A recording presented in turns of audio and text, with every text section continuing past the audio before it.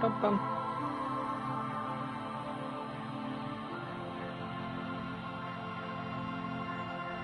Oop.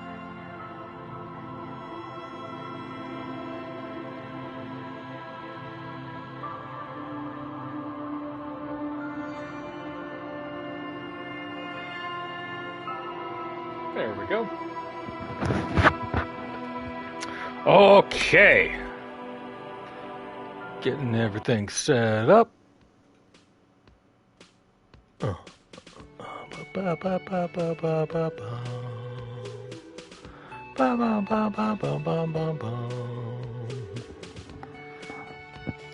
What a funky little sound. Hang on one second, let me get a couple of these things set up.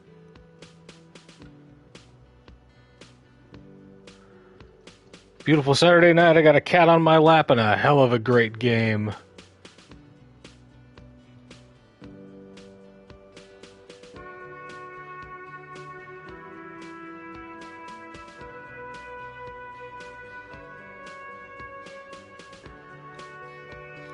Just waiting on the internet to load.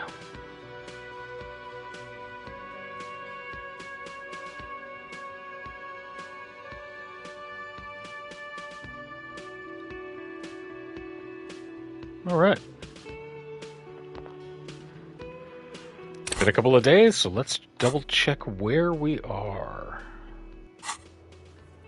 Okay. Buy fallen pants from Kuno. Still gotta track down my gun, find all of the armor, maybe sing some sad karaoke. Gotta find my badge. Figure out who put the stuff in there. Find money and pay. Ugh.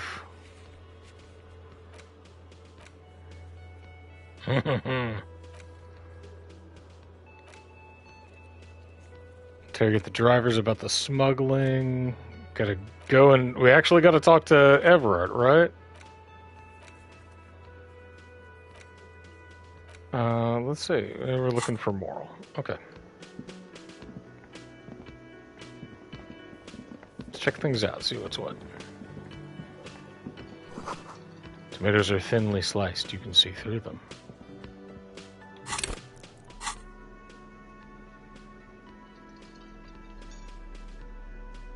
It's the ledger you found in the trash. A cabbage of papers hanging from the board, with the permeables drawer inside. It's barely held together by the acidics, you know, like the bits they put into public piss bowls. Probably called Fermi Discrete, or Axel, or something. At some point in its journey, the ledger has seen the inside of a public toilet. You know, what can you do, though?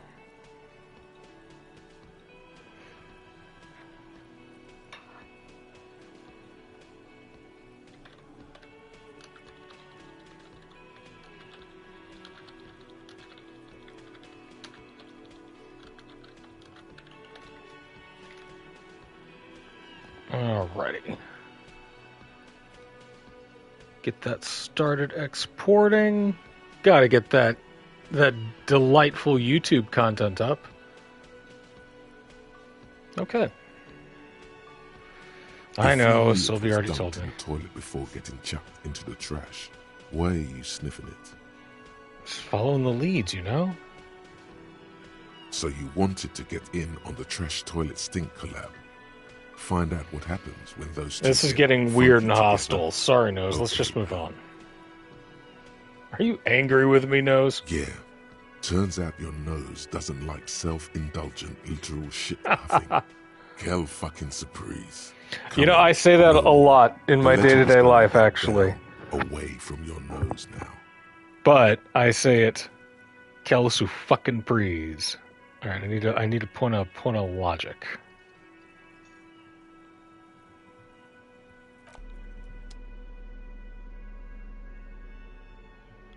The worn map features the No, not that. Medicinal purposes of the pale and the greatest innocence. And the handwritten note. Okay. You see a heavy steel door with a prominent dimple lock. It's painted blue.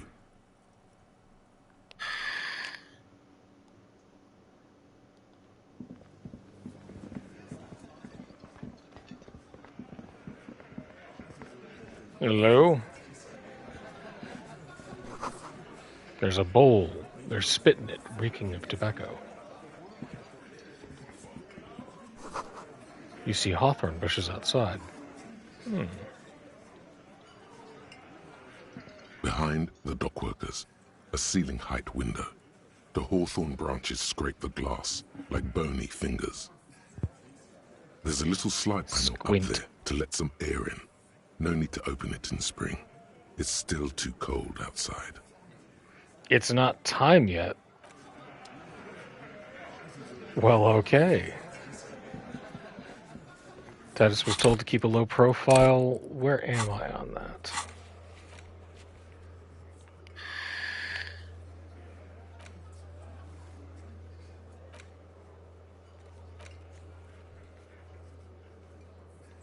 Kuno lied to me. Return and confront him.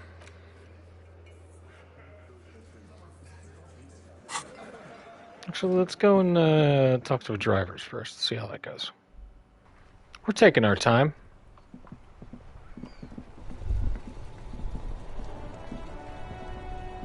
Now it's turning into a kind of a snow limbo, man. What's on your mind? Seemed like a man who knows about drugs. Man. Me and narcotics go way back. Had some good times surfing the psychic waves of my own consciousness, you know? He folds his hands behind his head and leans back. But those days are behind me. There are other addictions in my life now. Why the inquiry, my man? Just be straight with him. Let me straight with you. I'm trying to figure out who's smuggling drugs out of Terminal We B. have a credible lead, sir. Someone on this roundabout is waiting for a bulk shipment from the harbor to load it on their lorry and drive it to Jamrock. Not me, man. No way. I don't need any trouble. Shit's bad enough anyway. Amen. This jam's got folks up in arms, and I'm afraid it's headed toward a conflagration. Good word. Look, man, I try to stay away from the criminal underbelly of Revachol. I'm a guest here. You really need to find another man to probe with those questions. Hey man, I'm not putting the blame on you. I'm just trying to get the vibe.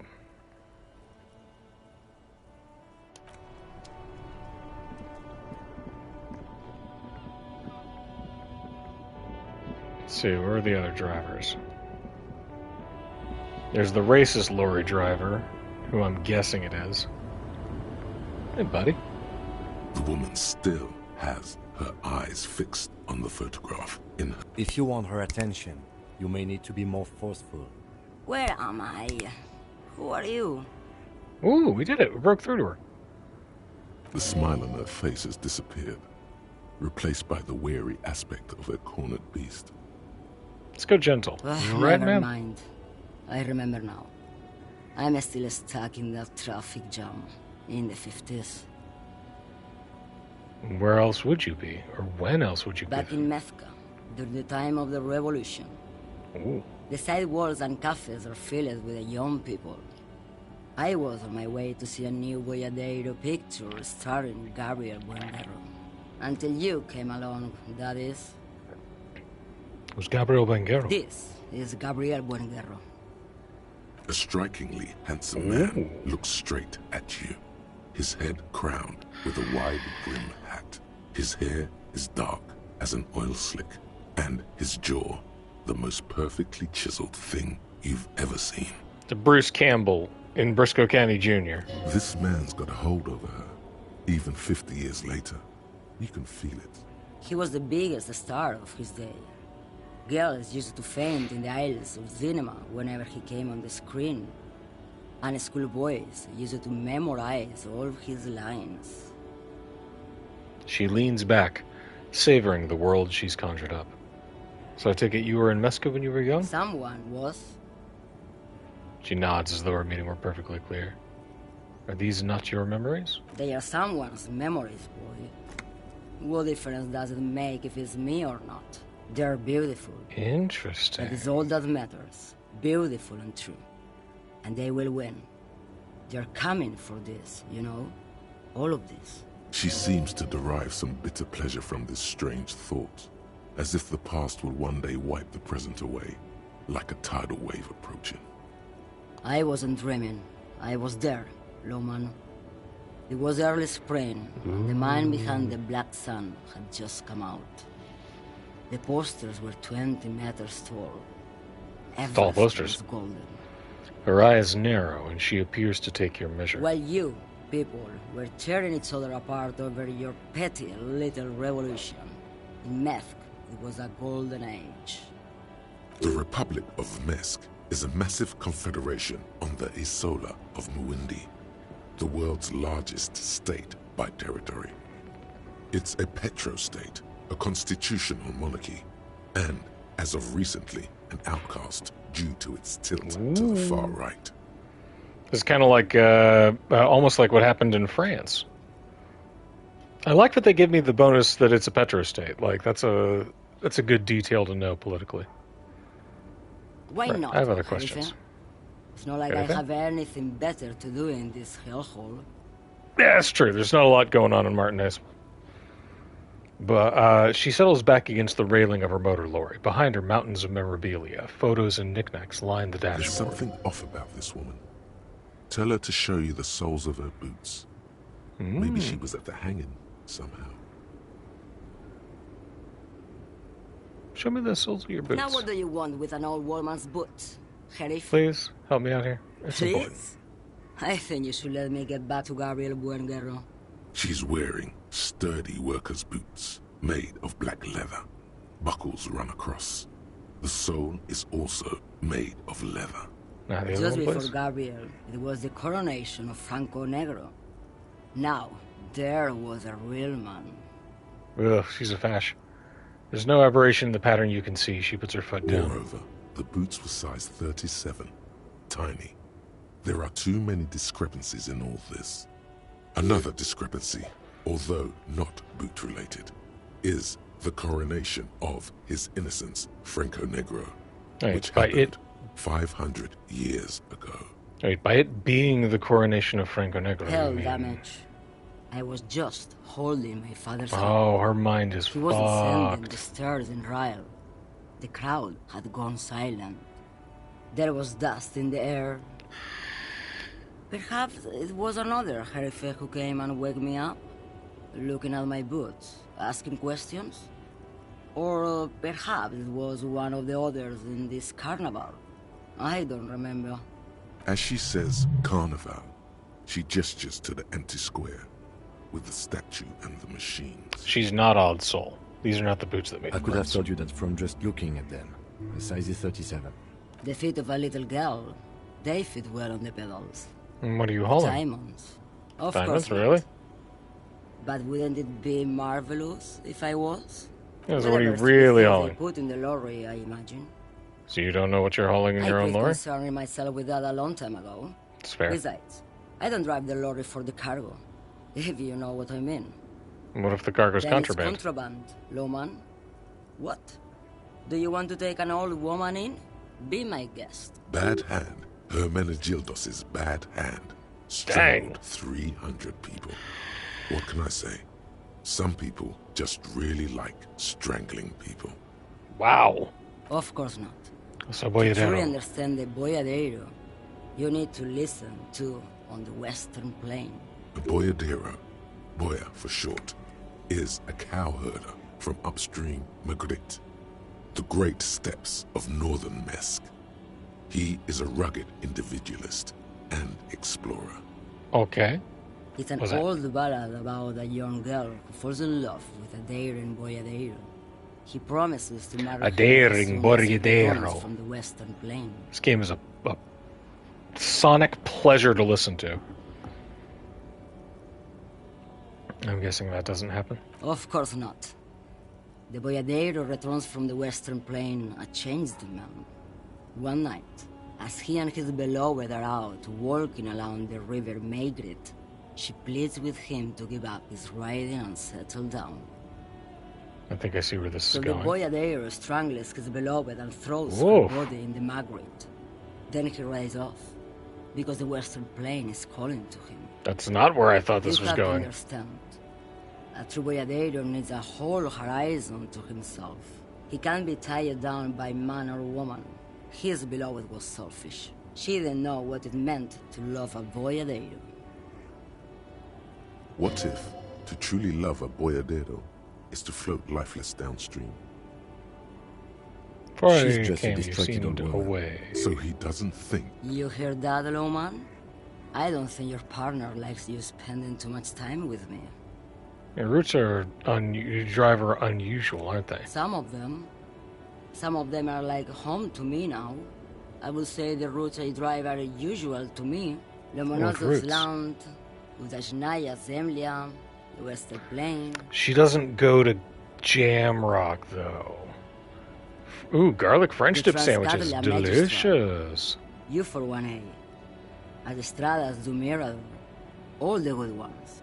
The deep trenches. Where the bluebirds fly. She opens her eyes again and shudders. Cool. Ride until you're dust, sister. Irmao.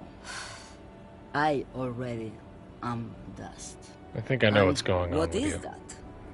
You're a pail driver. You transport goods through the pail. Great. He asked the Pines rep about the pay, and now he's talking to everyone about it. It's kind of important, my guy. Fine then. Just try not to black out again, and don't contemplate. We don't have time for that. Oh, I'm contemplating, Kim. I'm drawing existential conclusions for this. Everything is related to the pail. My condition, the case, everything. It's all entrepreneuric.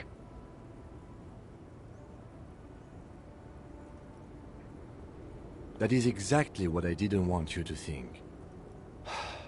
Ma'am, my partner wanted to know if you work in pale transport. Just tell me I'm No right. offense. But your partner She lights a cigarette. A white and silver cloud of smoke disappears into her mouth. seems like a bit of an idiot. Yeah. I blacked out from sheer heartbreak and lost all the memory of the world. Or I blacked out after a night of heavy drinking and lost all memory of the world. Let's go with Gabriel heartbreak. Buenguerro in Segúreme, Paraíso. You're the opposite of me, then. I remember everything, even the things I never knew. Things you never The knew? smell of liquor on Gabriel's lips after the shoot. In the motor park. The roses on the day of Franco Negro's coronation. On the grand stairs of Ryle. The smoke from the Fowling Piece when Dolores Day was shot. She's The remembering look on history. her face, like an orgasm. The wound in her chest. My hand in my father's hand. Except I never had a father. And I never shot her innocent Dolores Day. Over radiation? Heroic doses, Hervé. Heroic. Isn't that Thought dangerous? insertion? Dithering? The Grad Catalan Magistral? It's more than dangerous. It's sad. But at first I had to make a living. Now, when you've seen it all go away like that, rolling off like the sea, and then come back to this, She gestures at the square, the broken horse monument to the clanging of machines in the distance. what are we doing here? For thousands of years, Gabriel.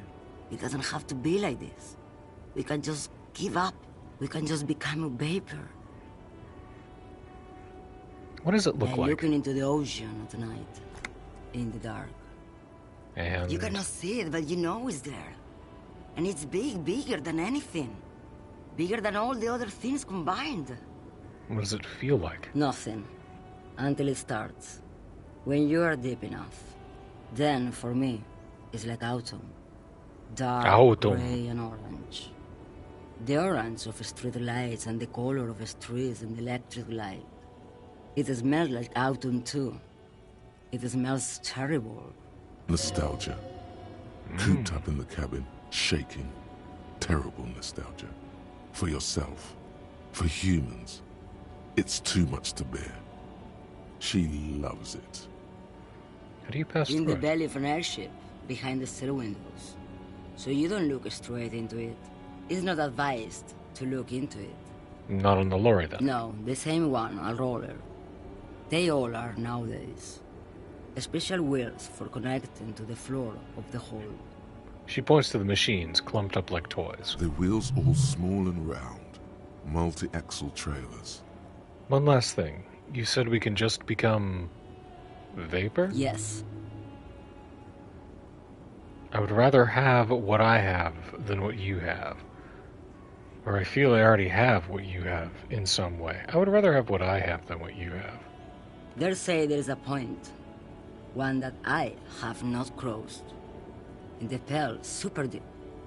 If you stray too far, of course, on the U41A, or in Lomonosov's land, where every step you take is one step further from home, no matter the direction. In Welsh, there is a concept called Huriath, which is the nostalgic longing for a place that you can never return to, like literally the sense that you can never go home again. That once you have left a place or a relationship or a situation, or even like in day to day, an existential quandary, that you can never go back.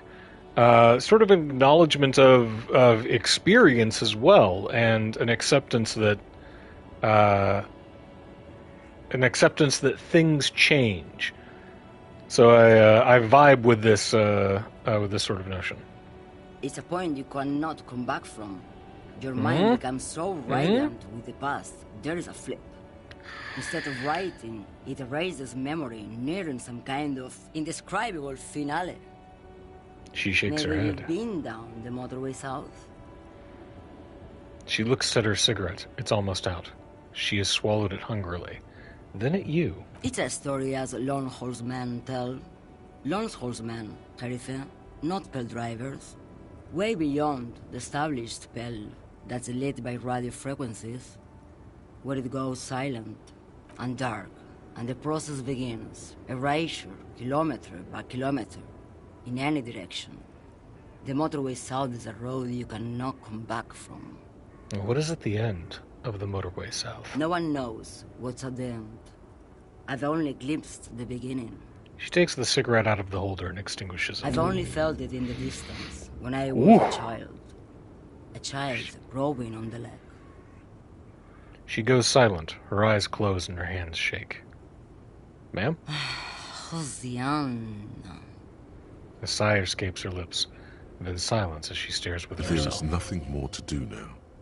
She's far away. You've fried both your brains enough for today, Detective.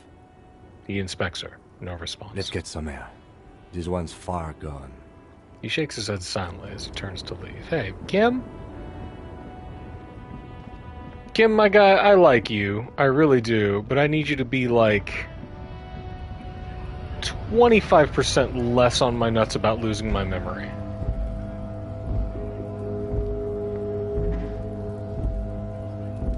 Looking for something, Hunt? Come to tell me to fuck off again? And what are you Not hauling? much anymore. I'm here to pick up some cargo, but the dock workers are on strike, so it's a sit and wait on your ass situation. And what kind of cargo are you supposed to pick up? Apples? Apples? Yeah, apples. I take it you had other questions? He's given you the runaround. Let's be honest, you were bested. Boo. You're a lawman, right? What's your stance on drugs? Actually, hang on. Can we... Let's buy up our rhetoric.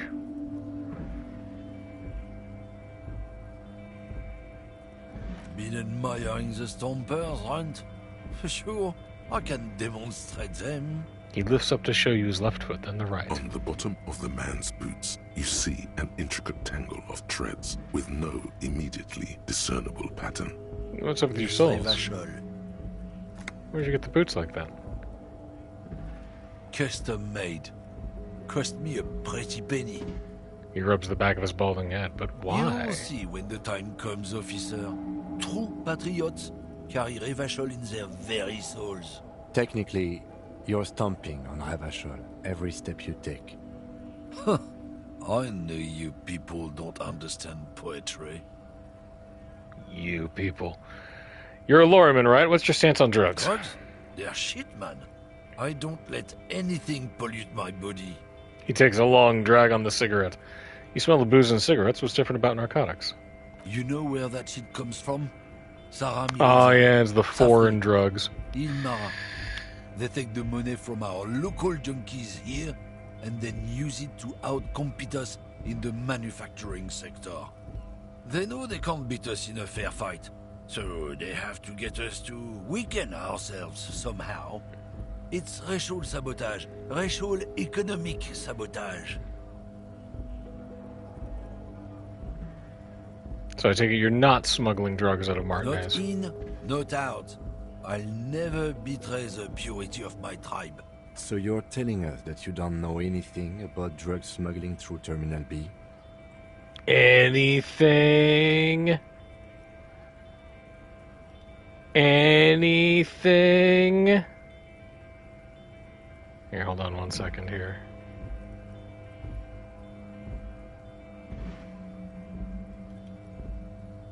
I don't know shit. And if I did, I wouldn't tell you. Most of the camioneros have left. What do you think? I can't leave the lorry unguarded. Stuff's been getting looted lately. It's those little kips sneaking around at night. If they touch my watch stuff, what the bosses will be on my ass like ass cancer. That is like ass cancer.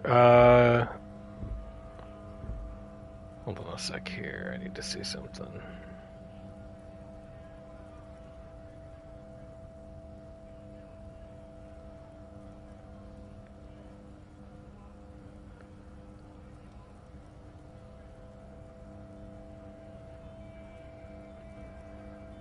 Give me a moment here.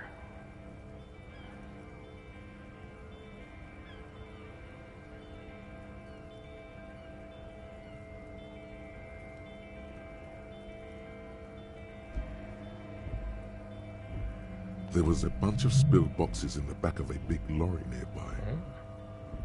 I did see one lorry with the trailer door open on my way here. Do you know what happened? Yeah, I knew that guy. He was an honest driver who loved his country. We were having a good debate about genetics at the Wheeling in Rags when some kip boys smashed his lock and took damn near everything.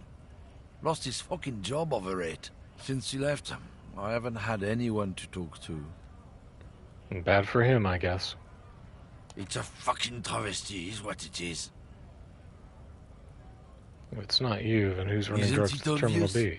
Fucking Sealang, that beady-eyed South Samaran. His little side business is a scam. I wouldn't be surprised if he was peddling drugs as well. He's a Who's that? Samaran guy who likes to pretend he's some kind of businessman. Or really, he's just selling his employer I know stuff. where he is. Stuff he stole after he broke the seals on his Humanox lorry. Just follow the smell. It smells like apricot and oil when you're nearby. The lorryman lets out a raspy croak at his own sense of Yes, humor. yes. Oh. Where is he? Looks like I offended your partner there. Too bad. Sealang's usually a little bit south of here, near the canal. You can't miss him. Just watch yourselves. His tribe are natural liars. It's in I hate their this guy. blood. He's your man, all right. 100%. He nods in a sagely manner and another I puff wouldn't of be that so sure cigarette. about it. Not until we've heard what Sealang himself has to say. Guess we Guess pay so. Sealing a visit. We're done for now. 3 T's. How idiomatic. Let me check something real quick. Contains 13 bottles. I can make another $1.30. Still not enough to get my... something I put in my thought cabinet, maybe? -1 to visual calculus for the next 8 hours. At the edge of the map, the landmass begins to disintegrate into pure trigonometry. The ocean melts, becoming a tangle of sines and cosines. The mountain range turns into sharp-angled azimuth. Its green rain shadow dithers like music turning into a waveform, and then vanishes. This is the end, a half-remembered textbook from your childhood. The porch, collapsing on the edge of the Isola. A transition from reality to pale. A single vector shoots out like a rocket. It's the motorway south, splintering off from the known pale. To where? Where does it go? Oh, my visual calculus is bad, though.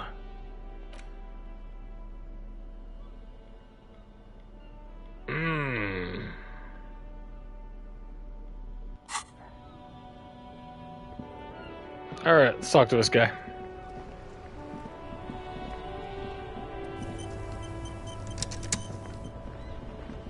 Okay, that's usually a sign of something.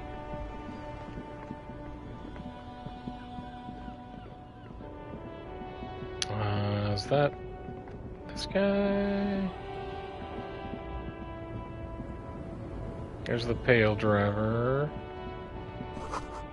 Ruins full of snow. No one lives here anymore.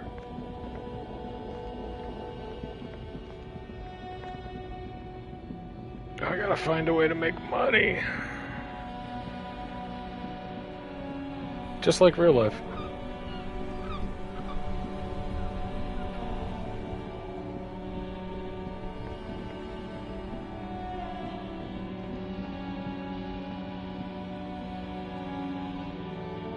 You see a Samaran street vendor Hey, what's up, surrounded Ceiling? by a motley assemblage of goods. When he realizes you're looking at him, his face breaks into a wide, welcoming grin. The name Sileng is embroidered over his breast pocket. Happy shopping, officer! Everything's cool here. What's so cool? Everything's cool.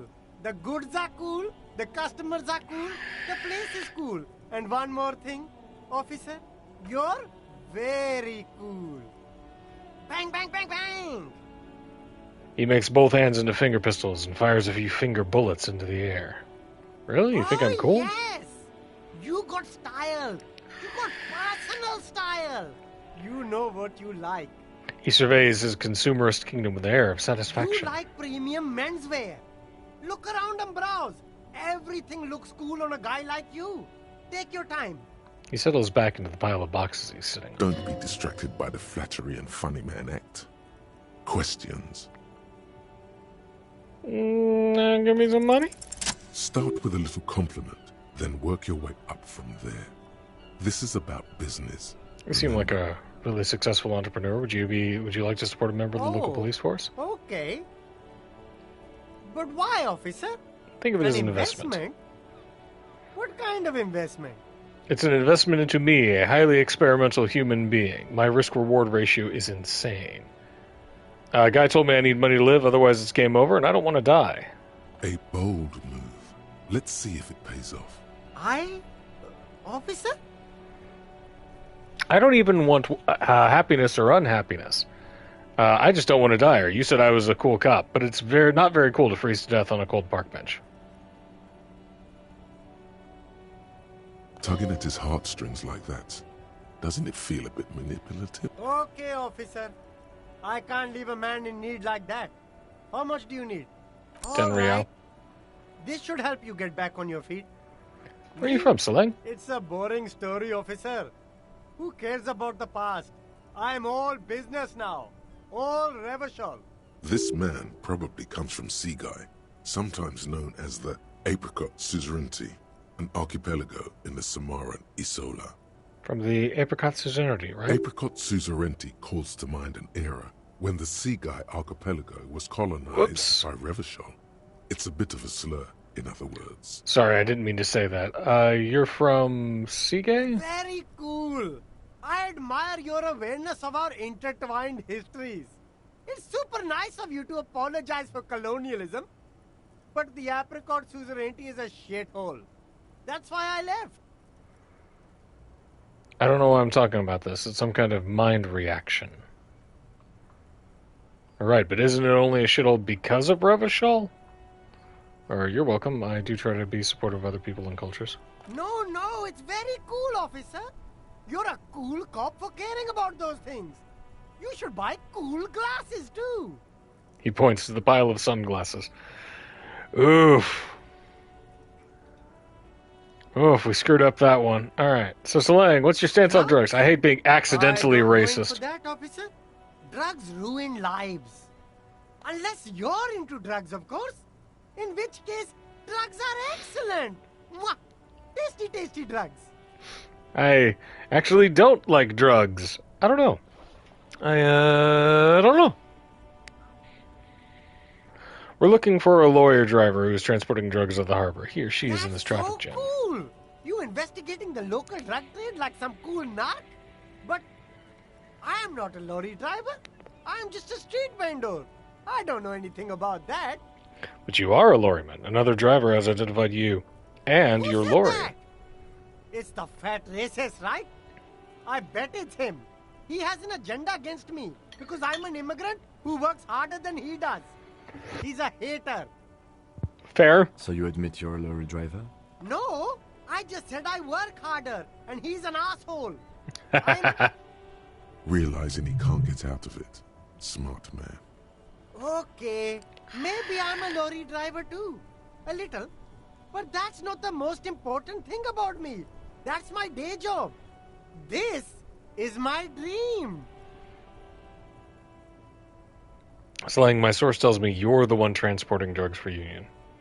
What do you know about the drug Nothing. operation? I told you. I'm not a dumb guy. I don't get involved with that crowd. And what crowd is that? Crowd, you know, the drug crowd. No, he wasn't talking about an abstract crowd. It was that crowd. It wasn't some drug crowd. You know who they are. Tell me now. Shush, please. There's bad people doing bad things here. That's all I know. Please, don't get me into this mess. I spent 15 years working my way up. We're buddies, so Lang, help us out. No one will know it was It's a you. she, okay? The other drivers call her the lady driver. You're better off staying away from her. The way they talk about her, she's no lady. Is the lady driver I the old don't woman know. back there? Maybe. If she is, I haven't gone near her. I don't get involved. I told you. It could be. She was strange. He's not ruling her out. Who are these other drivers All who of talk? them. I don't know. I told you all I know. Are we cool now? I really want us to be cool now. Who exactly is talking about this lady driver of yours? The racist or the other one with the tattoos? He points north. All of them. Even the ones who've left. I don't hang out with them. I don't remember who has tattoos. Okay, we're cool All now. right. I scored. Let's cap this off with a purchase. You can walk away from here with funky sunglasses, detectives. Both of you. You deserve it. Man, I just had to bum $10 from you. I can't afford shit. There are clothes. Don't be shy. These are premium class clothes. Good quality fabrics, best retro design. Save the economy with your style, officer. Sorry there. There are clothes inside. Cheap second-hand clothes smelling of strangers' body odors. Save the economy. That sounds off. Save the economy? What are you talking about? Haven't you heard, officer? We've got to be economically conscious. Recycle your cash, keep it in circulation. Don't buy new things. Buy eco. That doesn't make any sense. Why exactly does the economy need saving? Look around, officer. You see all these premium goods just sitting there, not getting bought? We've got to keep the flow of goods moving. Is this really the economy we want to leave to our children? It's just nature. Powerful economies expand, weak economies go extinct. Or this economy is really just a distraction from the cultural issues. You know, immigrants or... You're right, we have to save mother economy. Yeah, man. I don't have children, I think. Too bad, officer. Kids make it all worthwhile. Without kids, who's going to be around to enjoy the economy? Fucking grim. Don't let me stop you. Open the box and browse a little. You find That's your bad. hands deep in tattered and faded garments made from weird polyester blends that make your body itch and sweat in all the wrong places. Trackware. The box smells like cat piss or like an old person with no money. Economical, but also trendy. Look first-hand. Buy second-hand. Keep the economy moving. Something cold Ooh. grazes your hand. Synthetic and sleek. A windbreaker. Surf, it says, but also wind, summer, 100% waterproof, and sport. All in different typefaces. Good choice, officer. Mega sporty. And it's only $4.50 for you, sir. +1 composer, but -1 shivers. Nah, we kind of like shivers.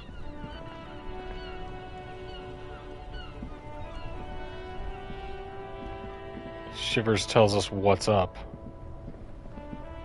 You see two lowly, defeated speakers, thralls, slaves basically, perched atop them like conquerors surveying the land. A pair of found, durable wear sneakers, ultra serious. I can see you with taste for luxury, officer. Can't keep your eyes off those sneakers?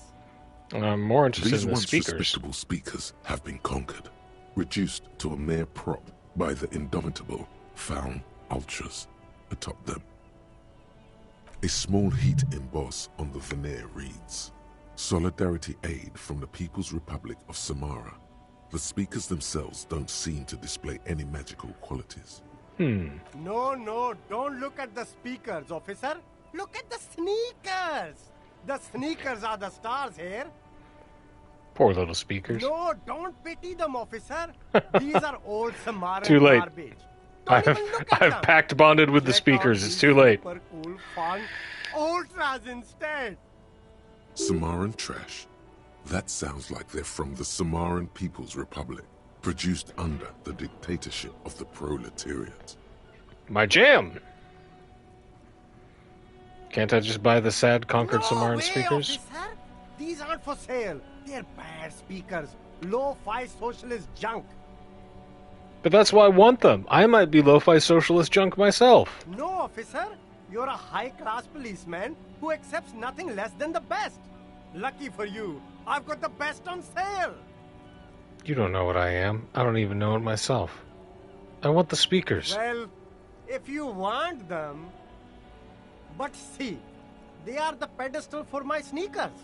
If I let go of the speakers, where will the sneakers go? I can't leave premium lifestyle sneakers on the ground. Chain quest. If, on the other hand, you wanted to buy the sneakers too, I could maybe throw in the speakers for little extra. 50 cents? A pair How much of do they found cost? Ultras. The design is impossibly I sleek might be and able to make it up by A tonight. futuristic silhouette. It's early with a in the day. sleek monochrome colorway, a jet black upper, and a silver-lined midsole. Those sneakers, mister. Those sneakers are the latest found sneakers. Super air, 50? super fine, super cool. Only 50 real. Only? That's madness. Oh, wow. I mean, that's good bonuses, but how am I going to get 50? Oof. There's a pile of cheap sunglasses in a small box, a variety of shapes and colors. You like sunglasses, officer? I've got the latest styles right here. The vendor takes a pair of sunglasses and sticks them under your nose. These are all boring. Boring third-rate ho-hum sunglasses made of cheap Syrahese plastic, the kind of plastic that melts in the sun. Those UV stickers are almost certainly just there for the show. If anything, these lenses probably direct more UV light into your pupils. A UV magnifier.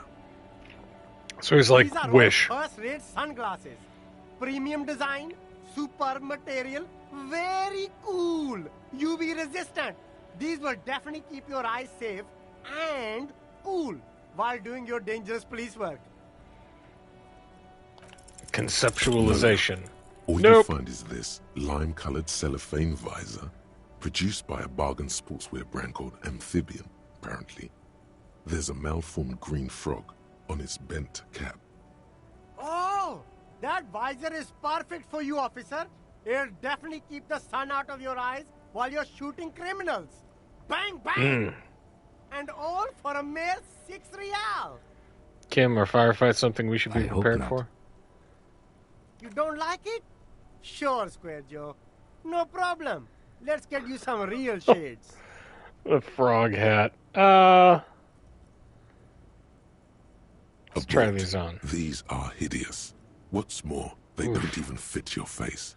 You can feel them pinching your nose and chafing against your brow. Damn, officer! You look like a mega secret spy. This guy's a hell of a salesman. Very secret. They're practically made for you. I'll let you have them for 2 real and 50 cents. It's going to be very difficult for anyone to take you seriously with these things on your face. No, you are definitely not buying those. Don't tell me what to do, Kim. Yeah, you're right. I'm too sensible Are you for sure? those. But they look so good on you. You should think this through, officer. I'll take the ugly sunglasses with plus shades of self-destruction. Nah, we're good for now, buddy. Okay, let's check our task. The jam mystery. Find out who's the lady driver and where's her lorry.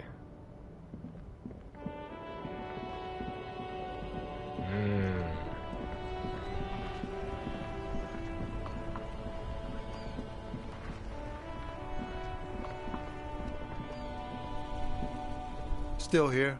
Stuck in this damn jam, my man. I heard one What's of up? the drivers is a woman, but I don't think she's here. Do you know I this don't wanna lady talk about driver? Why? Do you know something? What is it? Or I don't mean to pry, but I need your help. She may be involved in the drug business. I Let's was go. hoping Bold. it isn't going to be her. All I can say is, she isn't around here anymore. She isn't some evil drug trafficker.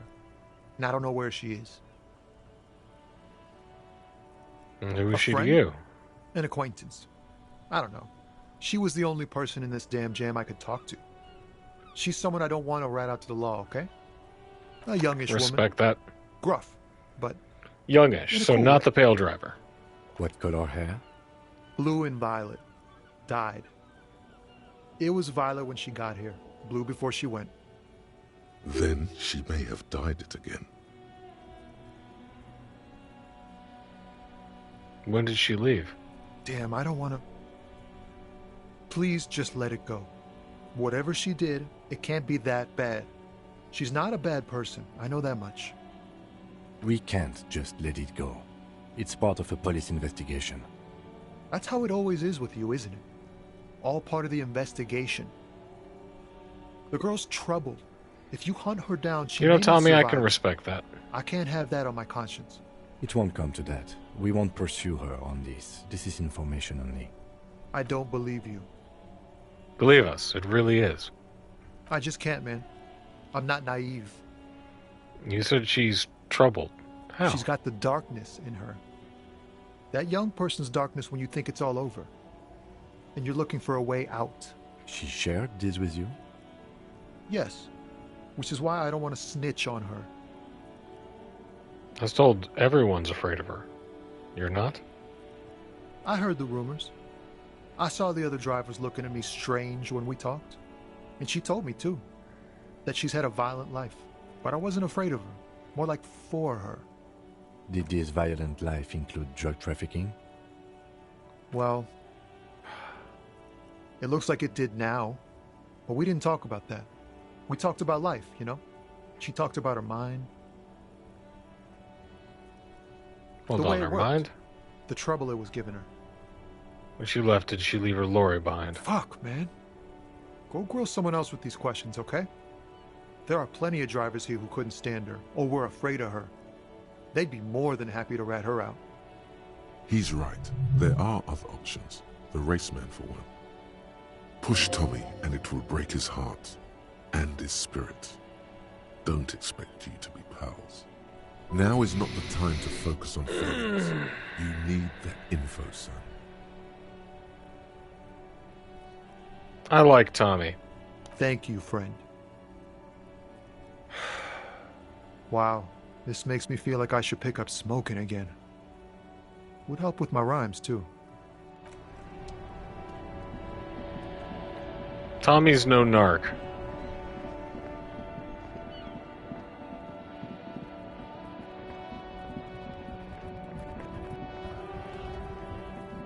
Looking for something, Hunt? Come to tell me to fuck off again? I know you've been giving me the running around. Fess up, where's the I lady don't know driver? what you're talking about. First, you are, and why are you Listen up, smirking? fuckwits, you don't scare me. You cops don't run Evashel West. You don't run Martinez. You don't run anything. So who does? The lady driver? He means La Puta Madre. Well, what? A legendary, and not in a good way, crime boss from Jamrock controls what is probably the most powerful organized crime outfit in Revachol West. The motherfucker? Looks like the lieutenant has a plan. Let him do this. Yeah, him. Then I presume you are familiar with his peonies. Yeah, they're his little bitches. He's got them all over the unions. Not just the unions. He has peonies everywhere. Some say he even has them in the RCM. Dirty fucking peonies who'd do anything for him. Multi-ethnic drug addicts. I'm gonna let Kim roll with You're it. not peonies. You wouldn't be investigating a drug thing if you were. No, of course not. We are not peonies. But if we were, and one of Madre's drivers were to be stealing from him, then it's a good peony's job to find out who that is. It's not a hard job.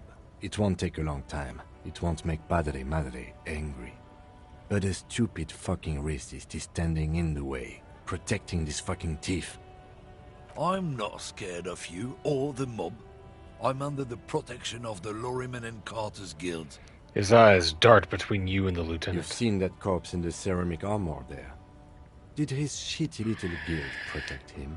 Damn, Kim's going hard. Nah, you wouldn't just leave him out there if you...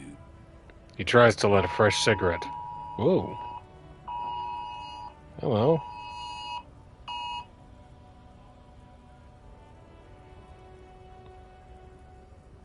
Oof. He tries to light a fresh cigarette, but his hands are shaking now. The sentence The simply ends. lieutenant turns and gives you a barely perceptible nod. I've softened him up. Don't as fuck best this I up. could. Now it's on you to finish the job. Be careful. This man's still got some fight in him by the looks of it. It won't be easy to break him.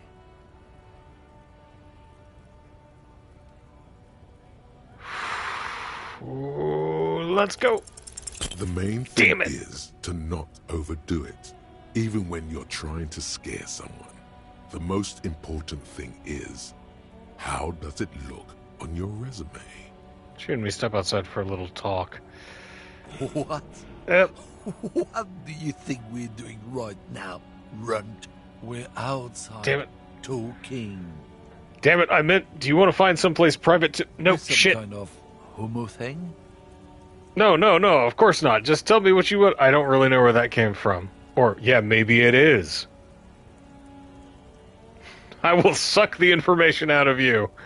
Nah, man, don't give head to racists. I don't really know where that came from. Gives you Let's just go and ask Tommy, alright? We are wasting our time here. Gotta put points into half-light again. Okay. Oh, how bad. I should have saved it after Tommy. Oh well, we roll with the consequences. Okay. Check our tasks. Let's go on up to the harbor and, let's talk to Kuno since we're here.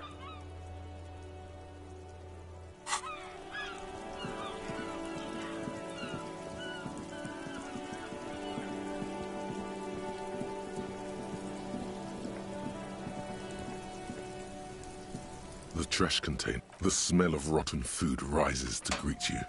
You See if there's any soggy tear in here. cartons, dirty rags, and I organic need waste. money.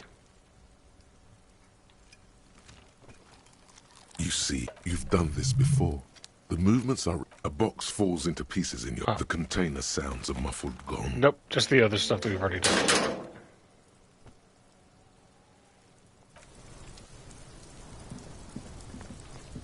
Good. Fuck does Kuno care? I talked to Manana about the armor. So? He raises his eyebrows, projecting aggressive indifference. You should thank him. Ooh, suggestion. Nothing. Tip really paid off. Good job, Kuno. What? Don't be playing He Kuno. quickly as a looks snitch, around. Bitch. The oldest trick in the book, people. Are you snitching, Kuno? This is some ancient bullshit, people. Kuno would He rather addresses take the surrounding 10 than windows. Snitch. Pigs full of shit. Get the fuck out of here. You found a real nice button to push. Turned the tables on him. Take that, you You're a little little bit gremlin. closer now to understanding this kid.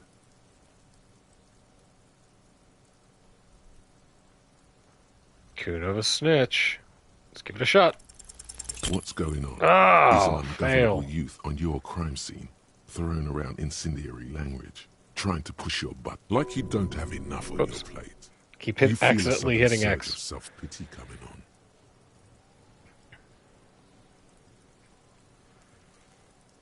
Kuno, you must have seen all kinds of things. Throwing stones here want to help the RCM bust a murderer? Or I don't know what to do anymore. I'm just a busted old piece of meat. This case is all I have, and you're not helping.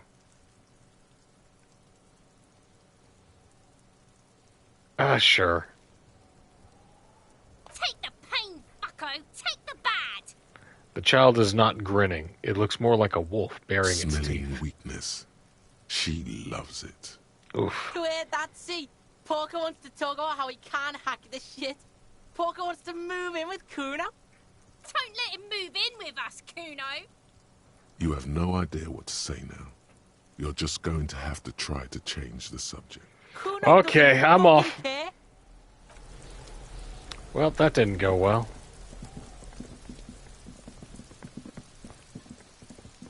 Oh. Hello, lady.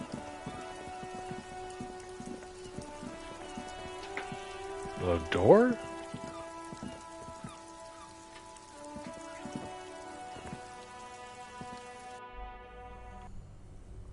Uh-huh. Yeah.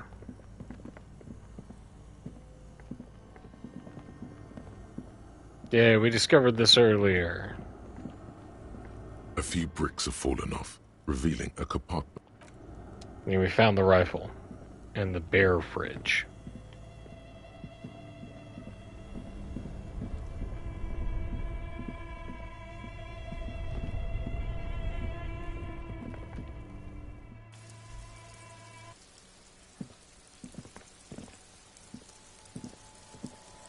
The tracks are as they have ever been. A bit more worn, perhaps. Fortunately, the street sweeper still hasn't noticed their presence. You're gonna have to investigate that as well. Okay. Early in the morning. It's 9:44. Let's sell our stuff and go talk to Everett Clare.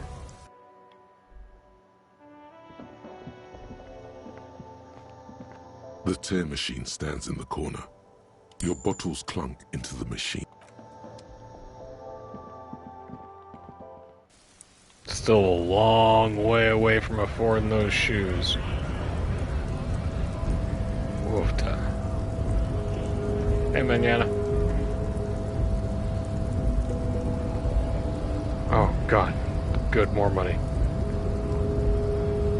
Okay, the button's still pressed. Measurehead makes all men quiver. Nah, man. Fuck racists. Hello? Every worker equals member of the board is written atop of the flyers.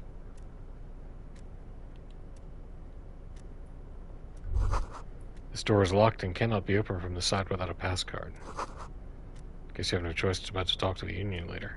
Let me check something real quick.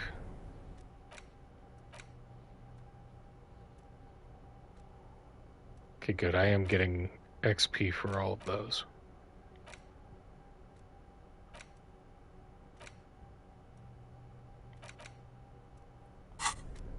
And I'll level up faster if I lean into communism. This is a Dewey or a Dewey typewriter. The model name is on the back. Ooh. La Fumée, Volume 1, Number 4. No time like the present, the leading intellectual organ of Martinet's communism. Offers a radical Mazovian perspective on a range of contemporary issues. The cover features a stylized portrait of the late King Frizzle with a pair of white antlers growing out of his head. The front of this quarterly journal features a large satirical portrait of the late King Frizzle. From the sides of his head, a pair of white antlers spread to the corners of the cover. White Because antlers? white antlers are one of the symbols of communism. They represent a society in accord with the natural world and, at the same time, above it. Because Why Frizzle? Frizzle was incompetent, foolish, and cruel. In short, the embodiment of everything the communards wished to overthrow. It's satire, you see. Flip through the pages, see what catches my To eye. your disappointment, there aren't any full-color pictures to direct your attention. Just column after column of closely set text, interrupted occasionally by little doodles in black and white. After rifling the pages with your thumb several times, you return to the table of contents. The magazine is divided into several sections. International developments, Kunst und Kultur, and local concerns. Just inside the cover, Kunst there's und also Kultur. an editor's note. Let's read the Comrade, note. as you know, this journal takes its name from Mazov's immortal expression, Du cristal à la fumée. This was his way of describing the way the rigid, crystalline structures of capitalist ideology turn to smoke under communism. But, like the structures of Smoke and capitalist mirrors. ideology, we too are at risk of going à la fumée, unlike many publications which are content to spoon-feed their readers reassuring drivel. La Fumée is committed to telling the radical truth, even when that truth may drive away potential subscribers.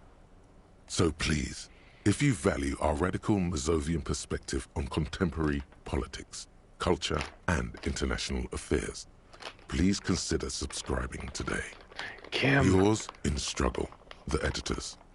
Kim, I think this is a communist magazine.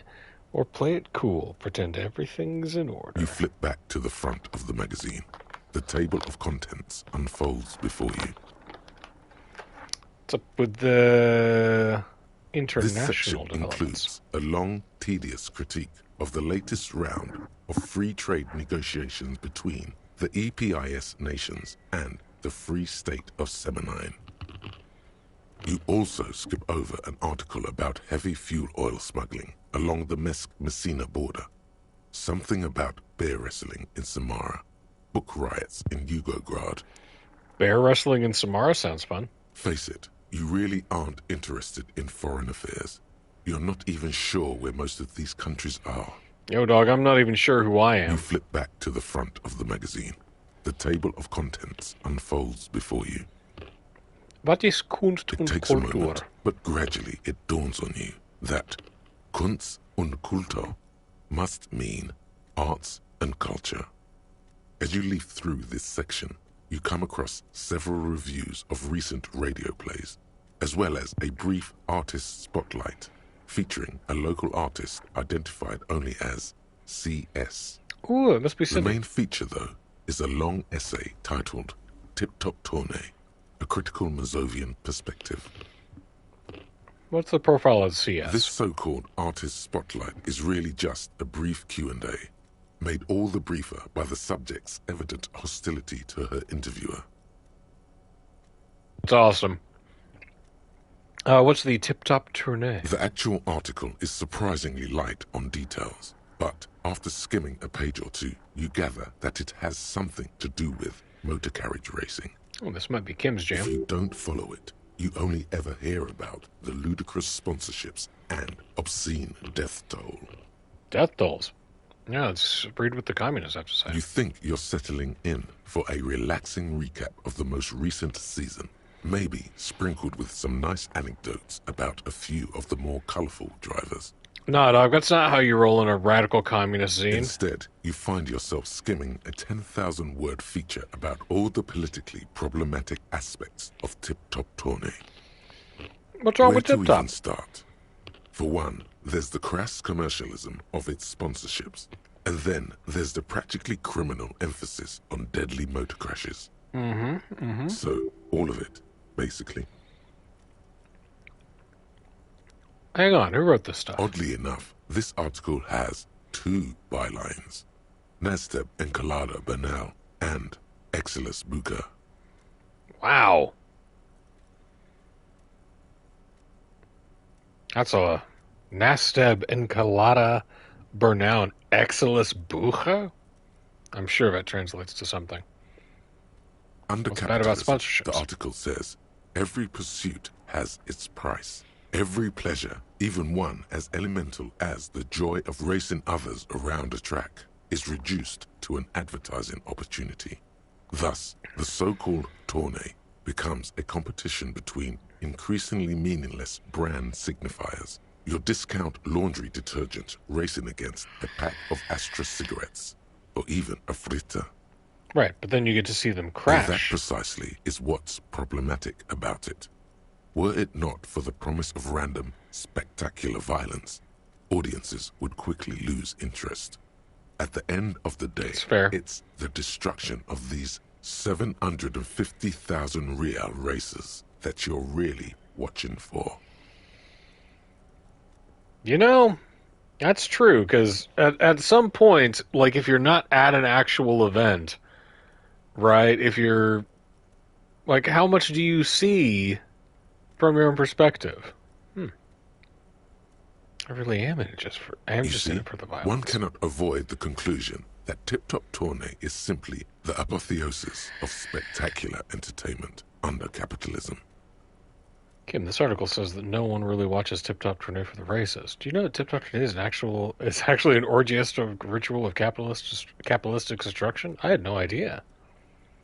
I can safely say the thought had never crossed my mind, Detective.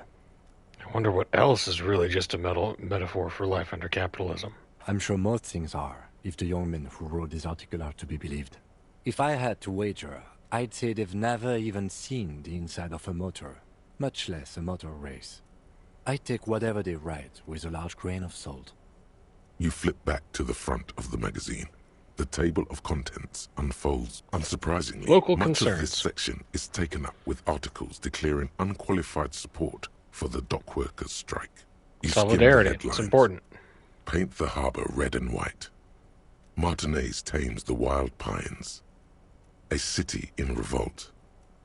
First we take Martinez, then we take La Delta. Finally, there's a brief article by the writer, G. Martin, accusing the owner of the Capeside Apartments of illegally attempting to evict certain communist tenants simply for not having paid their rent. Damn communists should have killed a lot of them when they had the chance. If it weren't for those wild pines, all those moochers would be out of their job. Charging rent just to live somewhere is pretty outrageous. I actually agree with that. Wouldn't it be better for everyone if labor and capital could reach some reasonable accommodation? Charging rent to live somewhere is outrageous. Remarks dryly that capitalists love wealth redistribution. I agree. So long as it's only redistributed upward. I agree. It's true. The rentiers have been bleeding you dry. You really ought to find your own place one of these days. You flip back to the front of the Cost me magazine. 20 real a The table night. of I'm broke. contents unfolds before you. All right, I think we're done here.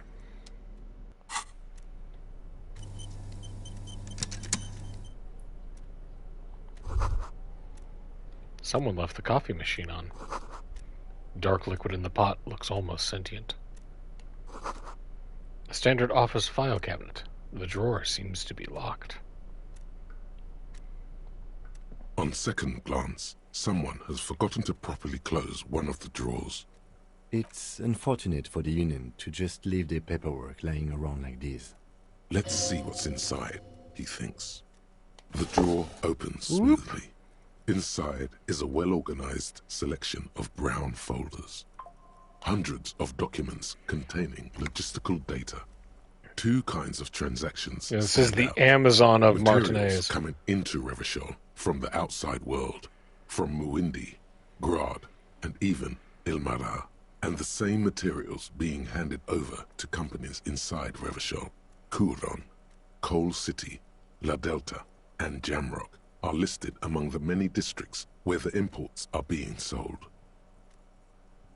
It's Anything hard to make sense interesting? of this thicket of company names, dates, quantities, and percentages. You try to focus, but the lines are getting blurry. Look how blurry all the lines on these papers are. How unwieldy your own willpower is to yourself.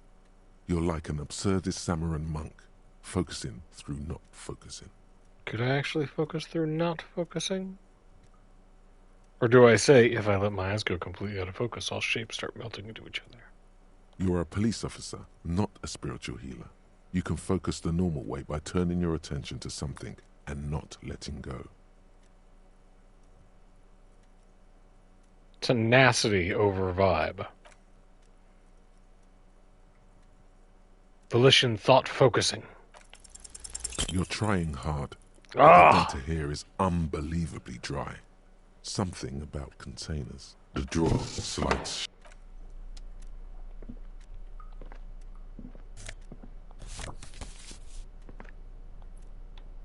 Postcard Le Hardin. Oh, magnesium. That's nice. Neat office shades.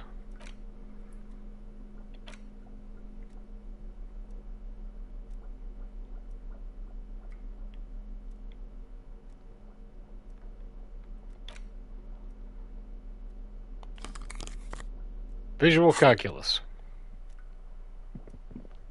Though it does make us a bit dry.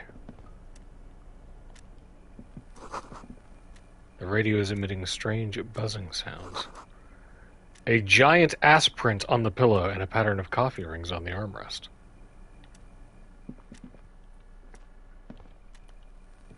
An imposing combination of a punch clock and a payphone is looking down at you from the wall. A note on the side says, "Tokens unavailable due to strike. Use change." I don't know if I have anyone to call, so I'm just going to leave for now. Someone is habitually chilling next to the radio. Okay, anything else in here? Oh, still so far away from a skill point.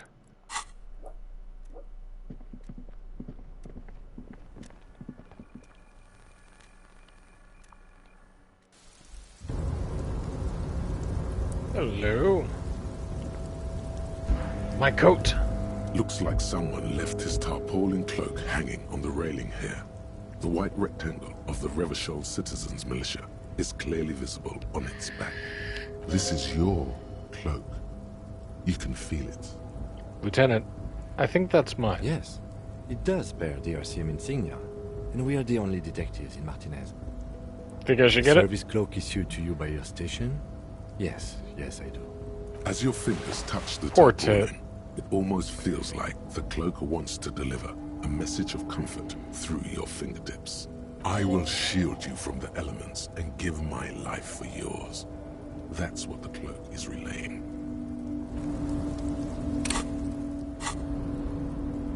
Stylish. Ooh, +1 shivers and +1 esprit de corps? Yeah.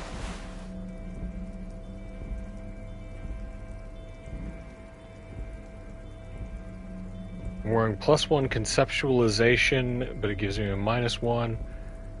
Or I can put on, oh, yeah, I'm wearing...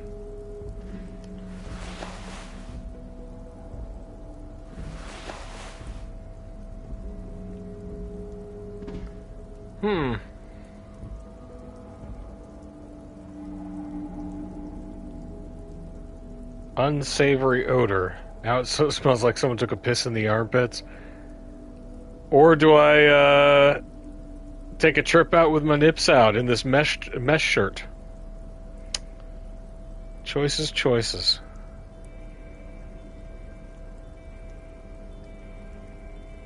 I think we go First, let's put those on and put our white satin shirt on for now.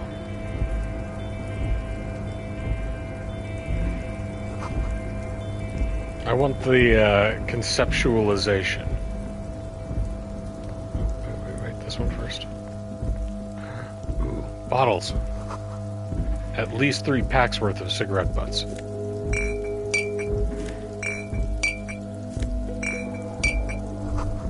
Numerous empty bottles of Commodore Red and potent Pilsner. Numerous empty wine bottles glisten in the rain. Someone partied really, really hard here. Wait, how hard? They went through 6 bottles of potent Pilsner, 3 bottles of Commodore Red, and almost 4 packs of cigarettes. It must have been pretty hard. What does this mean? Well, yes, I think we can say with relative confidence that it was you. I must have been on an advanced scouting mission in the harbor. It looks like I had a lot of fun. Or this is really sad. I must have been miserable. Yes, this scene isn't exactly ripping with joy. Let's just move on.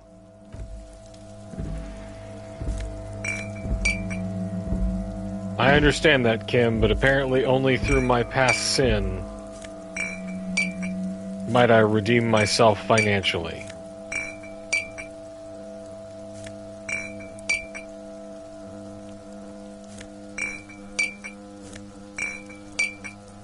Gotta recycle all them bottles. What's this? This is the night watchman's booth. The name on the door reads, René Arnaud. Listen, it's okay to take a few minutes to yourself. Sit down and have a breather. Kim, I'm gonna take a quick look inside. If you must. But please hurry. We are pretty easy to spot up here. Nothing incriminating catches your eye. The cabinets are clean and their sparse contents meticulously organized. There's a framed photograph on the table. It's a black and white photo of a young couple out in a street fair. The man is young, dark-skinned, and dressed in a Royal Carabinieri uniform. The girl is smiling playfully at the camera. Why did you take that? Something about this piques my interest. I think this can be a side thing. Fine. But let's move. I don't want to be seen snooping around here. The chair is not as austere as the rest of the booth. A thin grey pillow is attached to the seat, secured to the stiles by black ribbons. Stale air floods through your nostrils. Not a single mote of dust floats inside your lungs, though. The inside of the booth is immaculate. The drawers are Search for a little something, save something. for old timesheets and receipts. One small box, however, does hold some cheap painkillers. They are slightly out of date. Oh boy, where to start? Let's get these side Elevated effects. risk of dementia, Okay. many strokes, Okay. prophet's disease, Hmm? sudden death, hair death, Hair death. erectile malfunction, Malfunction's critical bad. flatulence, watery blood, black mucus, uncontrollable weeping, increased sensitivity to laudanum, Woo! inoperable joint disorder, total spinal collapse. I'm familiar with like half of these. Maybe this was a bad idea.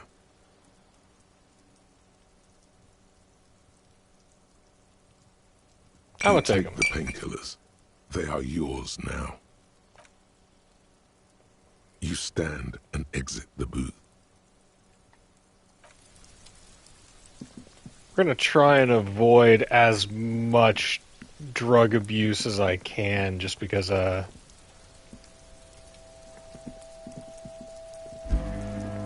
don't want to let Kim down. I'm trying to keep my head clear. All around you, great machines in quiescence. White pine trees are printed onto a screen covering. Looks like a forest under snow.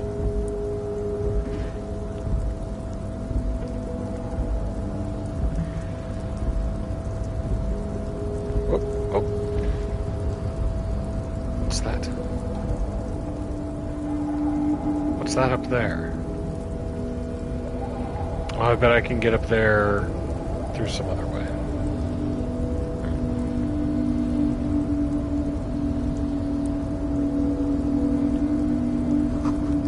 You see faded industrial lettering on the platform. Gewaltsund.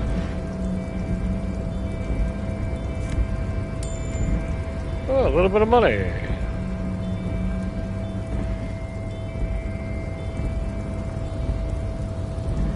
A rusting control panel with several knobs. 2 buttons marked Marsh and Arrête are faded with use. It seems to control the large crane above. A container is attached to its hook block. Marsh. On. Arrête. Off. I don't want to do this yet because I don't want to do that until after I've talked to Everett, I think. There's stuff up there. Hello. The shipyard ahead is oddly quiet. The great machines are sleeping. A little bit more money, please. The speaker tower is silent. There is no work to organize in the yard below. The musk of oil and rust comes from the chasm in front of you. It smells like blood.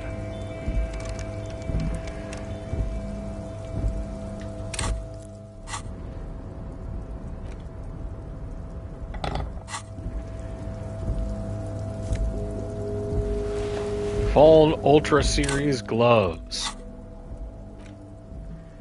+1 half light. Unfiltered contact. For ultimate performance efficiency, these Fallen Ultra Series gloves come fingerless and with a grippy padding covering the palms, making these ideal for quadrupedal movement or for lifting cargo. Sure.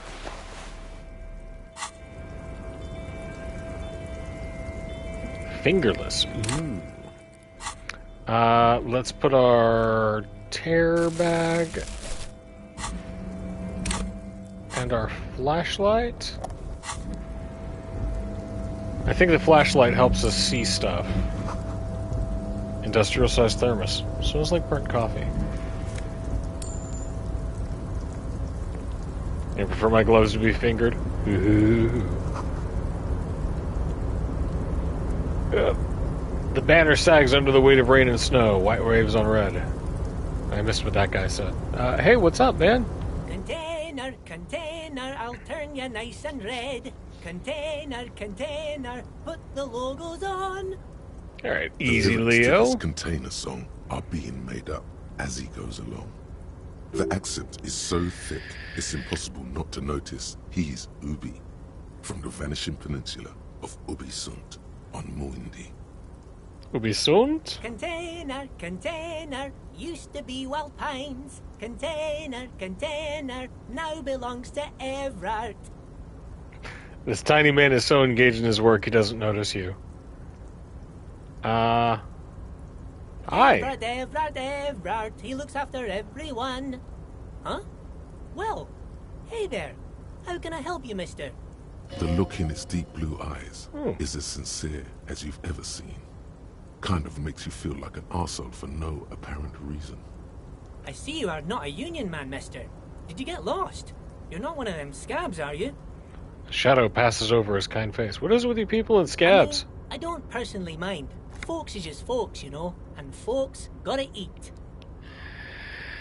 He doesn't seem to be waiting for you to answer. Just some of the other guys don't look too kindly on the scabbing kind, if you know what I mean, mister. What are you doing with the containers? Oh, I'm just making some covers for them containers here. Yes, I am. Yes, I am. So it's easier for the crane operators to spot them. He waves at the containers towering behind him. What's going on here? Look at the mountains of containers. Everything is so pretty and red. You and Leo look like brothers as you glance around with similar childlike wonder. Red is so much purity of untraveled Sure green. is, mister. Sure is. Really livens up the place. Yes, it does. Yes, it does.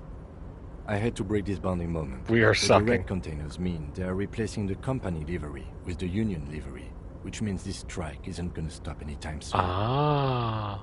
Okay, I'm you looking are for Mr. Everett. Then. He's an awfully nice fellow, he is. Him and his brother are both nice fellows. They've lived their entire lives in this here neighborhood. He coughs, then continues immediately. Guys like Mr. Everett and Mr. Edgar, his brother, are real good guys. Made merchandise what it is today. Laying it on kind of Mr. thick, Everett easy, and Leo. Mr. Edgar and I went to the same school we did when we were boys. Easy now, Leo. I just want to know where I can find this man. Mr. Everett is where he always is. In his office, of course. He points to the 2 joint containers on the right. Yes, Do you work here? Everybody needs a job, and this is mine. I'm Leonard, by the way. Leonard Bellick. But everyone calls me Leo. Little man raises his hand in a welcoming I'm gesture. like Mr. Everett's right-hand man when Mr. Edgar is out of town, and Mr. Edgar's right-hand man when Mr. Everett is away. Actually, Miss Beaufort is the right-hand man, but she's a lady. A good-hearted chuckle again. Who is this, Miss Beaufort? A real pretty lady with a skin like those Douai Sucre candy bars my missus likes so much. Them are real nice to suckle on once the dinner is done and me and the missus sit down beside the radio. Real nice to suckle on, huh? Radio all the time. There's so much to do around here, and I'm always busy keeping things running here. Yes, I am. Yes, I am. Hold on, is this Miss Beaufort? She is a real sharp tool. Mr. Everett put her through some fancy school and everything, east of the river. 4 years she was gone, and when she came back, she was all fancy and lawyerly. He Lizzie respects Buford. that word. That's obvious. But she's a real nice girl. Grew up in this here neighborhood. Knows everybody and gets along with everyone. Real pillar of the community one day, I'm sure. For a fraction of a second, there's sadness in his eyes. If me missus and me was to have a child, I'd be real happy if she turned out like her. But she can't have kids. Dr. Lemaitre said so. This And guy she shares a knows lot. about such things. Been a doctor for almost 50 years, she has. He sighs and falls silent, watching you meekly with his blue So eyes. Everett trained a lawyer named Miss Beaufort. Interesting. I think you're doing a great job around here, Leo. Yes, this place really seems to run like clockwork. Keep it up, Leo. Lieutenant smiles at the little Well, man. thanks a lot. Coming from you, it means a lot, really. You didn't think it was possible. The smile becomes even wider. Sometimes I feel some of the guys don't really get how much I bust my ass for them here. But you guys are alright. The white rectangle on your Aw. clothes might not mean an awful lot in Martinez, but the recognition from an authority figure made Leo's day. Out of curiosity, buddy, what's in that container Oh, over that there? one. That should be empty as far as I know. Lots of containers here have nothing in them. They're just waiting to be loaded up. Bye-bye now. I'll catch him on the way out and ask him the other questions. He returns to his work.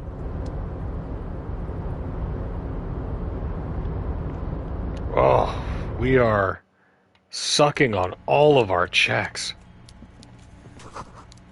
Coffee in the giant thermos is still lukewarm. Stair made of pallets leading up. Whoa. Hey, buddy.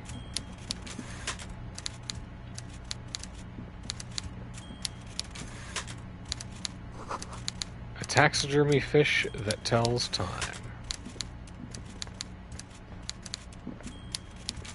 All right, Mr. Businessman, tell me what you got.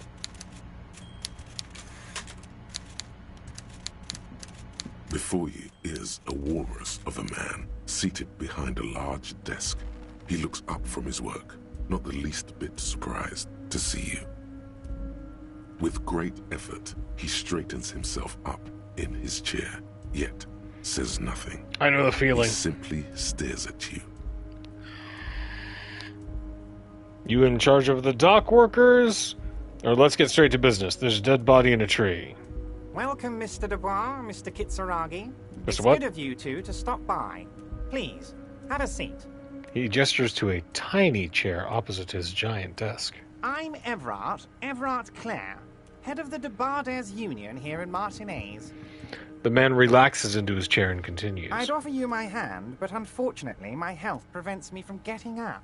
You understand? Yeah, unfortunately, more than you know, He pal. looks extremely comfortable. The tiny folding chair, on the other hand, looks like a torture device.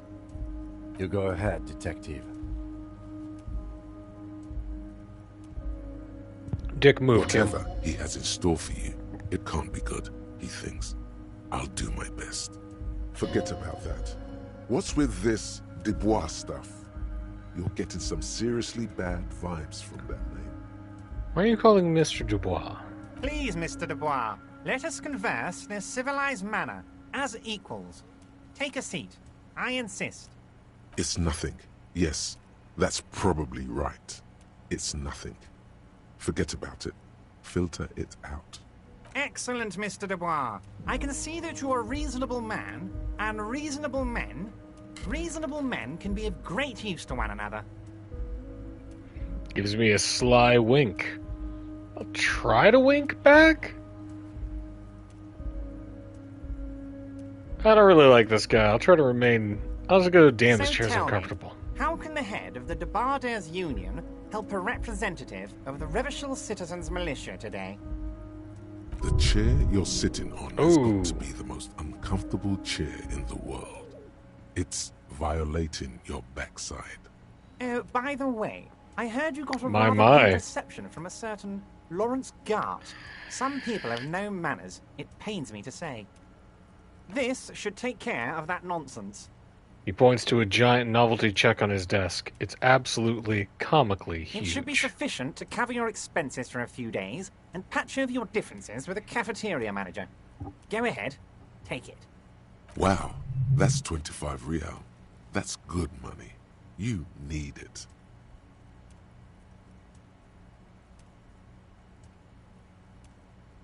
I've got 26.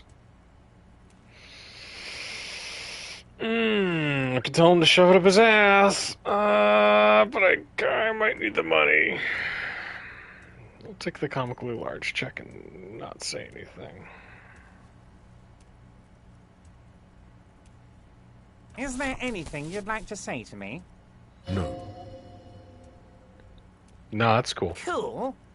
I wouldn't go that far. I'm sure there are cooler things than delivering a comically oversized novelty check to a cafeteria manager. But, sure, if that's what's cool nowadays. Now, I'd like to set your mind at ease about one other matter. Your lost gun. Let me assure you, Union people are on it as we speak. I've got my best hounds looking for that lost gun. His slug-like lips move, but all you hear is an echo. Lost gun, lost gun, lost gun. The world is swallowed by a black hole of fear. Only two words escape its gravitational pull. Lost and gun. How do you know about my lost gun? I know everything, Harry. Right now, I know Harry? that you're worried. Don't be worried. Everything's going to be all right. It's not like you left it loaded.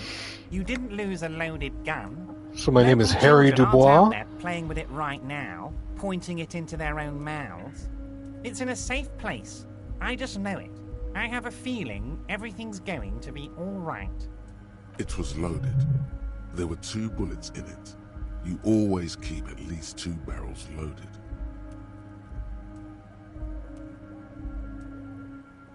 Officer, Kim? We will deal with Kim? this later. We don't need Mr. Clare's help with this. I wouldn't be so sure about that. It's a red check, it cannot be contrived, but... God, you're sweating. Your knee is jerking. You're about to cry, aren't you? You're about to cry because you lost your gun. And I'm those not about to children are try. gonna shoot themselves with it. Try to stay Mr. cool. Dubois, you don't look so good. Man, What I is don't feel this, so good. Mr. Dubois, he keeps repeating. What is he trying to pull here? You need to cool the fuck down. Chill. Mr. Dubois! Mr. Dubois! Harry! The large man snaps his fingers, but to no effect. You're in some stupor. Keep sliding down the chair like a jello shot, or there are no Harrys. Let your mind go to your safe space. Mr. Dubois, are you okay? Can I get you a glass of water or something?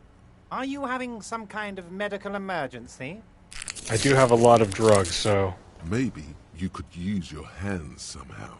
In a kind of throw-in motion.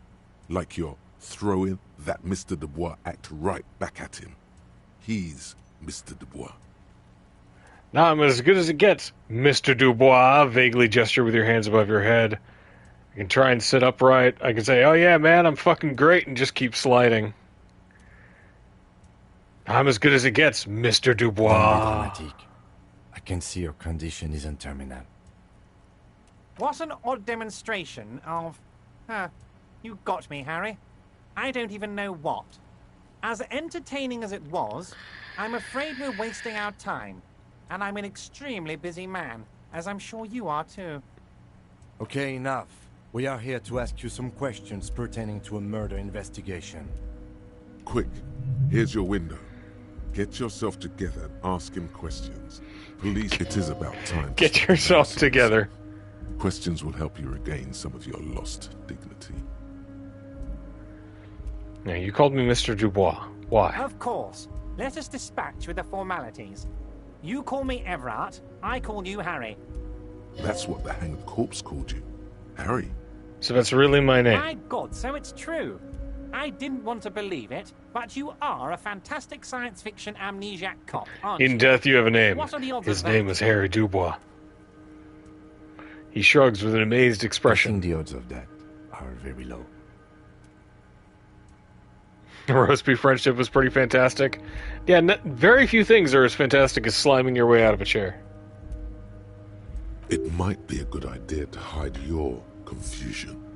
I mean, see what his game is first.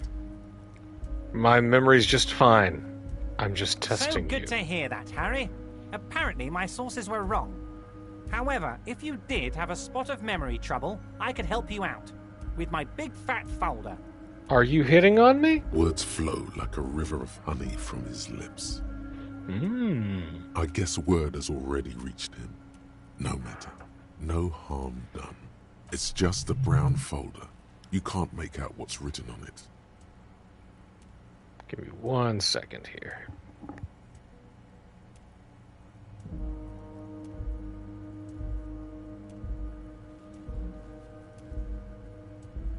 His slug-like lips.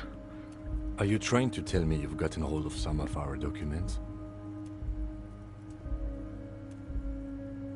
The lieutenant inspects Everard over his spectacles. Mr. Kitsuragi, would you mind? Me and Harry are talking about his lost identity right now.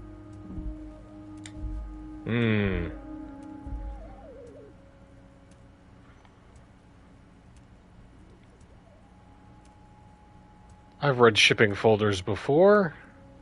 Let's get this It's straight. What Harry. is my full Harry name? Dubois. You feel like a Dubois, but you don't feel like a Harry. Strange. I feel like a Dubois, but not quite like a Harry. Something longer. Sure, okay. You're Harold. Harmon. Haroldamus? But that's not what the record says. The record says Harry Dubois, a real man's name. Mr. Kitsuragi I'm doesn't letting seem even Kim slightly down. empathetic to your memory loss, Harry. I, however, wish to help you any way I can. Do you know anything about my family? Do I have a wife or kids, or... Family? Harry, you're not a family man. There's not one peep of family in here. Unless you think you're a family man. Do you strike yourself as a family man, Harry? You're right, That's I do why not. I like you, Harry. A good man knows both his strengths and his weaknesses, and you, my friend, you are one of the all-time greats. Yeah, no one likes you, Harry. What kind of a cop does it Well, say I Harry, am? if I were to sum you up in one word, it would be apologetic. I'm sorry? But I'm not apologetic, I'm Well, confident. you sure come off as very confident in all our interactions, Harry. You're a real man's man. Where'd you get that folder? This? My friends in your organization gave it to me, Harry.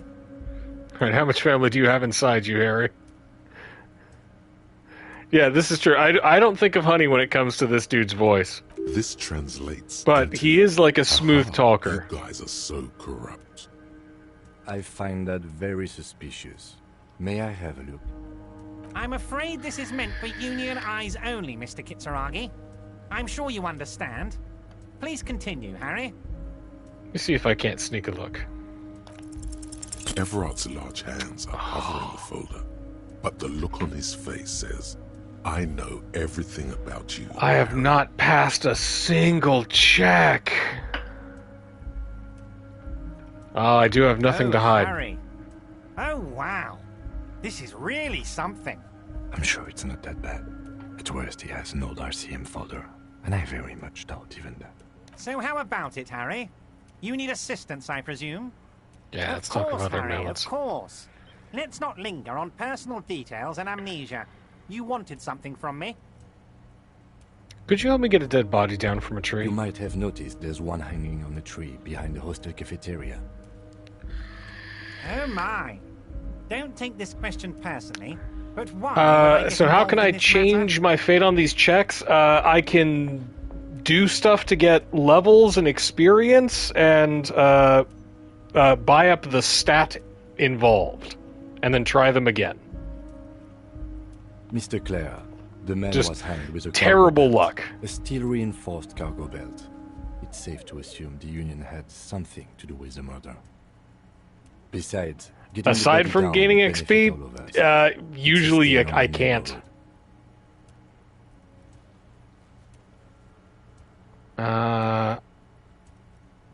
You're a community leader. Help your community out. I can certainly see how having him up there might start affecting some real estate values. He licks his fat lips and But smiles. of course, all joking aside, I am going to help you.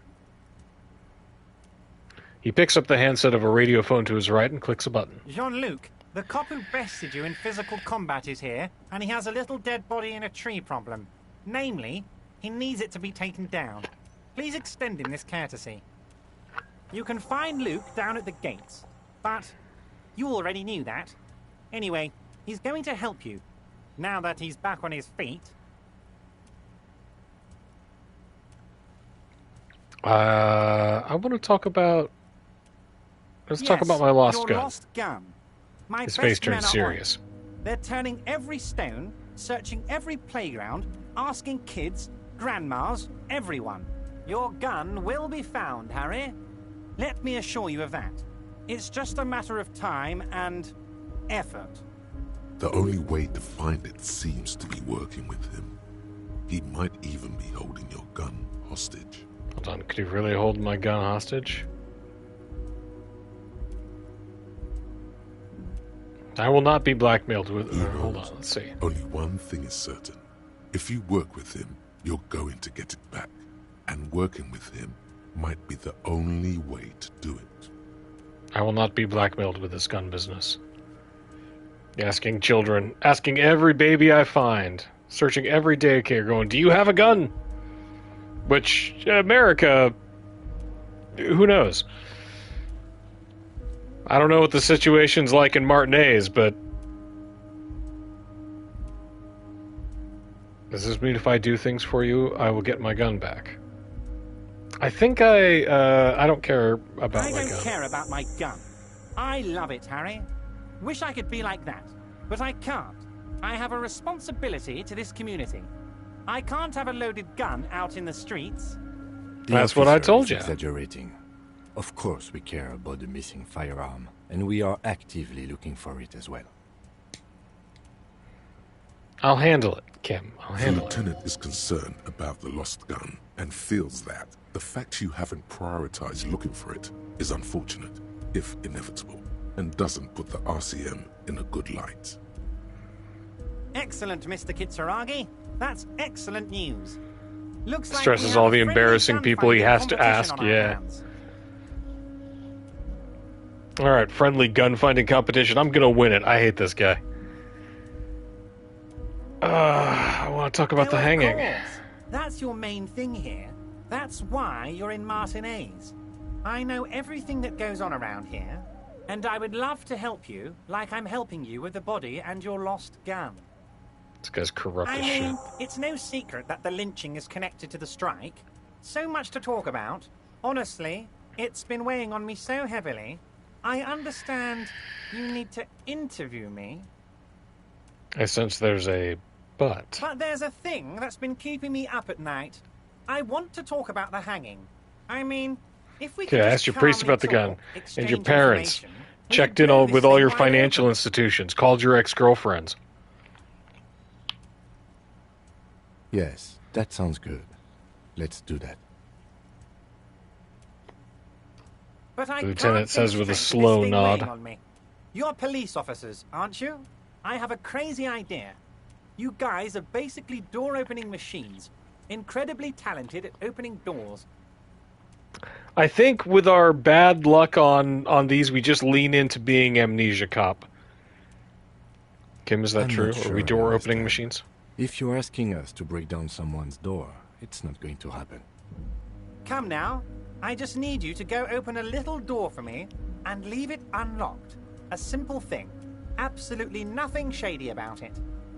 The stars aligned into a cosmic frown here. He has your fate decided.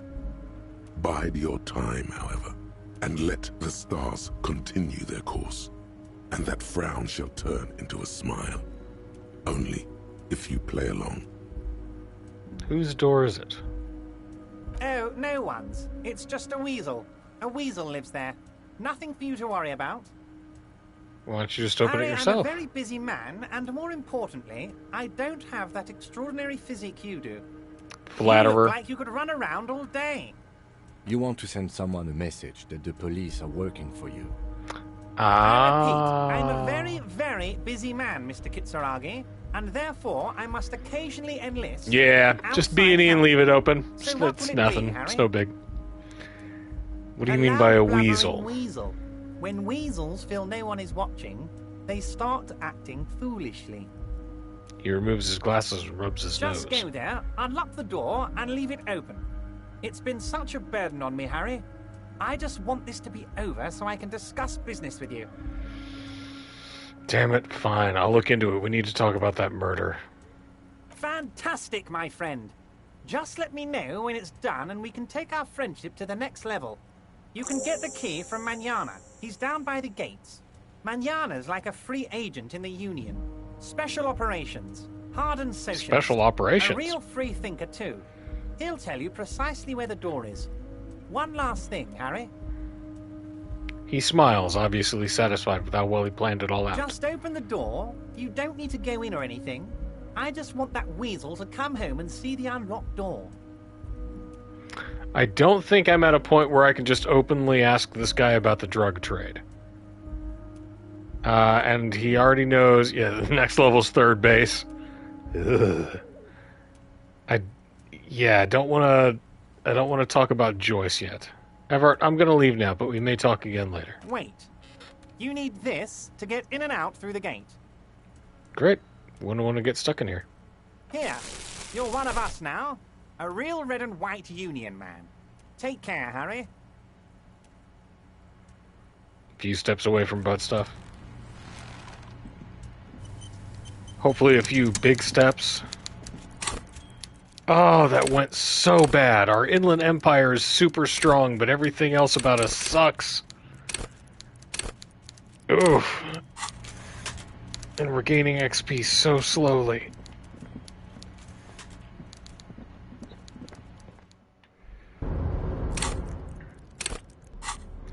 I'm pretty sure that there are some thoughts that we can go... Okay, this 20 by 50 centimeter check looks like it's meant to be handed over ceremoniously on a gala-like event. It supposedly exchanges for 25 real at your local Fritz store below the number. A careful hand has written the words, Constables rent all of it, note, worthless in a pawn shop. Photo of the happy couple. A black and white photo of a couple posing in front of a Ferris wheel. The girl is young and pretty, the man clad in fancy uniform and smiling. On the back, a very steady hand has written the words, Revachol Fair, summer of 91. Le Jardin, 21. This laminated postcard offers a glimpse across the river. A little more than a decade after a war, the eastern bank is already fully renovated. The hillsides are lush with gardens and residences.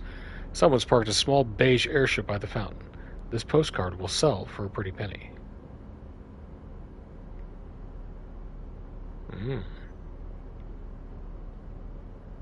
Got our empty cassette case.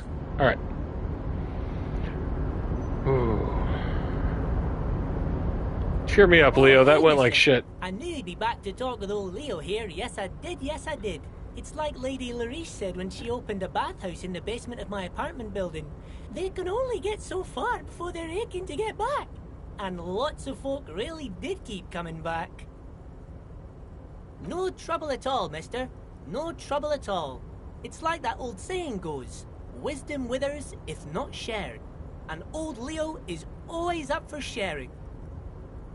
I like him. Oh, yes. Born and raised in Irish, mister. Mum had to leave my dad after he got a bit violent. Took us here to the new world. I was about 10 then. Too old to lose my accent then. People say us Ubis are up to all sorts of trouble with sheep and other animals and whatnot. I just want you to know there was never any of that where I come from. No, sir. Those are just nasty rumors. So you're saying Thank that you you're for Welsh? clarifying that, sir. Oh, What are you doing I'm with just the making containers? some covers for... Sure, mister. About what? Where is everyone? The harbor's empty. Oh, most of the guys are down at the gates, keeping the scabs from coming in. He leans in with a confidential look. We're on a strike. The whole union is. You don't have to work when you're on strike. Ha! We haven't worked for 2 months now. Dude, you're working No right one is now. working? Not everyone is down there, of course. Mr. Evrard is in his office, where he always is. And Jean-Luc is guarding the gate. He pauses to think. But Titus and his boys got into some drunken trouble and Evrard sent them on a nice vacation. For a week or so. Ooh. He stops, but seems eager to tell you more. Well, what kind of trouble did this Titus and his friends get into? Oh, I'm not really supposed to talk about that. That's union business. He smiles and leans closer. Him and his boys stirred up something in town. Probably drank too much and got into a fight or something. I heard Mr. Everett telling them to take some time off. What'd they actually do? I guess the boys got a bit too rowdy and had to let out some steam. I don't really know the details. That's just how boys are, you know. I haven't been in a fight since I was in middle school. Easy, Leo. Let's keep this on the hard ease. He looks to you for Look at assistance. it. It's not going to be anything useful anyway. Don't fight it. Better to go with the flow. Okay. Let's hear about this fight you got into. I remember I was the runt of the class. The bigger boys always used to pick on me. You see, I had a bit of a temper back in the day. Flew off the handle like nobody's business. But Mr. Everett and his brother always came to help. Once they beat old Noel Becker so bad he needed stitches on his head. Noel never started another fight with anyone after this. Mr. Everett and Mr. Edgar are real nice guys, mister. You should go talk to Mr. Everett. I'm sure you'll be good friends. He's friends with everyone around here. Little guy starts coughing.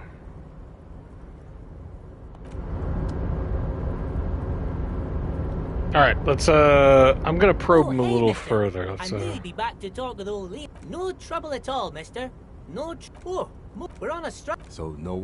Not but Titus and his Go for boys these got into again. some drunken... Oh, I'm not really... Him and his boys stirred up something in town. I guess they the boys actually got do? a... Easy, Leo. Look at him. It's not going to be anything. too rowdy? useful Leo, what kind of anyway. fight did they get into? Did they kill a mercenary? Leo's mouth is still moving, and the Uh-oh. words are spewing forth. Words, words, and look, even more words. This guy could go on till the end of days. Now he's talking about some drunk sawman Oh, no. who... No, he already switched to a prized fishing rod he apparently owned at some point. You know what? Just cut in there with your questions. Okay, I'm off. I like you, Leo. Oh man, I feel like I'm making all of the wrong choices and failing all of the roles. It has not gone well, Kim. Kvalson means whale fjord in Arden. At least I'm remembering stuff.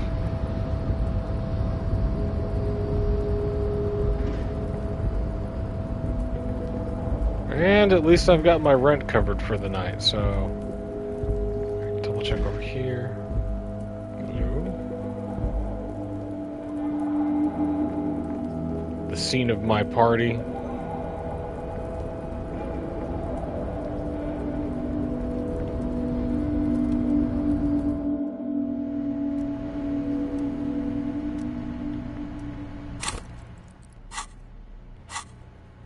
Okay, open the apartment door for Everart. Go to Measurehead in the gates and ask him to get the body down. See if that is unlocked. Stand steady Nope. as ever. And the unlocked drawer. The drawer slides shut. Gotta increase my volition. At the bottom, the Union logo. Demand democracy.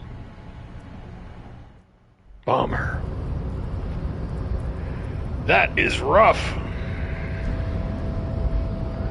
Alright, Measurehead. Do not presume this has drastically altered our race dynamic. I knocked you out like a god of martial arts. True. I said nothing about our personal dynamic. That has altered. A little. Why are you not with the Hardy Boys? I am not the first line of defense. I am the last.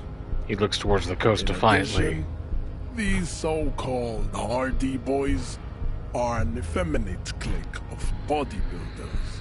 Their company is spiritually degrading. But you're all part of the Union. Hardy manlets are on the pay of the company. I answer to the Union alone. And I do this out of race heroism. Race heroism. Finance is Get an fucked. concept to the Simmons.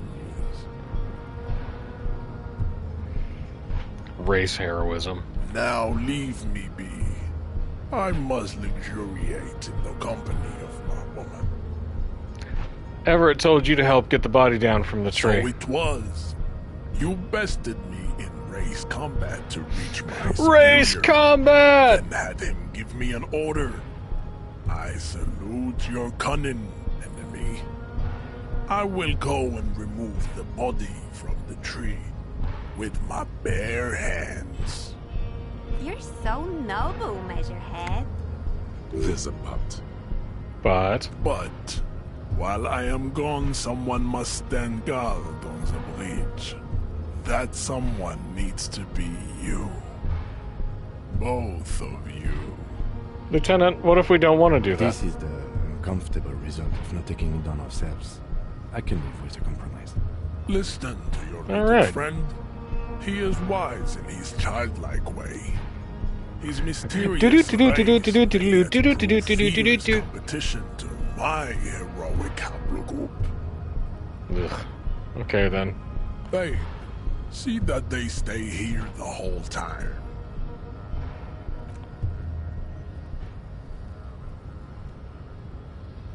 Bye, Measurehead.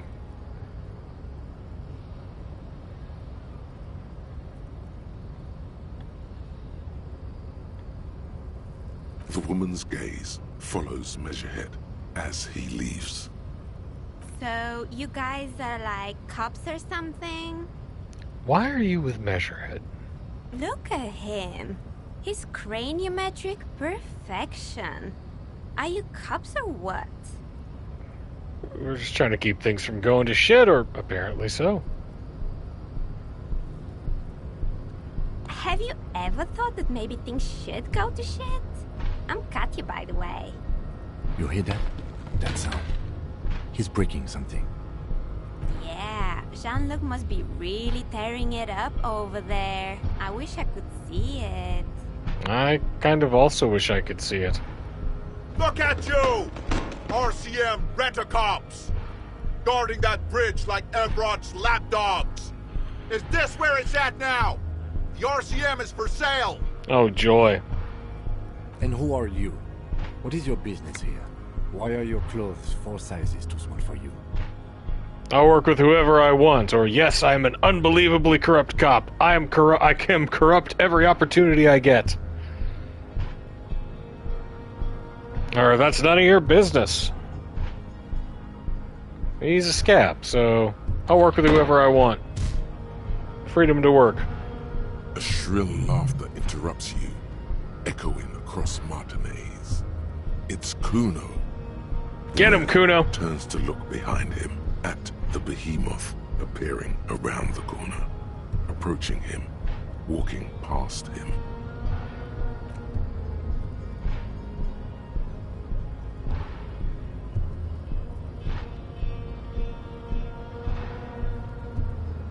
absolute unit. The corpse has been removed from the tree. Stand down and congratulate yourself.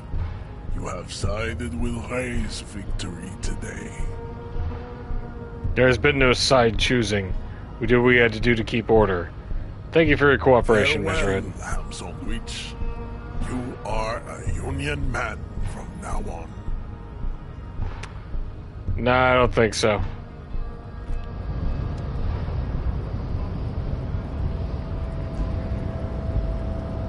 I need that money up there. Por la mañana. So, how'd you like our harbor?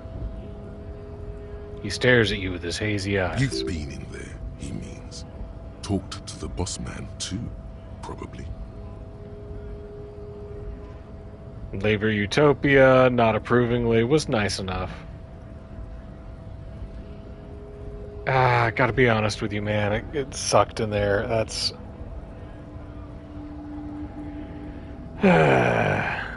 It's but a rest area on the path leading across open plains.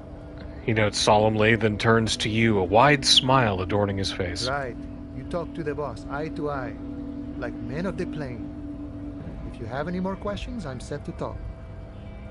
Everard said you have a key to a door?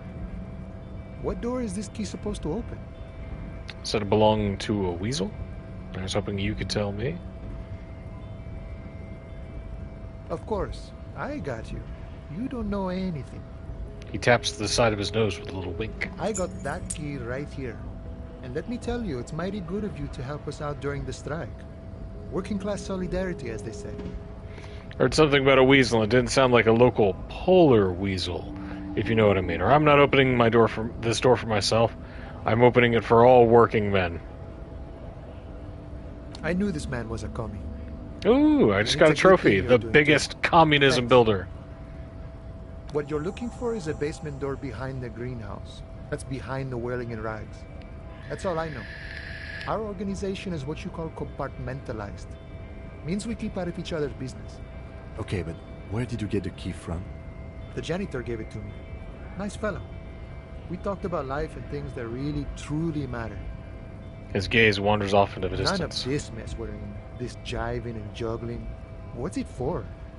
To feed our children, I guess. Anything else I should know about this task? This weasel person, when he'll be home? I'm more of a philosophical dock worker. I like to talk about the big picture stuff. Who I am, who you are, what we are fighting for. I like you, Mignana. He takes a big sip from his flask. It means he's not going to tell you, cause he doesn't know. But he will shoot his mouth off with you now that you're working for Everard. Who he is, and what they're fighting for. This is interesting. Why are you striking? We're negotiating our share. Your share? Aye. How large? Wait, so not wages or pensions or... They already covered. Shouldn't you be grateful then? At least you got benefits, that's something. Now, however much you feed the wolf. The wolf always wants more. I like wolves. How large a share would you like? However, right now we want all the harbor workers to be on the company's board, so they could take part in the decision-making process. This seditious talk sounds like communism. Just so we're on the same page, communism is basically wanting to kill the rich people, or deporting them to a labor camp in southeast Grad. But don't say that out loud if you're a communist. Yeah, we don't say it out loud. Are No. you a communist? I don't think I'm a communist. Seeing something of value and saying I want it all to myself is a much older and simpler notion. No science to it at all. Even a weak child can think it. The only things holding someone back are I can't and I shouldn't. But the stuff you do aligns remarkably well with the World Republic. Why not call yourself a communist? Or you shouldn't take what's not yours? I have nothing against communists. They are honorable boyaderos. And they have good analysis. He's a lone wolf. But my own code serves me well. If my code starts failing, a code can fail a man as well as a man can fail a code, then I will have to submit to a new one, which may well be communism. He's a weather vane. Firmly grounded, has no need to reinforce or elaborate his political identity to himself or others. Sounds like you're a communist who thinks he isn't doing enough to call himself one.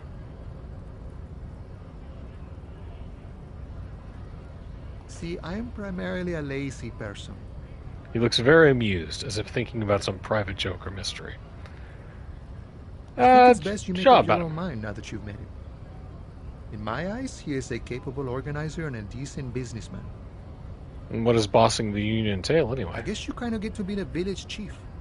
He oversees the harbor, makes deals with the owners or other relevant parties, watches out for his own.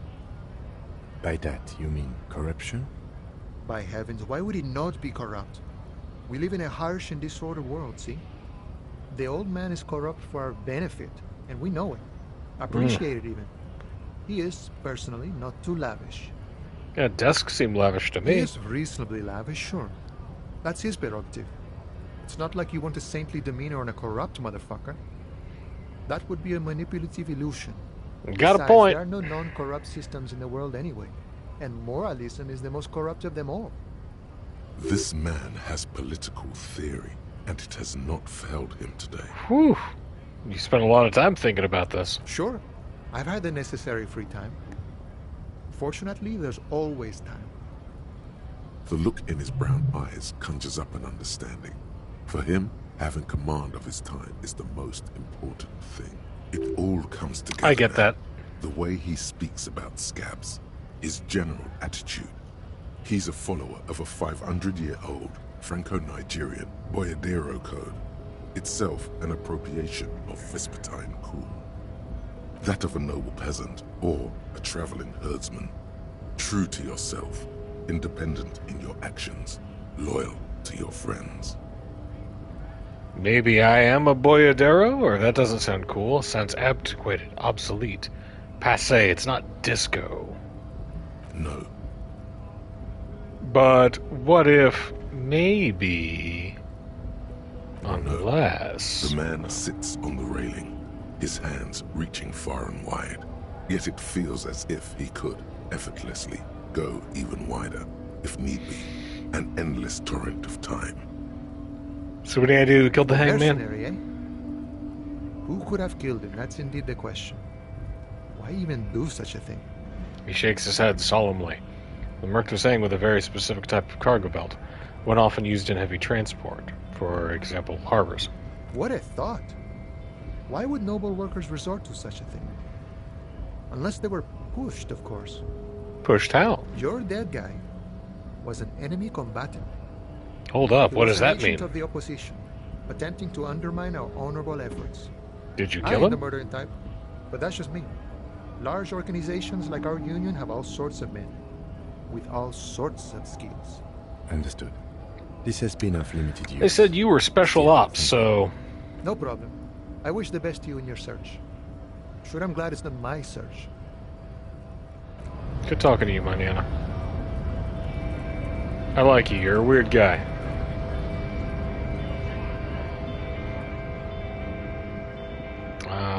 Let's see.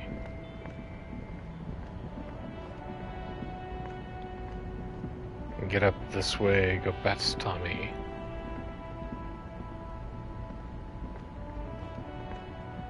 Top these crates, down this ramp.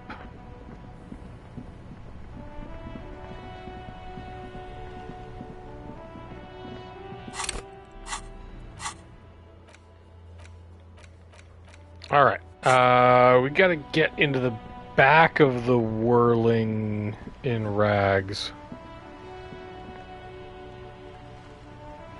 This T-shit ain't nothing to me.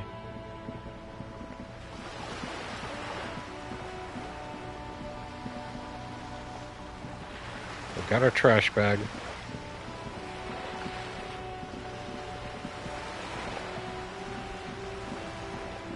So we do this, get around the back of the whirling.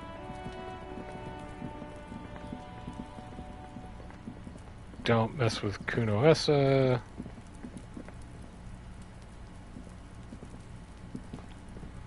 This must be it. The basement door is weather-worn. The copper nails holding the upholstery in place have turned green from sea air, and there's a knocker shaped like a lion's head. The leather upholstery is worn and rough against your jaw. You don't hear any movement. In fact, it's oddly silent in the yard around you. No birds chirp. You try to be as silent as you can. It takes a bit of rattling of the handle to loosen the bolt. Okay. Finally, the door unlocks with a small clack. Thoughts race through your head. Only curiosity could account for stepping over that threshold. Maybe there's treasure in there. A white alligator. A fountain of quicksilver. I've got a vibe.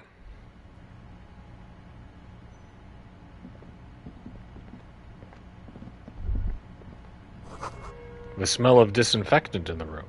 Smells like chemicals. A row of mugs sits on the shelf. Each one depicts a human figure. A dark-skinned woman grinning amidst mysterious symbols. A broad we found our racist mug guy. And others. A little ring. Though cheerful, the images on the ceramic make you vaguely uncomfortable. The images betray a lack of interest in human beings. They are merely unflattering caricatures. What do I mean uncomfortable? The owner of these mugs doesn't like people of other ethnicities very much. Typical asshole. This person is unhappy. The lieutenant picks up one of the mugs, then puts it back down with a look of disdain.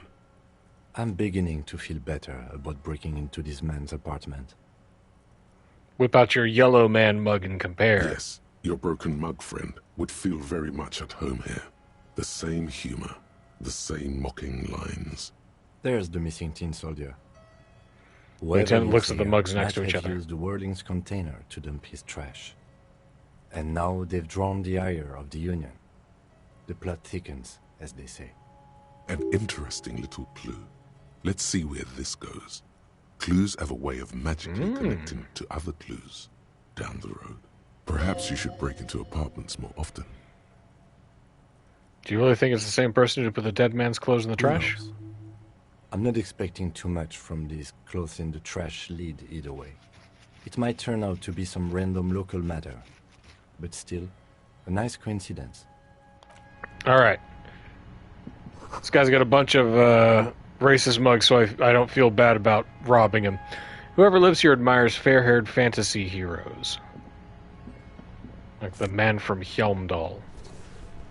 Inter-isolary dress shirt. Book titled The Hidden World of Walking Sticks lies open. You can almost feel the warmth of the red sun on the flag. This is the flag of Revachol, the suzerainty. What's with the sun? This isn't just one sun, but there are little suns dancing around the big sun. This is the sevenfold sun miracle. It's an atmospheric anomaly the first settlers saw. Happens in cold weather. 6 small suns around the big one. This complex halo phenomena is how old Revachol got its flag. It is but one of the many strange optic atmospheric phenomenon of this wondrous archipelago. You're sure you once saw sundogs in your youth, and blue flares. I'm not going to bow down before the flag. I don't personally vibe with that. Lieutenant. The tenant is an old-fashioned guy. A fascist. By old-fashioned, he means very right-wing. The flag doesn't seem to mind. Cool. It's just a colorful fabric with a sun sewn onto it. Like all feudal flags, it looks like a children's drawing.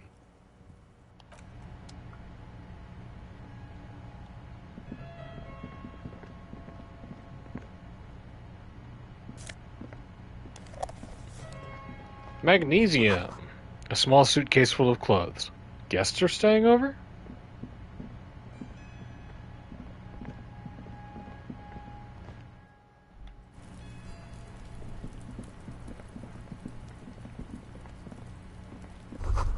A balcony with a view to the yard and the hanging. Smoker up there could be a witness. Talk to him. You see a young man on a balcony nursing a cigarette. His eyes have been following you for a while. Not looking for any trouble, officer. He says in a quiet voice. Despite the cold, his shirt hangs unbuttoned on his frame. No trouble from me. I just want to know what's going on here. I don't want to be seen talking to the gendarmerie, if that's okay. I just want to finish my cigarette. Don't let him go. This could be your witness. The balcony has a great view of the whole thing. Actually, this gendarme really needs to talk to you. Like a nervous cat, he keeps stealing looks at the neighboring windows. All right, but make it quick. Once I finish this cigarette, I have to run. Looks like you've got a good view of the Whirling's backyard. Can you tell me anything about the I hanging? even go so far as to say that the view is a little too good, my dear gendarme. Do you have an estimate of when the body will be taken away? We will remove the body as soon as possible. Now tell us, where were you last Sunday? Oh. You already asked me that, didn't you? Did I? Did you? I'm pretty sure I didn't. Did No, I? not you. Some more muscular type. And when did you speak to this more muscular gentleman? Lieutenant takes out his little blue notebook and writes something Last down. week? Someone's already I don't been know. here. Look. He looks around the courtyard again. Old patio chairs and dead houseplants litter You the didn't scene. answer the question. What were you doing last Sunday? I had a friend over. What kind He of was my friend? Sunday friend. What's your friend's real name? Did he see something? He doesn't reply, gesturing no with his cigarette. In the neighboring windows, you can see faint reflections of his silhouette, all from different angles. Can you tell me your My name? name? My name is Martin Martinez. That's definitely not his real name. You're not really Martin Martinez, No, are of you? course not. Could you please lower your voice? He scans the courtyard. It's silent like the bottom of a well. Every sound captured and reflected back. No. We won't. Now, if you'll excuse me, I really need to get going. Time to bring out your Of course. secret charm. Tears and begging. Show him your emotional Show him side. your emotional side. Throw yourself before his very face. What do you want from me? Do you want me to cry, For God's huh? sake, I don't want you to cry. He takes a quick look. Takes a quick step back and looks around, Listen, clearly I disturbed. really have to go. With a flick of the wrist, he sends the extinguished cigarette Good sailing luck over with the the rail. investigation. Okay. It's okay. We come back from failure. We adapt. There's no losing this game. He's gone. We should run after him, No see point where he in went. running. Tenements like these often have multiple exits. If he doesn't want to talk to us, then he'll know how to hide himself. So we just give up? He could be a witness. Him or his Sunday friend. Either way, we need to look into that muscular type who's asking about our case. There has to be a way of getting inside the building. Let's go check out the door near the pier again. Once we found a way in, we can ask around for his apartment. Let's do that. Oh, a thing. Hello, thing. A stone, like any other, lying in a whirl of sleet and mud. Maybe there's something under it. Let's turn There's a over key every beneath rock. it, Ooh. rusty from the dirt. This must be for the front door. Pity it doesn't have the apartment number on it. This building has hundreds of apartments. We'll gotta just find have the to right go one. in and see. All right, hang tight. I'll be right back, and we'll continue on.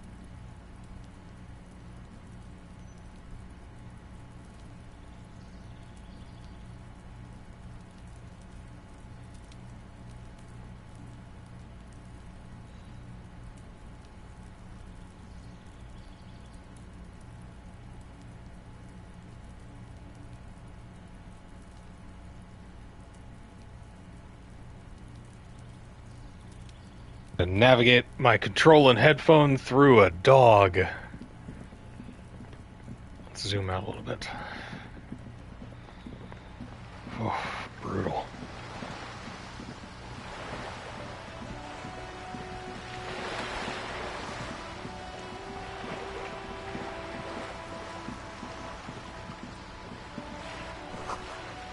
Coin-operated viewer has been banged up, inoperable.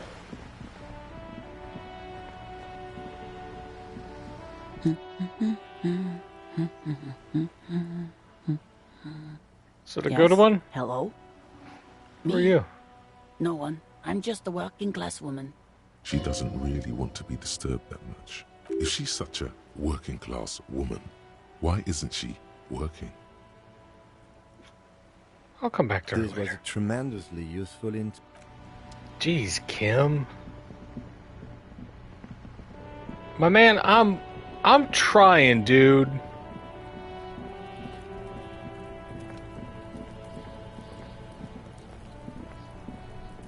What do you see? Okay, we've been through all of this. 8 pairs of footprints.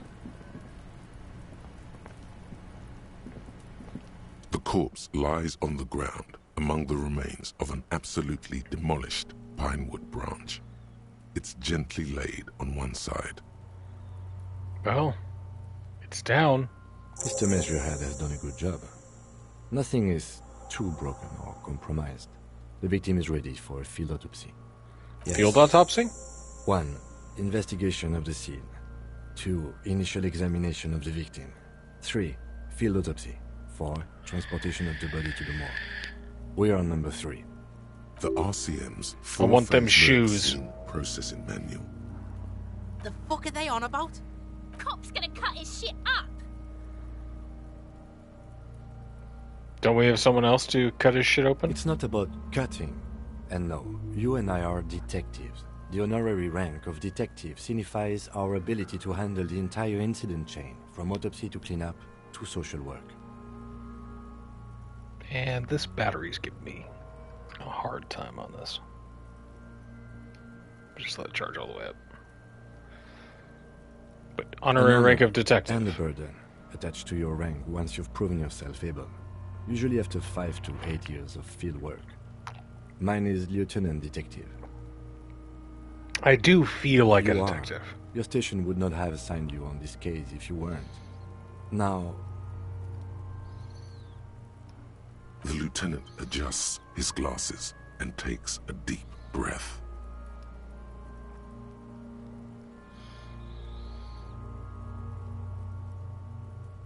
First, what exactly is a field autopsy? come on, officer. You know what a field autopsy is. You've done 100 of them. What you do know is, at 18.9 kilometers, the dormant shield volcano, Corpus Mundi, is the world's highest summit.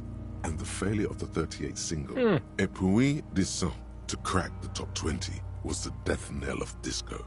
But what a field autopsy is, you have no idea. Yeah, I let's hope get back you to do. this later. It's getting really late for an autopsy. Give me 1 second, Kim.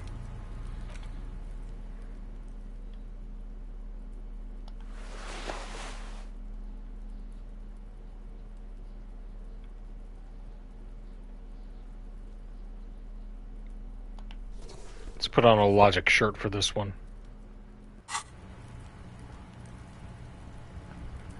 Okay. The rotting man lies on his side with his eyes looking straight through you. His body is supine and open to intrusion by autopsy. The lieutenant adjusts his glasses and takes a deep breath. Tell me Shoot, something, dead Yanni man. Rooney.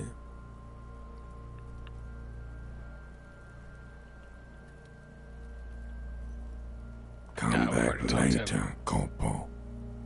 Come on, officer. What you do know is, at 18.9 kilometers, Let's get in there. the dormant shield. There truly is a time for everything, even for yellow gardening gloves. However, they are lacking hygienically. I suggest you get in there in limited capacity. I'll ask you when All right. I need you to. For the most part. Maybe I should handle the contact and you take notes? We just fill this in, right? The field autopsy form in my ledger. Okay. The dead man stares in silence as you crack open the ledger. The bright red paper is covered in boxes and lists, describing the condition of his skin. I will admit it has been spoiled to me how to get the boots, so it's a process. Above those, an 11-field info form needs filling out first. It begins with... That's you. 1. Assistant. Harry The Dubois. corpse is indifferent to your scribblings. Just lies there. The next box says... 2. Coroner's case number. 57-0803.0815. KK equals Kim Kitsuragi. 57 equals Figured it out. Precinct 57. Followed by We're getting his our shit date, together. 0803, and time of arrival, 0815, on the scene. He's indexed the case after himself, not you. That's because he doesn't want to bring up the messy question of your initials. That's fair. He's looking out for me. Shouldn't we file the coroner's case under me? Technically, I arrived at the scene before you. Nah, I'm not interested in the pissing match. Next. Name. Next. Date of birth. NA. Age. Roughly 50. Try 40. The damage is so extensive, it's better to err on the young side. I'm gonna write around 42. He nods. Race. Mondial. Fair to olive-skinned, from the Isola of Mwindi. This is as vague as it gets. You might as well say whitish. The pudgy mess of curdled meat looks neither mondial nor anything other. Sex. Fucky! Male. Pigs can have sex. Right. Fucky, or pig's gonna have sex? Nah, let's. This is Kim's casework. Let's do it. Nor does he look male, with his pregnant belly and indistinguishable face. Date of death. We're still going with March 4th. 51. 4/3/51. 9. Body identified by is non-applicable. 10. Case number is the same as the coroner's case. KK 57 0503 0815 listens motionless, with the cargo belt still around his neck. Only one box remains. Evidence of treatment. None. At least not after the initial examination. A strange word. Treatment. What exactly is treatment, Interfering anyway? with the body's position or wounds post-mortem. I'm not so sure. Didn't the footprints look like he was carried over? They'd have to have incapacitated and carried him over. This man was more than a match for untrained dog walkers. He places his hand on the dead man's chest as if in preparation. Your central nervous system recognizes this gesture. It's the stations of the breath. Ooh. Ecclesiastic, religious in nature. He's doing like a sign of the cross. Rites. It takes him 2 seconds to perform. Then, somewhere in Jamrock North, a small wood shed behind Rosenkrantz Row, Lieutenant Nick Feuerbach puts his hand to the chest of a small corpse, no larger than a monkey. It's raining Who's Nick outside, Feuerbach? light drizzle. There is darkness in the shed. Elsewhere yet, an obese female sits in a wicker chair, her silhouette bull-like against the window. Outside, Grand Coudon.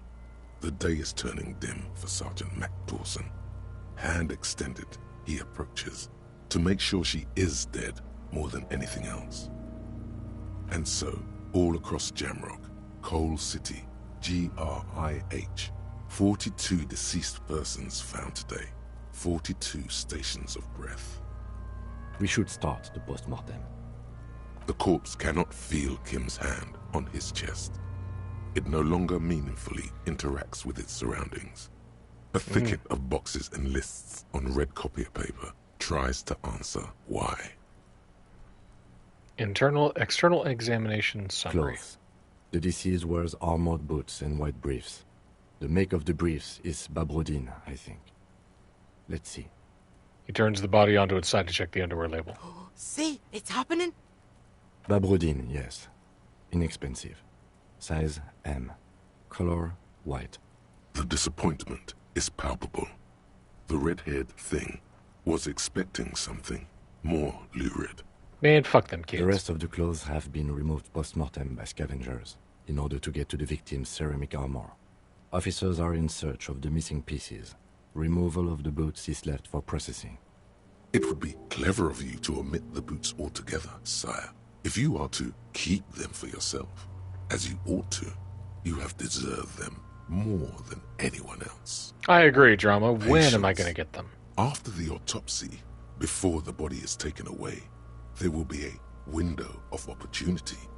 After the lieutenant has gone to sleep. I hope this has helped you, my liege. The boot has a serial number. It's E50.100.100. The lines between the plates are in the shape of the alpha numerical. The number is purposefully concealed by the design. Tattoos. He stands, feet planted on the other side of the The body. upper torso is covered in a single, continuous tattoo, resembling a map of the night sky. It reaches from the right shoulder to the heart. The ink is blue and white. The assistant has a color photograph of the markings, to be added to the case files as document A1. The photo is taken on the scene, using a Trigat Mini. The deceased has a belt for airlifting cargo around his neck, tied with a hangman's knot. Color yellow. Length 3 meters. There is a buckle on the other end. Cat. You're on Twitch. Well-nourished, athletically built, measuring 1.8 meters. Yeah, generally consistent with just have a seat 42. there, buddy. Preservation is good. Ambient temperature below freezing. Body hair is light brown. Distribution is consistent with the age. The deceased had male pattern baldness. Hair is combed back, short. Touch the corpse's hair before moving on. The Yeah, hair it's getting under weird. your latex fingers feels cold to touch, wet. Stroke his hair, The gently. stench is suffocating. Strands of dark brown hair start sticking to the latex of the glove, like thread off a rag doll's head. Oof. There must be brilliantine in there. He's combed his hair back with oil. Write it down and add the brilliantine. I don't want to keep Lividity petting is him. consistent with hanging. The head is congested. Contusions are present on the head, chest, and thighs. Consistent with stones thrown post-mortem. Low velocity. Fucking low velocity? You think Kuno doesn't know what you're talking about? Velocity was fucking max. Talking shit about Kuno's velocity. In addition, there are Fuck that bite kid. marks on the face, scalp, and chest. Consistent with predation. Write Ligature mark. down. Lieutenant produces a small folding knife. With the other hand, pulling onto the belt, he starts cutting into polyester. The stench is horrid. After a while, it's obvious the material cannot be Steel cut. wiring. There's too much of it. We need to remove the belt so we can get to the ligature mark. You got just the right tool for that. The chain cutters. Good thing we got these chain cutters. Always good to think ahead. Now, He points to the rope squeezing the dead man's neck. we need to cut the belt to see the ligature mark below. Carefully, with as much precision as you can. Precision. My pig is gonna fuck his head off. No, he ain't. Your pig's a boring fuck. Not your pig, Kuno. The belt is Look for a good equally spot. tight around the whole circumference of his neck, swelling over the edges like white bread. I think I want to play rising this from guy the as like an accidentally good detective. The knot is the weak spot. The chain cutters fit in there. Steady now. Like a flower arranger. 2 cuts and it should come loose. Come on. After some Woo! deliberation, Finally. you sink the cutters into the knot tying the belt together. You squeeze the rubber handles together, sweat forming on your brow. Snap. The knot is slashed. Another cut and the belt falls apart like a flower bouquet, revealing the dead man's neck and the dark red ligature mark around it. The rope rises to a point, leaving a gap in the ligature mark. The suspension point is in the back of the neck. Lieutenant has kneeled closer, running his finger along the dark red groove until there's a Hemorrhaging is gap. observed on the skin, above and below the ligature mark. The mark is well pronounced, consistent with a drop from 1 or 1.5 meters. Write it Chest is down. intact, normal contour, abdomen is protuberant, pelvis intact, genitalia... He pulls down the man's underpants. No! Let's get out and see! I fucking knew it! This is clearly what they've been waiting for, ever since the autopsy began. The lieutenant is trying to make it as boring as possible. Genitalia is male and unremarkable. No evidence of injury. Let's not grope the dead guy. Back is symmetrical and intact. Upper and He lower struggles to turn the extremities corpse are over on intact, its side. but asymmetrical. There are combat injuries on the right hand, thigh, and hip.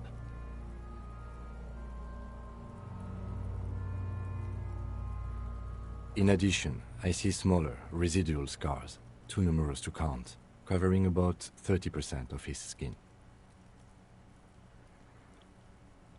From wounds sustained over 2, maybe more decades, dispersal and accumulation indicates long and active combat duty. So this guy's been around. Scarring is extensive, way more than law officials. Mm-hmm. We have a real museum here. Of battles, wars. Last item. Hands. He takes the man's right hand in his, inspects it, then moves on to the other hand. His flesh is cold, icy. Pleased to meet you. Where are you from and what's your name? My name I'm is... only fucking with you. I know where you're from. From Cappadocia. And your name is Il Corbo. What can I do you for, Il Corbo de Cappadocia? It's good to hold your hand. Did you like it when I stroked your hair? I did, Kobo. Let's get weird. I did. Reminded me of when I was just a small boy. Before this happened to my face and my body. You did me a kindness there. We should do this more often. Be close like this, I mean. Hands are clean. No sign of injury from struggling.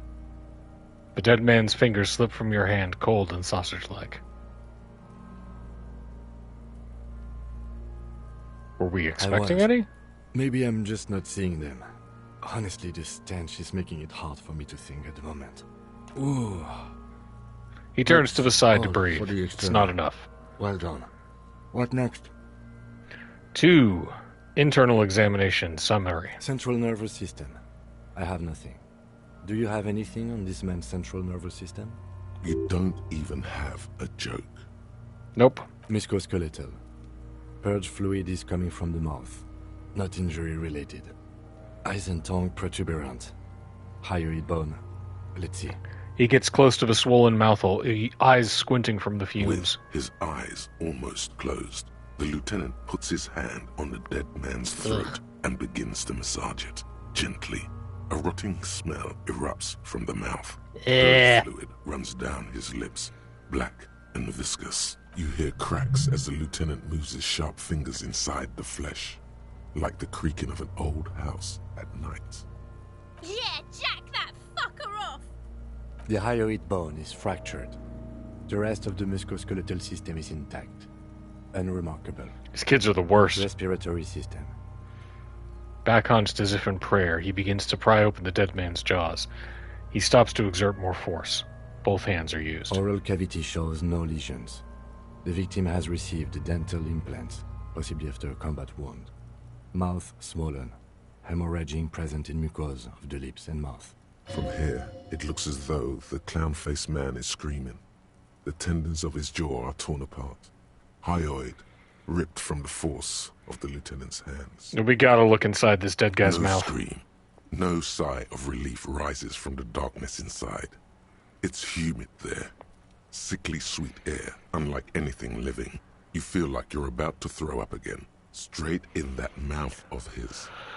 Don't puke in the dead guy's mouth. It's hard. Once more, you taste stomach acid in the back of your throat. Don't do it. Your throat pumps a little something from your stomach and into your mouth. You're forced to swallow. just to keep looking.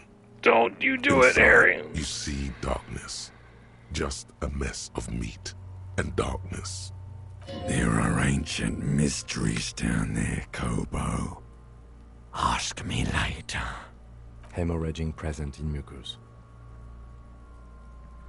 Lieutenant repeats impatiently. He lets go of the jaws. The mouth snaps shut before you. Hepatobiliary. NA. Why? Don't we have anything? Are you a hepatobiliary expert? I don't think so. Neither am I. Same for NA. toxicology and serology. NA. Both? Unless you have untapped reservoirs of knowledge there.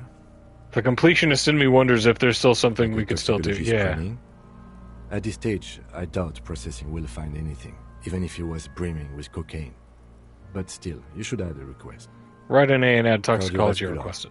The body exhibits heavy lividity. Blood has gathered in the hands, feet, and neck. Hypostasis is visually consistent with the hanging.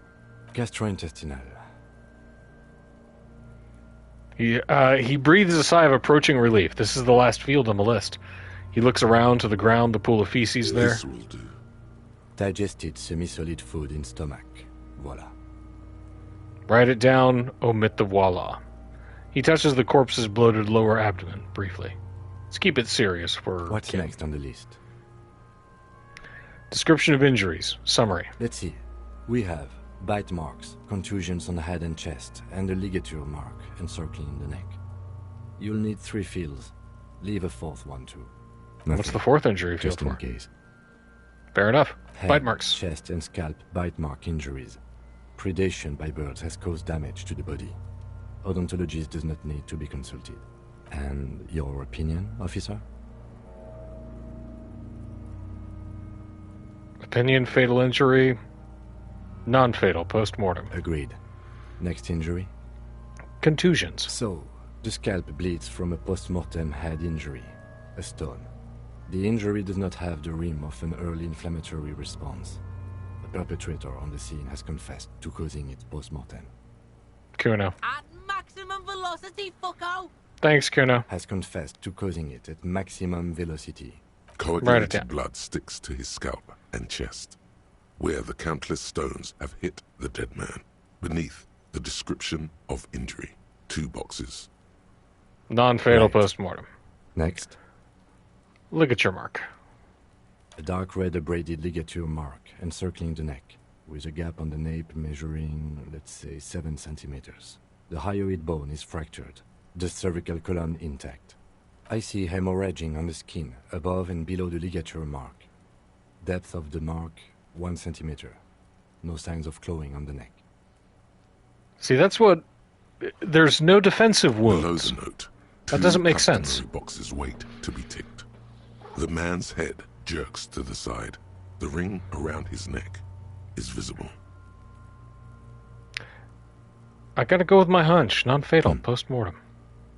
Lieutenant falls silent He abruptly. is deep in thought, eyes fixed on the bright red ring around the dead man's neck. Why do you say that? I'm serious. I don't think this was the injury that killed him. Okay. Why don't you think it was fatal? Why weren't his hands tied? A big man like this, I would tie his hands when marching him to the gallows. Honestly, I'm not sure there weren't marks on his wrist. That part got blurry for me. The stench. But you are right, I was ready to call this. Now I think we should leave it empty, at least for the time being. Let's wrap this up. I pronounce this field autopsy over. First, how did it go? It was an irregular field autopsy. We did not establish cause of death, which is supposed to be the goal of an autopsy. But, personally, I do not see this as a parameter for success. We also requested a toxicological screening. That was thorough. The results should arrive in a couple of weeks, if we are lucky. I will not hold my breath. We were What else? thorough with the list of injuries, too. We described them all in detail. What is there to say? Given the circumstances, it was a professional field autopsy. So I what need now? a copy of that autopsy form. Then I will drive him to Faubourg. Got a copy of the pages. He looks at the dead man one more time, then at the slip of the paper in his hand, then at the corpse He's again. thinking, did I miss something? Ooh, here's our He tilts chance. your head, also looking at the corpse. I'm sure we didn't get everything. There's always something. Visual calculus success. Let me try this perception check. Your arm reaches out and your eyes close, as if by their own volition. It's dark all around. You feel cold, dead flesh through the latex glove. It's right under the palm of your hand. What is this?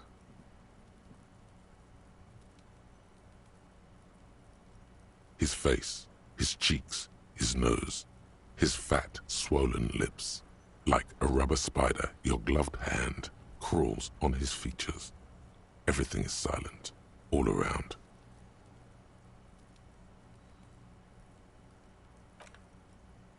Third base. The oral cavity is cold and moist. A ball-like tongue attaches itself to the base of the mouth, lolling around like a scallop. You're on the right track. Play with it. This feels right. Open your eyes and look. A vision of black and dark red death, pried open by your hands and studded with teeth. Looks like he's laughing. Death fumes rising from his throat. And there, in the back of his mouth, above the bell of the uvula, right in the soft palate, you see a hole, barely visible to the human eye. It is swollen shut. Ooh, less than a half centimeter. No larger than 0.4 centimeters in radius. The edges appear darkened. An abrasion collar. This is what we're after. Abrasion collar. Abrasion collar.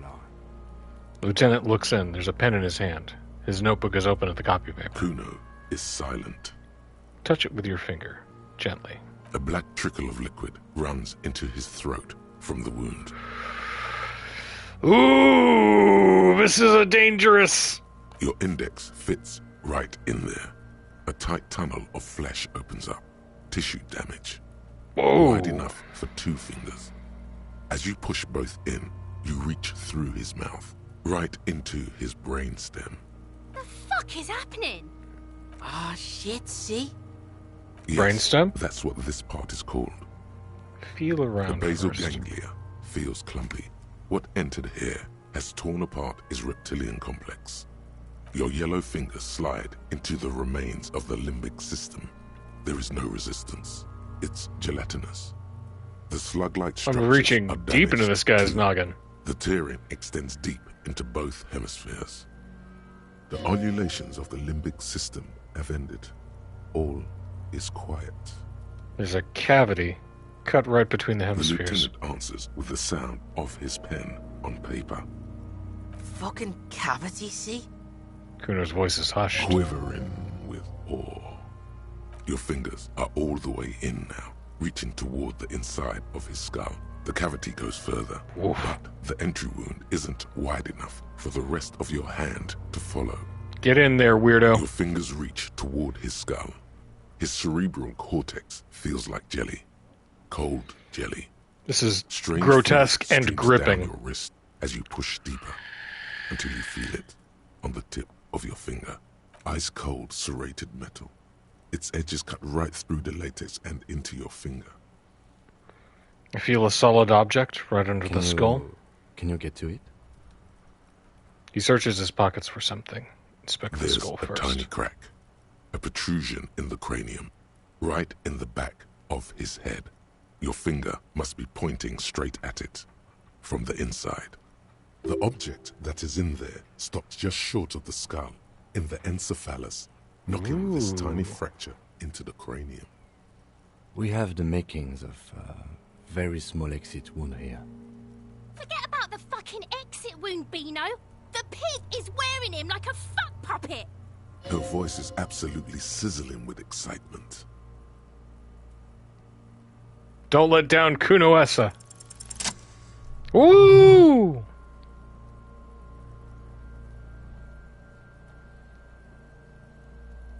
You pick the object between your index and middle finger. It feels sharp, like metal.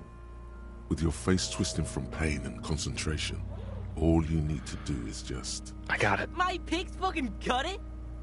What? What is it? The inside of the head feels cold and smooth, like a glove. Sweat dripping down your brow. Careful not to lose the prize between your fingers. With a plop, your hand emerges from the mouth. The garden glove is covered in blood right up to horrifying. the wrist. Between your fingers, a small flower, a blossom made of lead. Found a bullet. Fucking beautiful! A bullet. Lieutenant puts a small bag marked evidence under it. The bullet falls in the bag, leaving a smattering of blood on the plastic. He raises the bag under his eyes and says, A non-calibre rifle. Some kind of brittle alloy. Fractured on impact. Can I have it? Of course. You deserve it. Lieutenant drops the bag in your hand. It feels light. You need to add an item to the injury list. Injury number 4. Oval entry wound with an abrasion collar. Soft palate, back of mouth. High velocity. Temporary cavity in brain tissue. Small exit wound on the occiput. How does that sound? Sounds about right. I think we just nod. Fatal injury. Goddamn right. And one last thing. We can now fill in injury number 3. Ligament mark. Opinion non-fatal. Post-mortem. Treatment. He's proposing the bullet was the real cause of death, and the hanging an attempt to conceal this fact. The ligament mark, the fractured hyoid bone was all and treatment. the belt around his neck. The hanging. Even dragging him to the yard. All of it was done after this man was already dead. I have had my doubts since you showed me the tracks. Why did they carry him over? Why not march him, I thought. There was no satisfying explanation. There have been other signs too. Small things.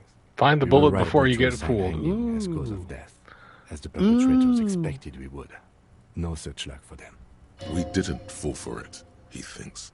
There's pride in there. There is, of course, the very real possibility he was both shot and hanged. Maybe they just shot him while they hanged him. To put him out of his misery? It's possible, but it doesn't explain all the other dubious things here.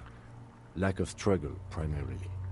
I may be intellectually sloppy, but I prefer one theory at a time. And this just smacks of treatment to me. Why would anyone do to this? hide something. The real killer? The real motivation? What really happened here? Any That's idea for who? us to find out.